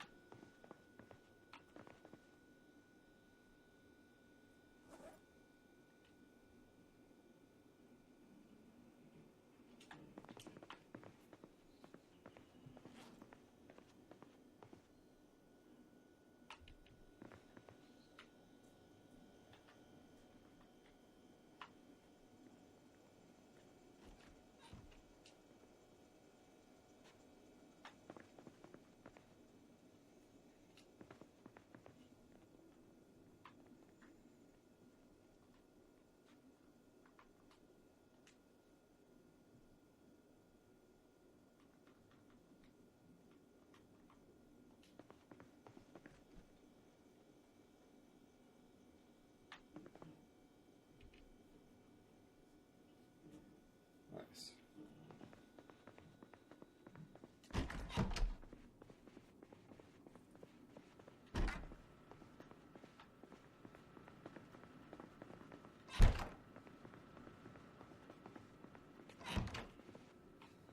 Like that's just no down song. I sit in my desolate room. No lights, no music, just an earth.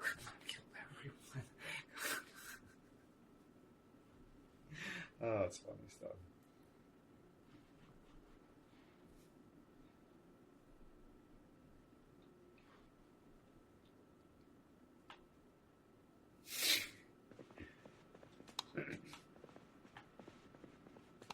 Yes, that was exactly how I got no lights, no music, just anger. I've killed everyone.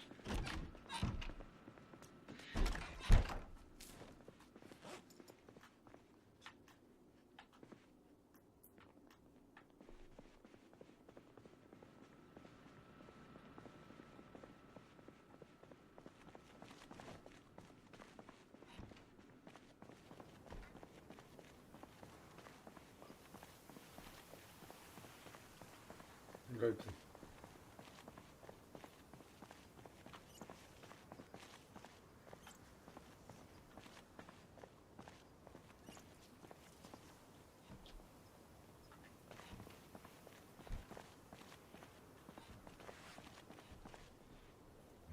My voice is fairly flexible.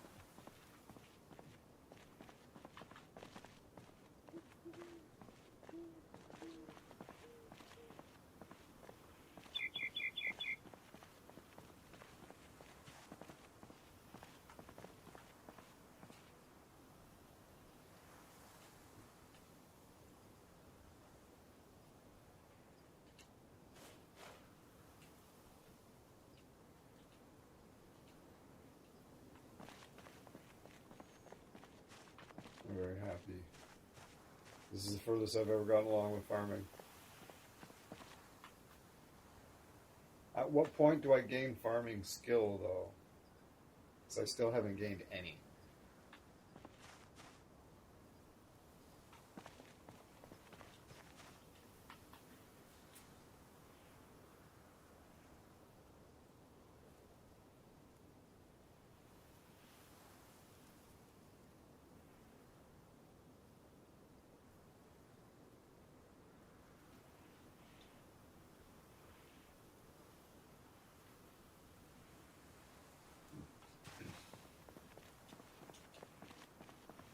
I should be reading farming level 2. That's what I should be doing.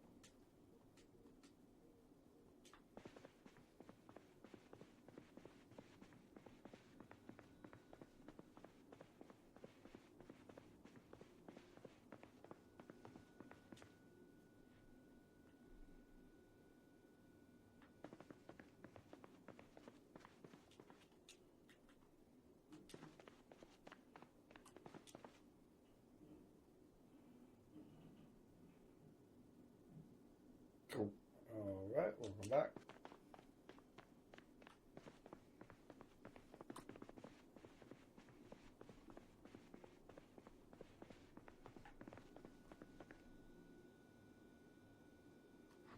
When you collect the food,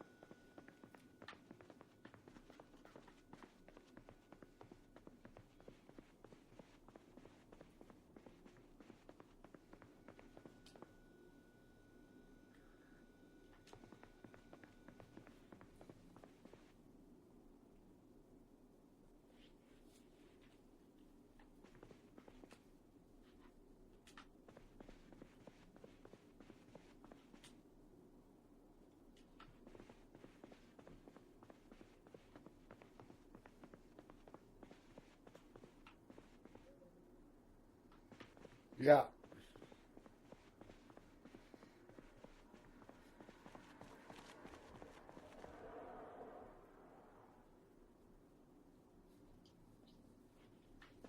I'm pretty happy with those potato plants.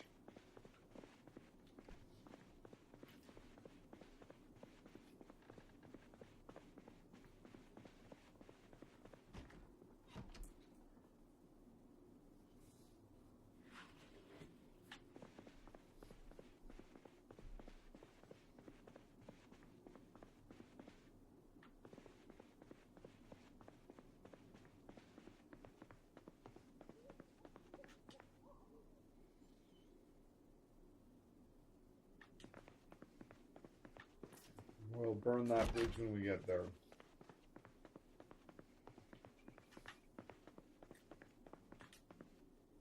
What I assume will happen is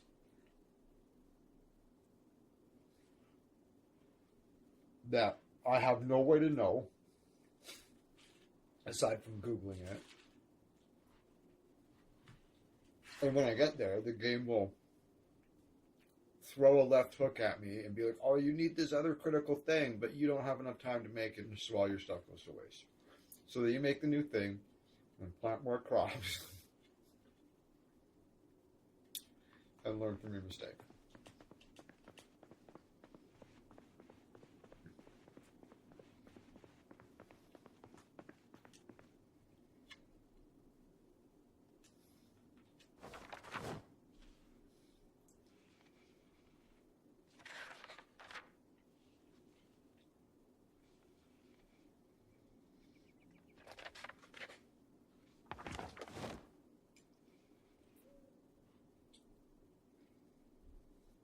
They don't. I don't think they're different in any way.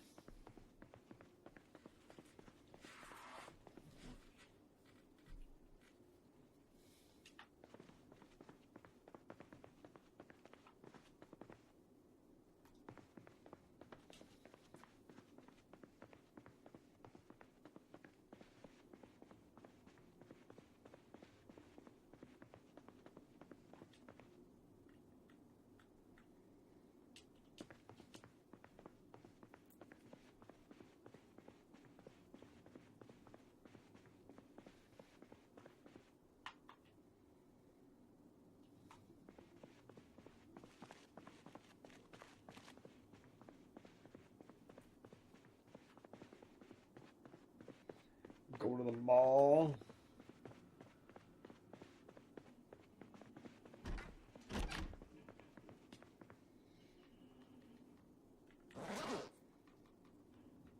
I'll leave the PP9 here.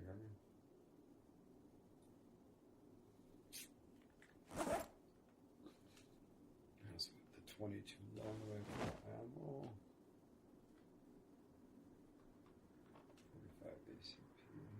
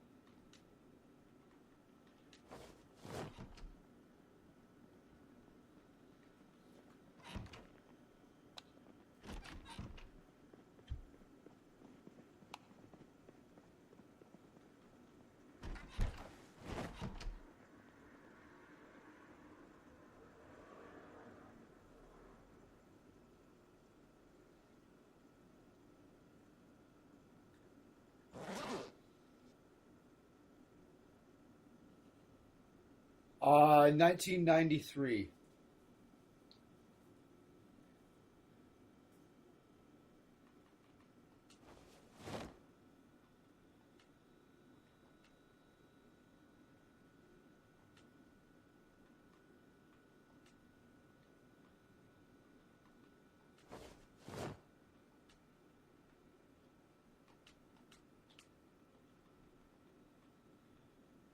Oh, book I was looking for. It's in the pack.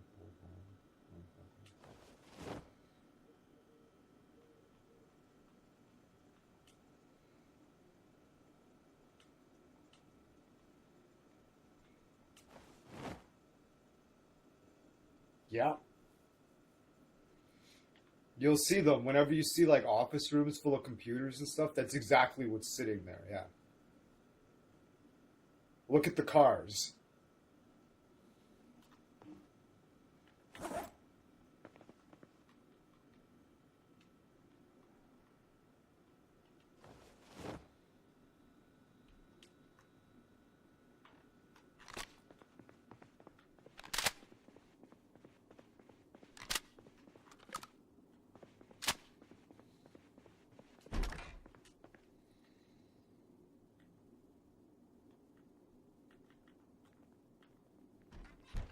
remember seeing a 38 in here.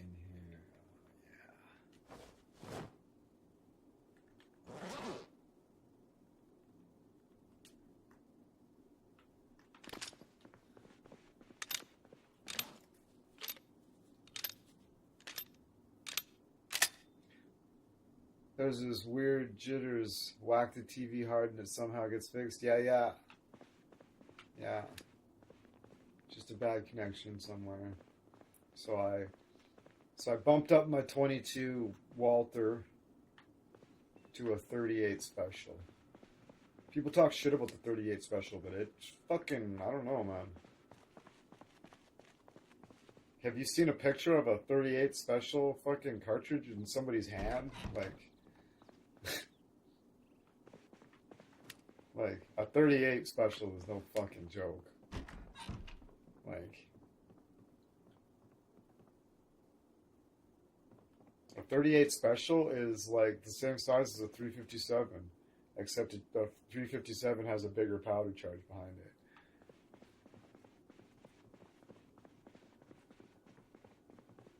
.380, .357, pretty damn close. Actually, a little bit bigger, but I think they're exactly the same size because bullet diameters are stupid like that. The 44 Magnum, the classic 44 Magnum, it's 43. It just is.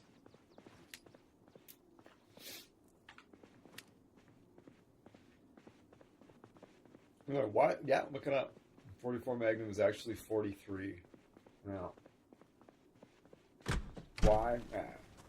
Something to do with manufacturing.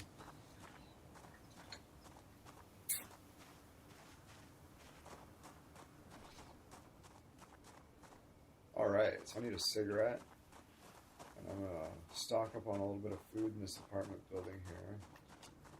And I'm ready to go on another rampage, I guess.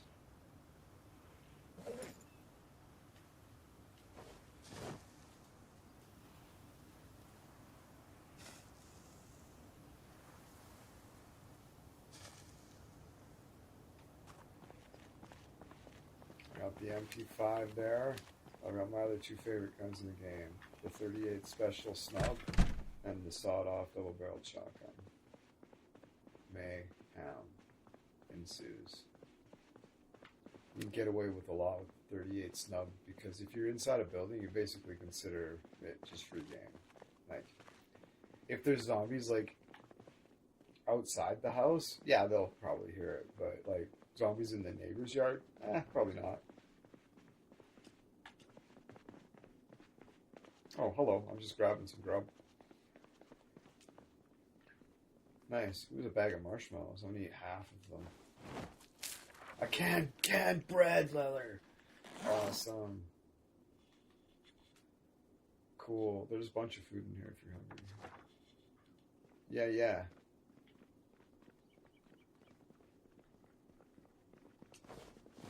That's right there on the floor there. Canned bread's awesome.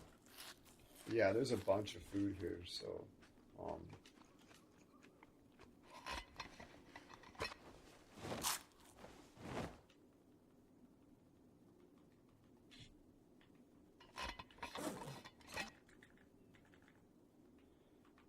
canned bread, that's awesome.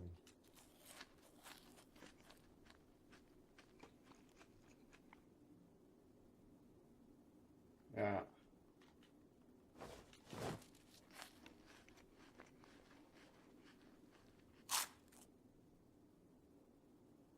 I guess people have gotten used to the 9mm to 223 and the rounds the AK series use as standards. Oh, people even bitch about the 9mm, I suppose. Like,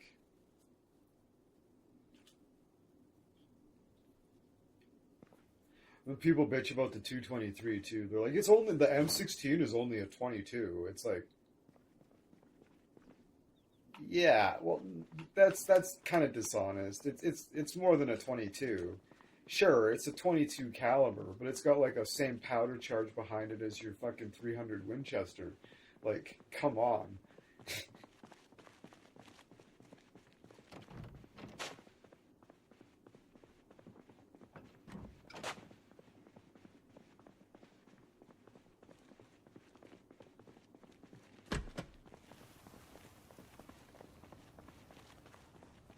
Alright, I don't think we should take the truck, the fire. We gotta take another beater.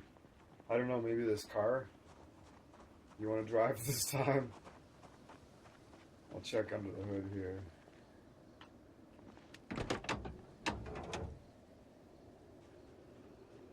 I don't know. Well. Oh, I might have keys for this. I do.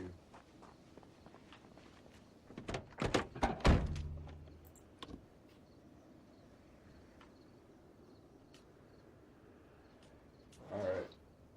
I jumped over. I don't know. You said something about, I don't know if we should go to the mall or not. Should we look for a warehouse that has seeds? Or just go on a rampage at the mall?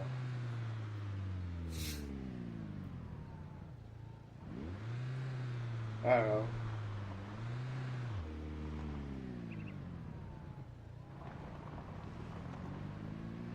I'm sure nothing bad will happen if we go looking for seeds.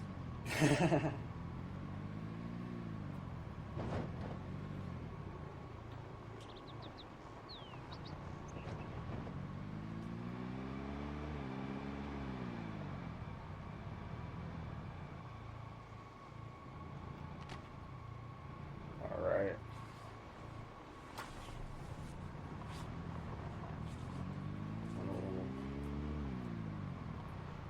Shoddy McGee's about ready to ruin everything.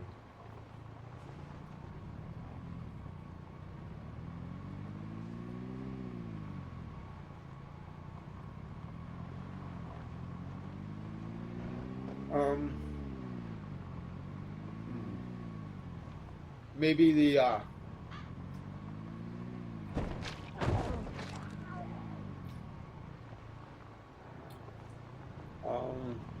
not the Gigamart, but well, the Gigamart might actually have seeds too, right? Might.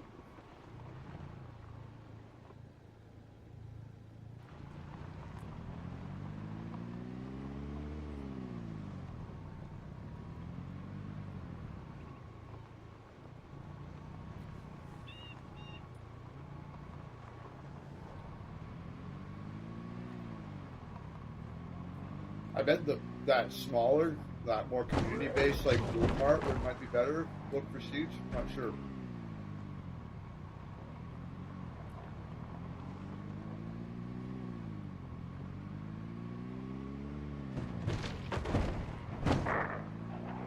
We could stop there. A worthwhile place to loot. Doesn't seem too crowded.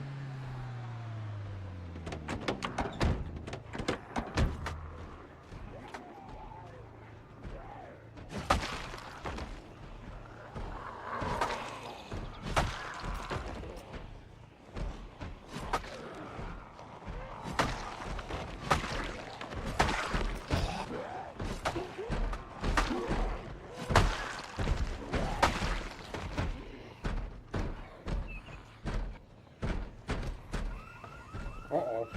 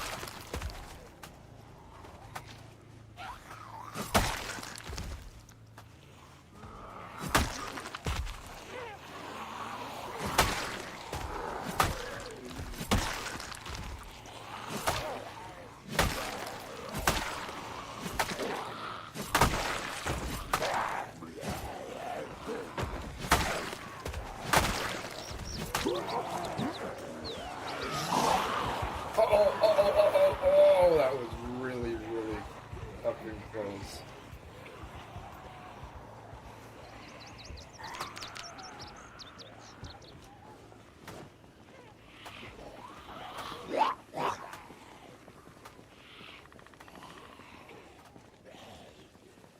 All right.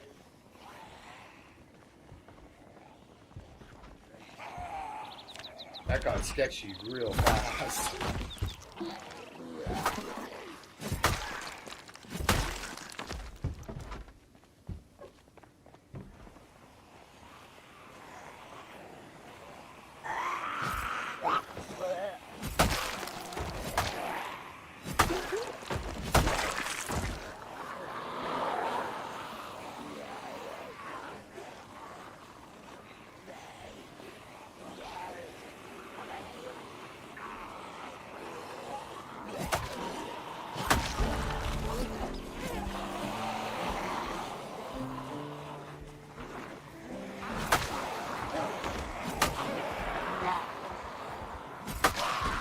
Oof.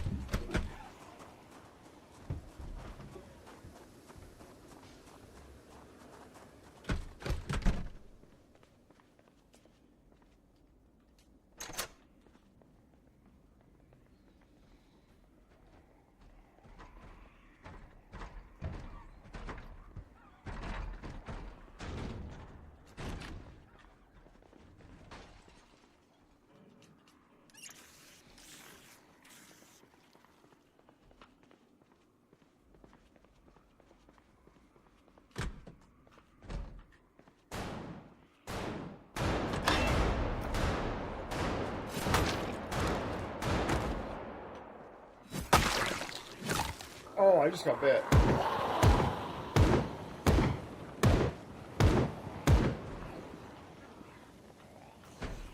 Yep.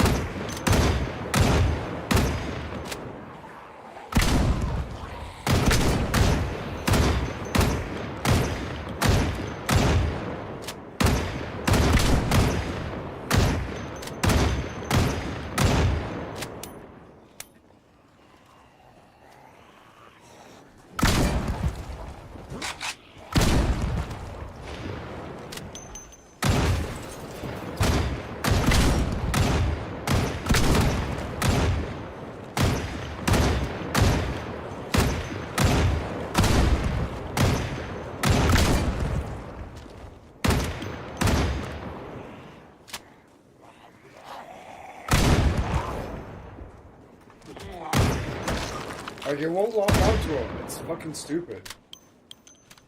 You can't hit him if you hit him wrong. That guy's got a spear through him. That's awesome.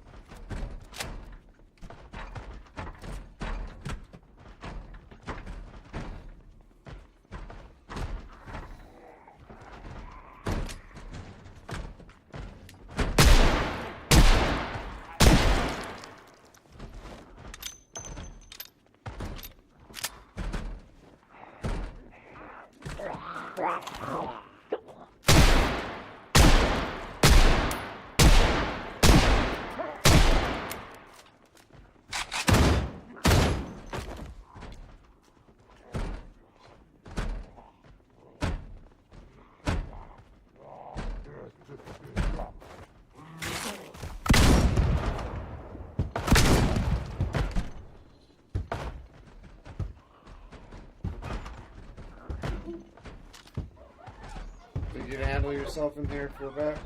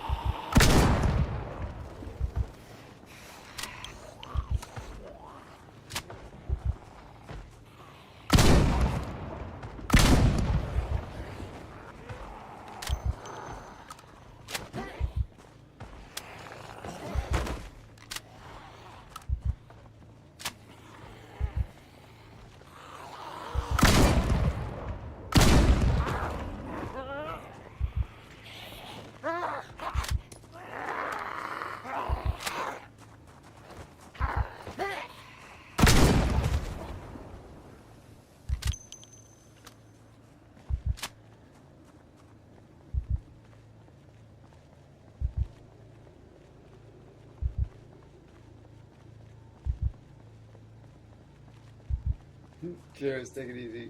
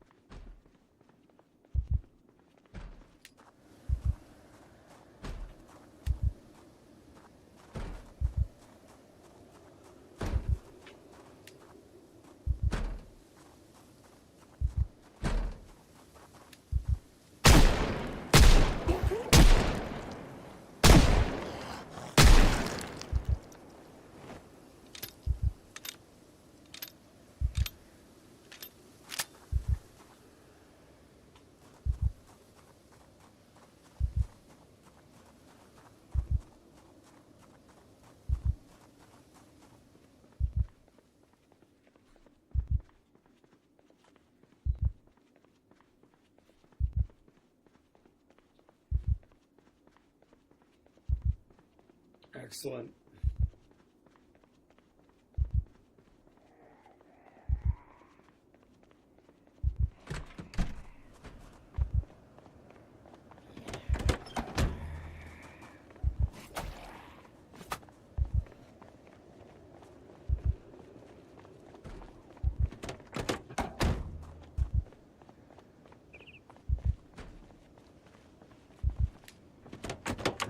I'll be alright.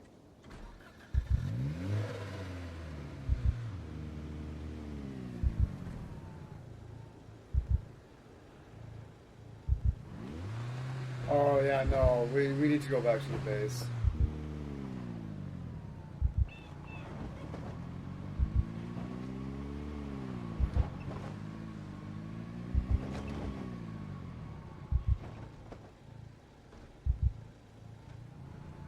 No, I got bit.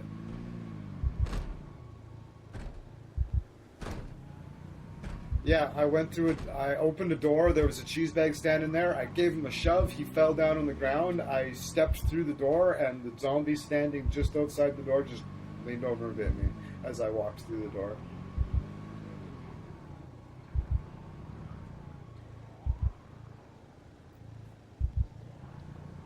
Yeah. Yeah, it was really, really innocent. Like, I wasn't being careless at all. Like, it's just, oh, interesting. And then I was scrapping I was just kind of going hard, and then I got bit again, actually, on the groin. So we can't even cut my hand off.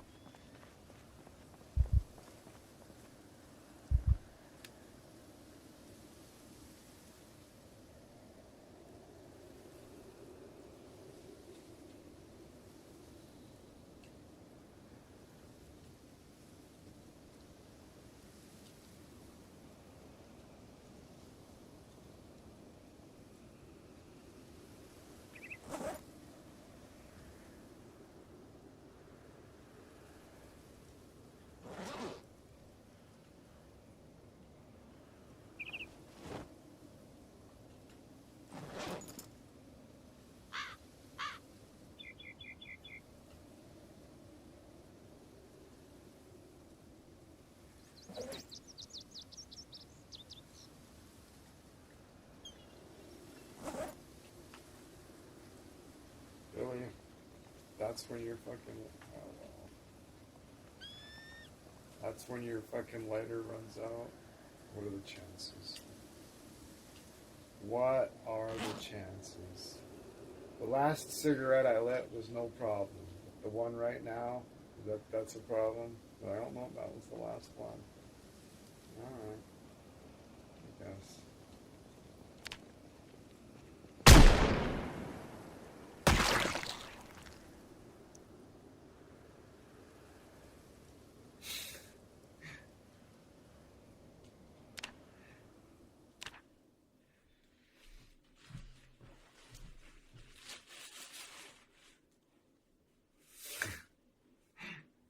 The spare one, bang! It's like, it's not a big deal.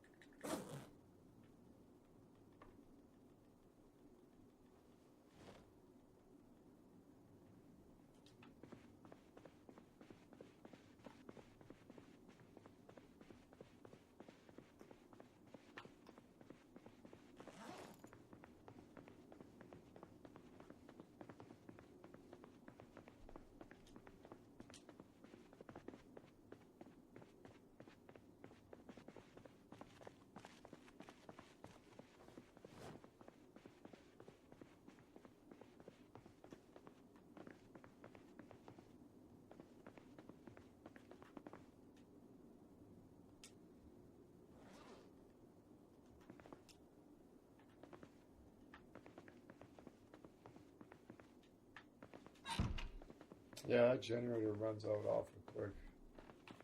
I should probably just destroy a bunch of the fridges, eh?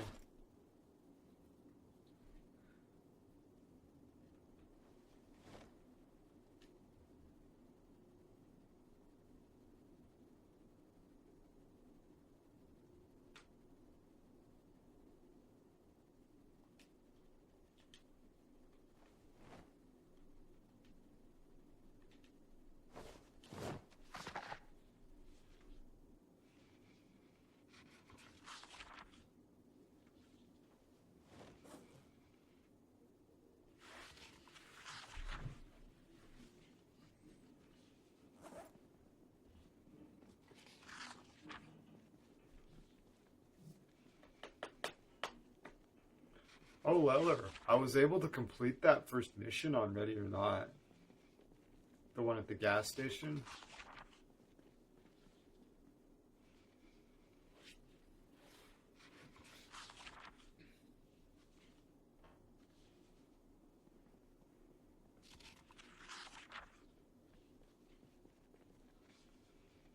Yeah, I just went through it and there was no problem. I did it on multiplayer solo.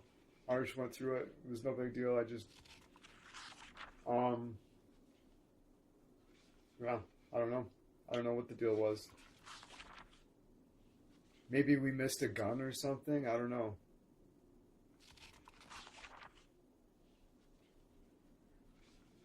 Maybe we missed bagging a gun is all I can think of.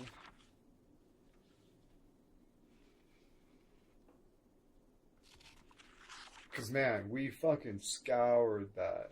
I was like, I'll try it. And yeah, it took me a couple of tries to, like, survive. But, yeah, I beat it. I was the only one I managed to beat, but...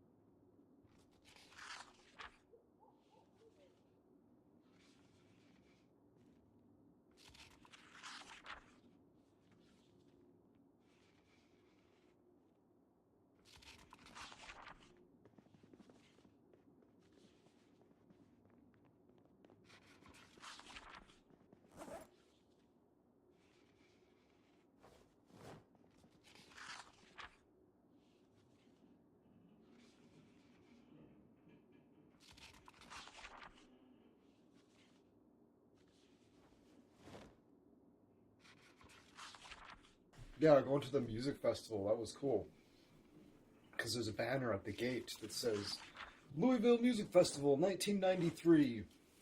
I'm like, oh, well, there you go. Because I've heard people say that. And I've heard people say that with confidence. And I've heard people say that with uncertainty. But I've never heard somebody say, yeah, there's an area in Louisville. It's the Louisville Music Festival. And there's a big banner at the gate that says Louisville Music Festival, 1993. So now you can tell people that there's a music festival in Louisville and there's a banner at the gate. It says, plain English, 1993. It says there in plain, what? Plain Arabic, 1993, because they are Arabic numerals. Did you hear they're teaching Arabic numerals in school? A scandal. A lot of people get upset if you tell them that. Did you hear they started teaching Arabic numerals in school? A lot of people get mad immediately, like, oh! Your team went to Grindfest, you kicked ass, eh? You said welcome to the Grindhouse a Go-Go and just let them have it?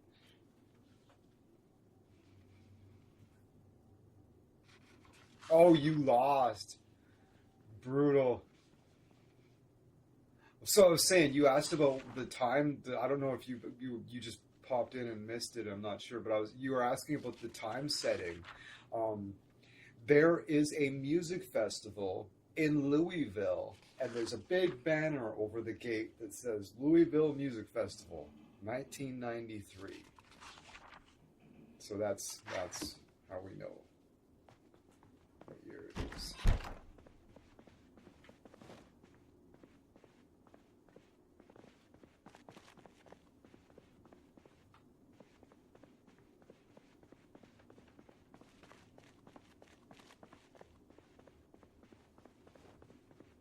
Because I've heard people say with great confidence that it's 1993, and I've also heard people say with quite uncertainty that it's 1993, but yet I have never heard anybody say there was a music festival in Louisville, and there's a banner over the main gate that says Louisville Music Festival, 1993.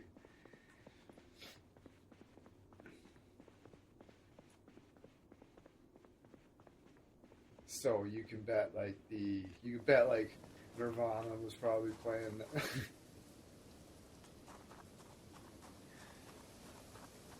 It's a pretty big city in Kentucky, big music festival. I don't know. Depends on what kind of music it is. I'd like to think it was like, it's 1993. It's probably like Lollapalooza or something. Go there and see like Jane's Addiction, the Smashing Pumpkins and shit.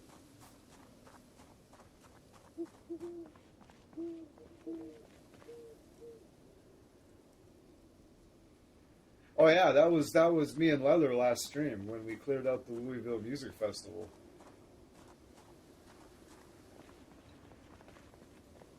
I should make a short about it, where it shows the sign.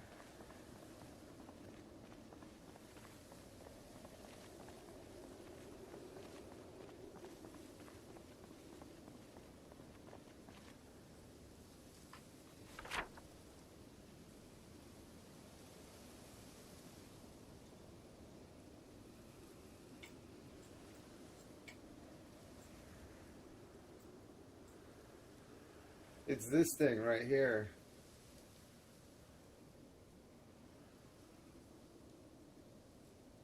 I believe. Unless it was one of these. I think it's this thing. Might have been one of these.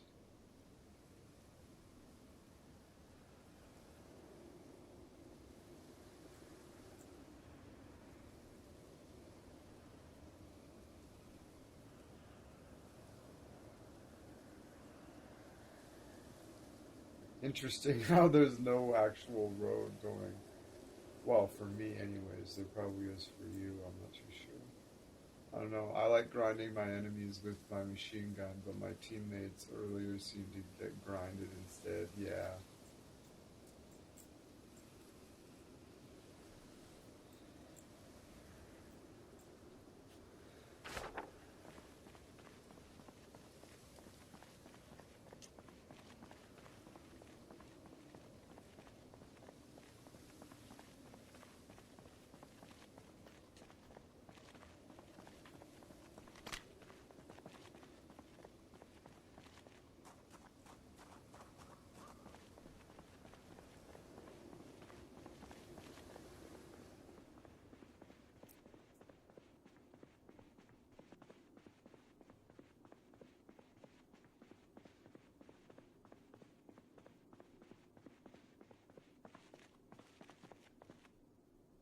Modern Warfare. domination match. Call of Duty Modern Warfare. I played the OG one. I haven't played the remaster. It's probably awesome. Call of Duty Modern Warfare was fucking sick. Like, it was a game changer when it came out. That game fucking blew our minds. Modern Warfare was fucking sick. Everybody was just like popping that game hard. Like, I bet the remaster's great. Call of Duty Mobile, oh. Womp womp. Modern Warfare was fucking kick ass. Especially the original. Back in the day when it first dropped. The scene in the airplane where it goes into fucking zero grav and shit. That was revolutionary. We'd never seen anything like that before.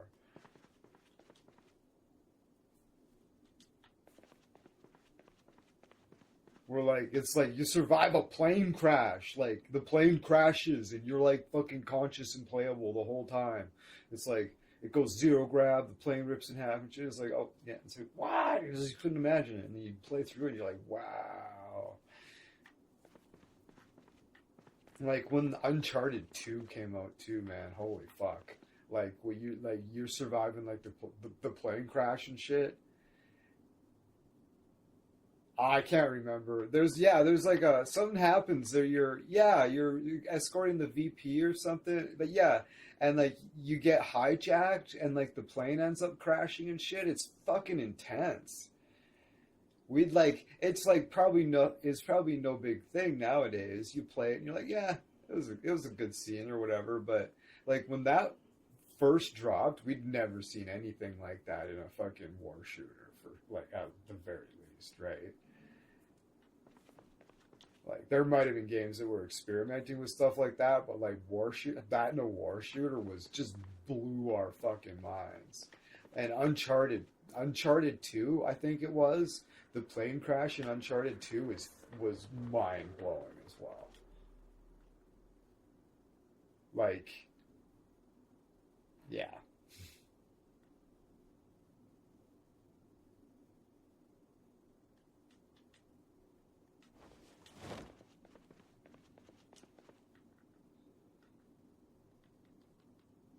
See, new advancements, energy from the sun.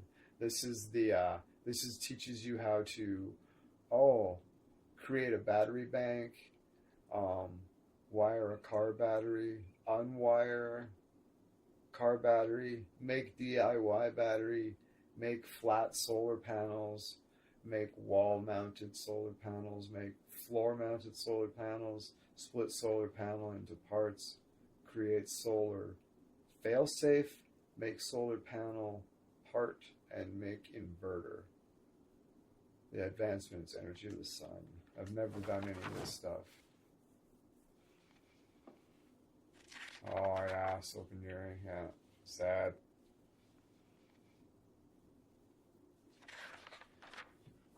Yeah, Modern Warfare was rad.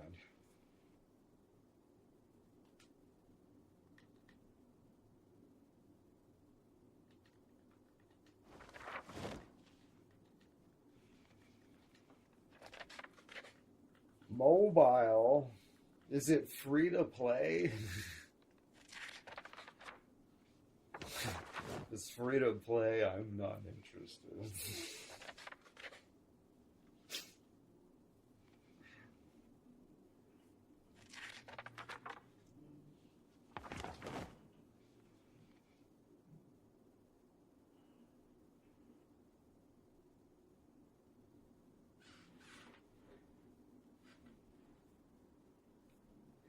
It's like, you tell my sister, right? She just plays like free to play mobile games on her iPhone or whatever. It's like, listen, those games are fine, but seriously, just download an app like the Epic Store or something, and like find a game for about $10 that looks cool, and just buy it. And then see the difference. Just try it once. Humor me. Spend $10. I'll give you the $10. Like, Jesus Christ. Pay 10 or 12, God forbid $12 for a game. Just see the quality difference. Like the attention to detail, the human touch, you know, the character, you know. There's a big difference between those types of games, right? If you spend $10 on a game versus to a free to play one, like the human touch, like you can see it. Is it corporate fucking what's going to gain us the most? What is it, a corporate money extractor, or is it a game built out of love? And trust me, as a player, when you play them, where you go from free to play to finally just paying $10 for a game, oh yeah. I met Captain Price's ancestor there. I played the first Call of Duty. It's World War II, and my favorite part is the British campaign, and the memorial part is the Russian campaign. And the more memorable part is the Russian campaign. Yeah, that was cool, how they split it up like that. I met Captain Price's ancestor there, Marley. Yeah, that was cool. I liked how they split that one up. It's been a long time. That's been a long time.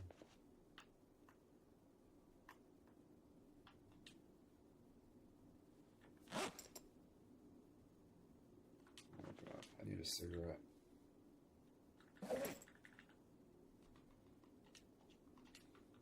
Oh, I need a lighter.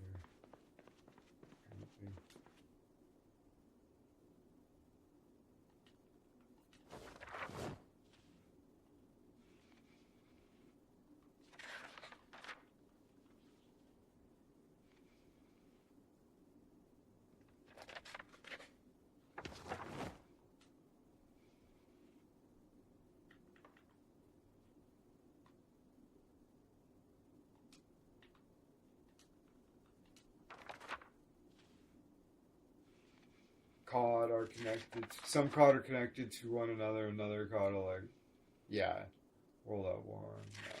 Black Ops, yeah, completely different. Well, Black Ops is made by a different company. It's made by a dev team, right? I can't remember what either of them were called, but they look drastically different.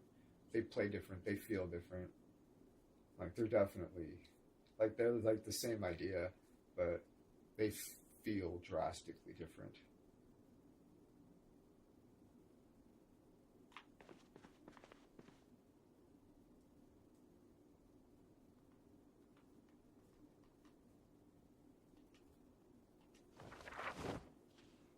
Let's not talk about no Rush. Yeah.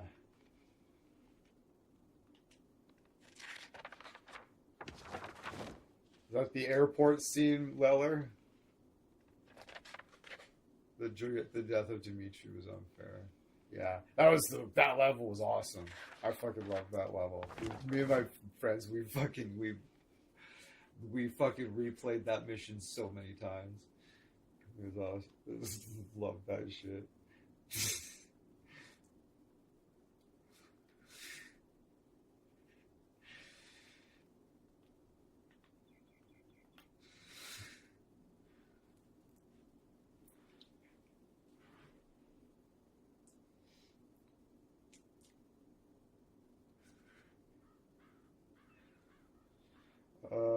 Good times. We were all just trash and shit. And just blasted. I'm just playing the game, right? You know, fucking. I'm just not paying attention to the story at all. This was years and years ago when it first came out, right? This was a long time ago. And I was just annihilated drunk. And we're playing the game, you know, guy comes on screen, you shoot them, right? Simple. I'm not paying attention to the story at all whatsoever, and fucking apparently everyone else was. I don't know. I was just shooting whatever fucking moved on the screen, and so we're in an airport, and there's a bunch of people, and then we just casually just mow them down, and it's just whatever, right? And and then it's just like about like 3/4 of the way through, or like not way through, somebody says something about like this is gonna be like a terrorist attack or something like this. I'm like, civilians, and they're like, what? I'm like, what are you talking about? Kind of thing. And they're like, we just murdered like fucking like 500 civilians. I'm just like, what? They're like, yeah. You know, I've been paying attention. It's like, not really, I guess. And then we play through it again, and it's just like, I'm just like, oh, kind of thing. Because there's like big, like, masses of people, like, screaming and, like, like trying to get down fucking, like, escalators and shit and getting all jammed up and, like, trampling on each other. And I'm just like, nah, just mowing them all down. And I just didn't notice the difference between that and soldiers, I guess. I don't know. What can I say?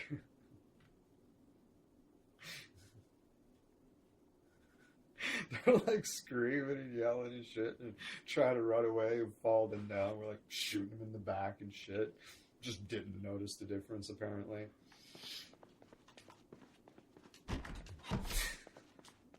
Can't say I was really drunk.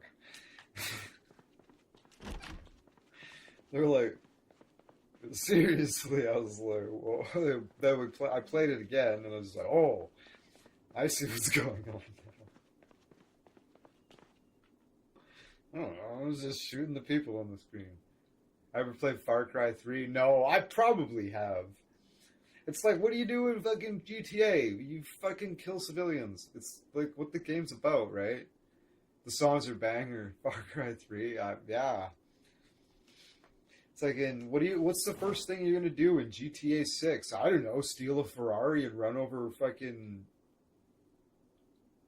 the vacationers on the fucking Miami Strip on the beach? I want to see blood all over the windshield. I want to see bitches. I want to see how far you can throw a bitch in a bikini when she bounces off your windshield and goes like straight up in the air. You're like going 200 miles an hour down the Miami beach in a Ferrari, just running people over. Yeah, that's the first thing I'm gonna do. I don't know about you, or why you play GTA. I'm gonna see how many fucking cops I can kill in a row. I'm gonna shoot cops until the tank shows up. How about that? I'm gonna shoot cops until the tank shows up. Then I'm gonna commandeer the tank, and then I'm gonna start shooting helicopters out of the sky. It's gonna be amazing. I'm gonna start running from the cops, and there'll be like 100 cop cars behind me, and I'll turn the fucking gun around and use it as propellant while I shoot backwards into the cars, into the police cars and shit, using my gun as a gas pedal. Boom! Boom! Boom! I want to stand on the roof of the tallest building and see how many people I can shoot in the head before the cops figure out where I am. Oh, GTA is amazing. I bet it's a lot better than it was when I played it last. I played GTA 5 when it first came out. I've never played online or any of the updates. Is it true that the protagonists were dirty cops? In what, GTA 5? Oh, GTA's... I probably find every race I can find in GTA 6. Okay. I have no idea. GTA 6? No, GTA 6 comes out like next year. But GTA 5, yeah, it was, the protagonists were Michael, fuck, what was, not, there was Trevor, and there was Michael DeSanta, there was, not Clarence, no, and Howard, there's Trevor, fuck, I forgot his name. What's his name? Franklin! I was like, Clarence? No, Franklin, yeah, Franklin. Yeah. That was a good game. I had a good story. I liked the story of that one a lot.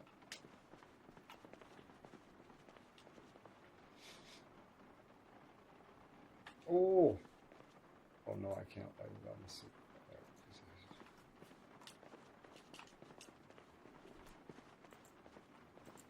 I can remember the story one to one. Okay, hold on. Michael had to deal with the feds. Old Marines. Michael had to deal with the feds. In GTA 5, Michael had to deal with the cops. Franklin was just a random kid, and Trevor was the crazy guy. Yeah. Yeah, that's right. Yeah. Michael was like a fucking mob informant or something, wasn't he?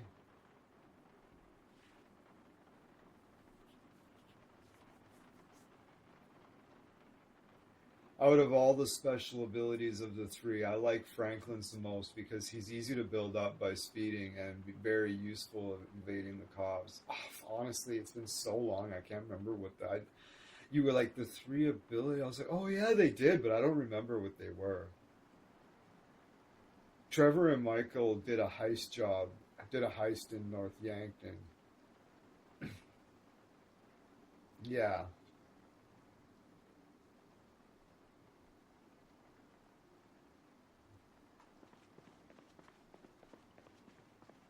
Franklin was just a random kid.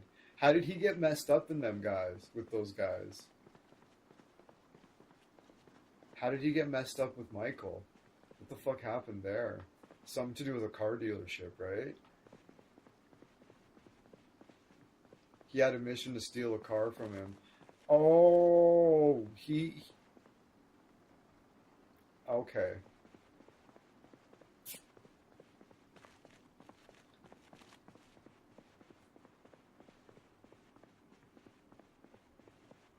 It's one of those games that I considered getting again because it's so cheap.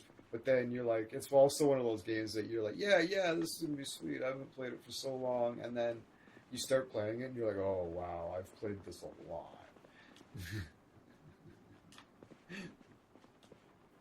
You get like 2 hours in, and you're like, oh, yeah, and then you kind of drive to play it, just kind of dwindles. You're like, do I really want to play? It's like Skyrim. Like, I bought the special edition of Skyrim last year, and I played it for a few hours, and I was just like, Jesus Christ, I remember this way more than I thought I would. Like, this actually seems really, I'm like, I forgot how much I played this, I think.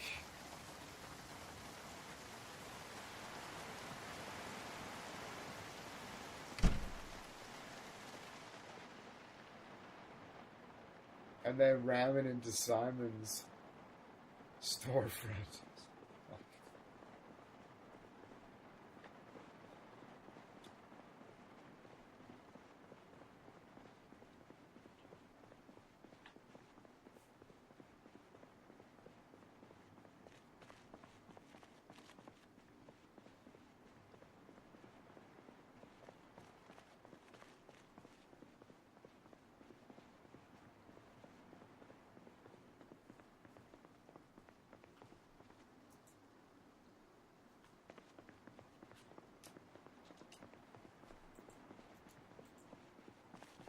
Did you know that repo might be the most on brand for Grand Theft Auto because Grand Theft Prime is repo?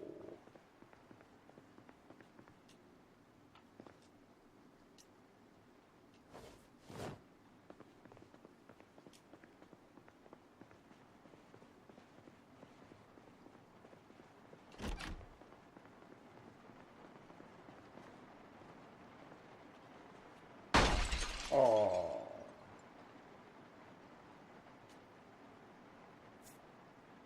Shit. I just put my arm through that window in the fucking escape thing.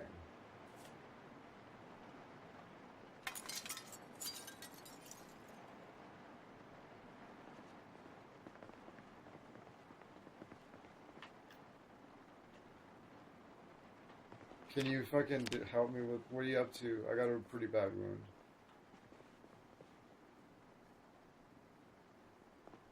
I'm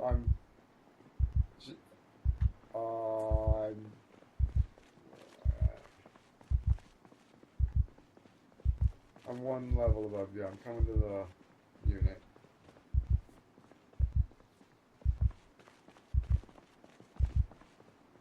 I just put my elbow through the escape hatch window.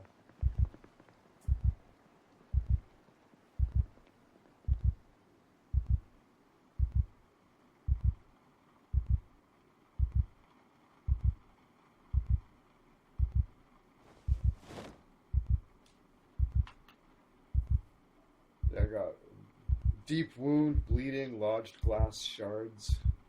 Lovely, eh?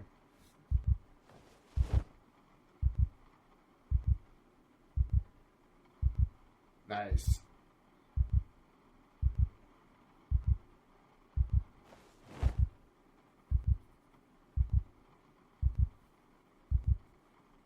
Damn, thank you.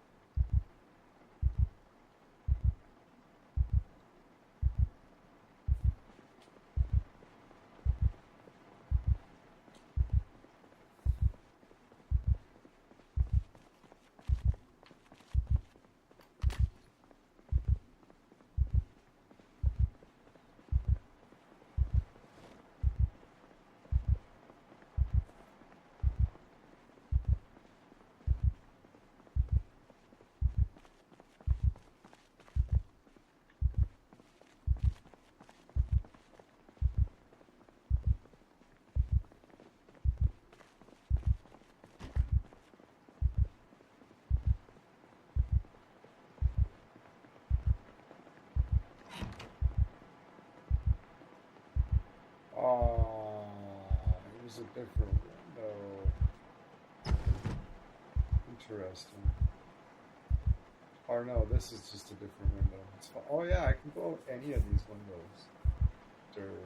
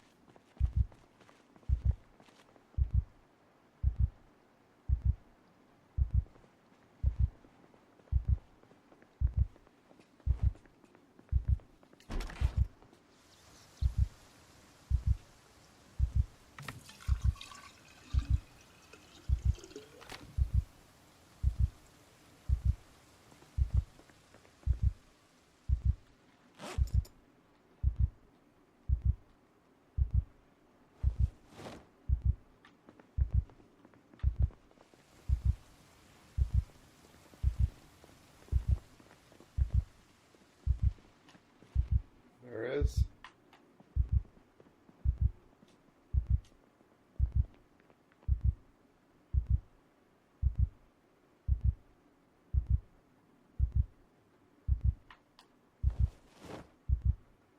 Oh, deep wound, lodged glass shards.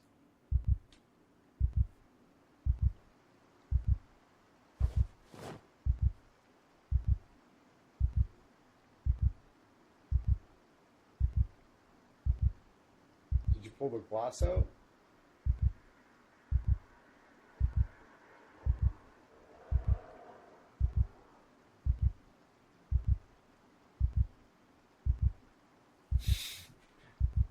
All right.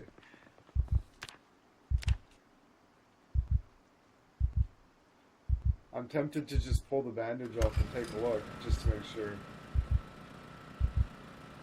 Yeah, yeah.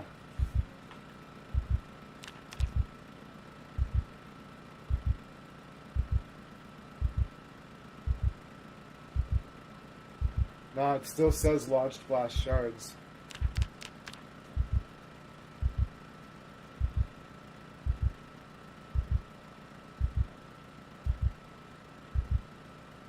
I'll rip it out with my hand. Oof. Okay, so I got a deep wound. I'll disinfect it, and I'll leave it as that.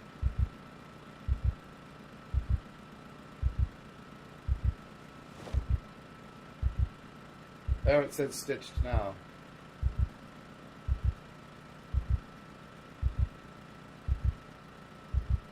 Do you have any better painkiller? The painkillers don't do a lot for this kind of shit. Like, they're better than nothing, but...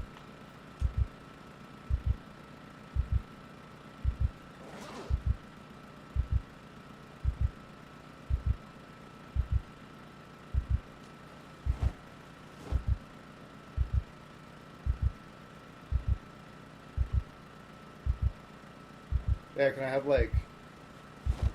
Let's see, I have a needle. Do you have, like... Supply me with... Oh, you gave me a shot of morphine? Okay, cool. Good stuff. I was like, yeah, like... 4 milliliters should be tops. Like, I'll spread it out over the course of a day or two. Cool, alright, I should be alright. Morphine vials in the room? Okay. We'll just see how it goes with these for now. Alright.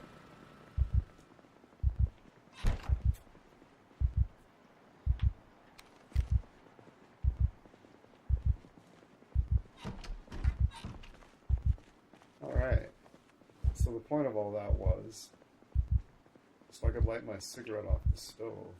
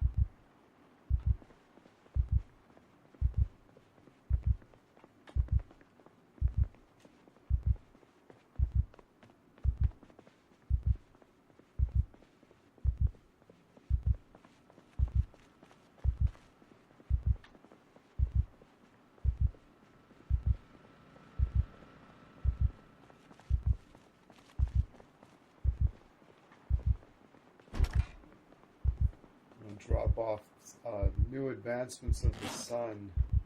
You have a bookcase? Yeah, here we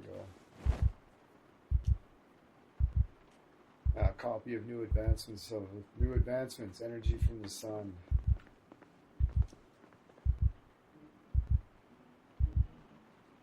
Jero, Captain Chuzo's weapon manual, sniper rifle.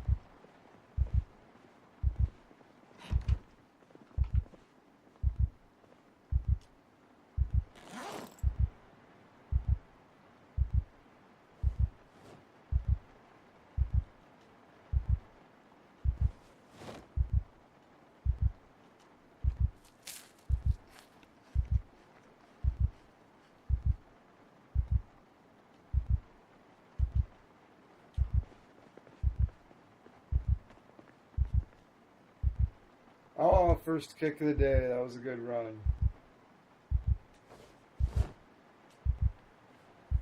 I'm building a collection of Captain Huero's weaponry manuals. So far I've got assault rifles, handguns, marksmans, and sniper. They're just in the gun display.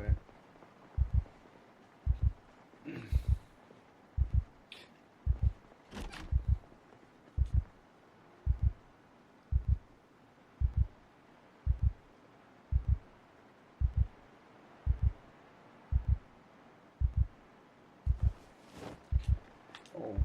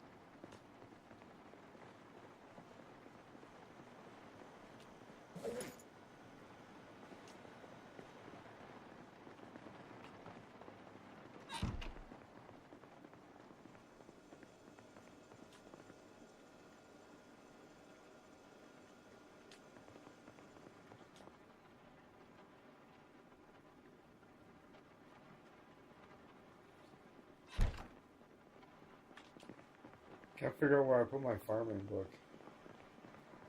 I was looking for it forever, then I realized I was carrying it, and now I put it somewhere again, and I'm like, for fuck's sakes, what do I do with it? God damn it.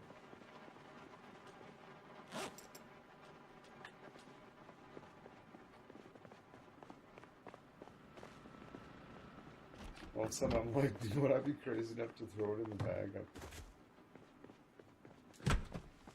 Well, it's nice all our barrels are filled again. The crops are getting a good watering.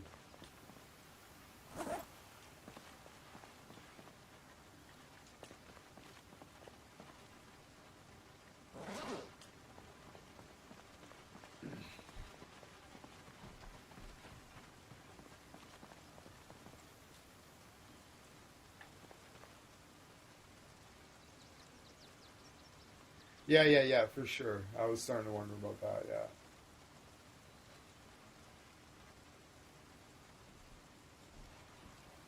Because we've been playing for, quite a few out for a while. Yep. Time slips away. Yeah, I should probably take a break myself. Honestly.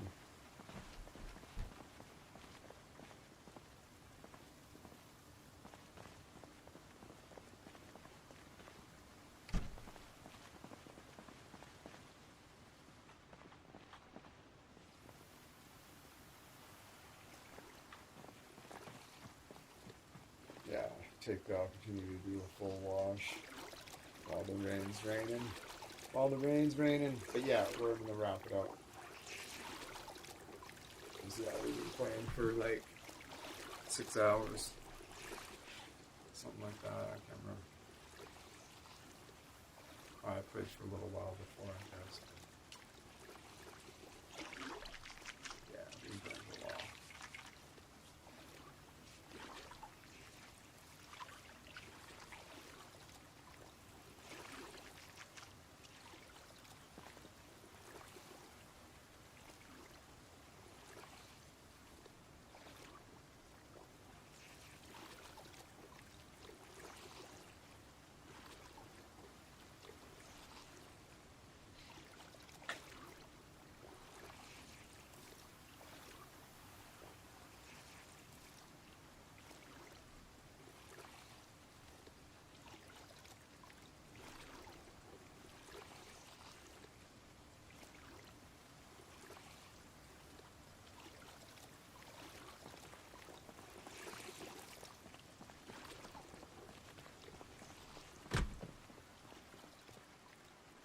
Yeah, for sure. Yeah, it was that neighborhood down there. That was scary.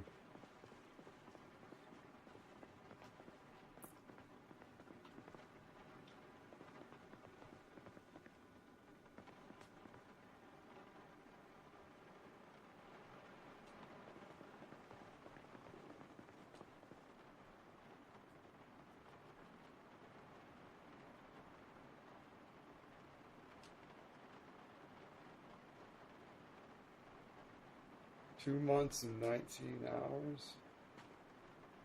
Oh yeah, for your character. Nice. Alright.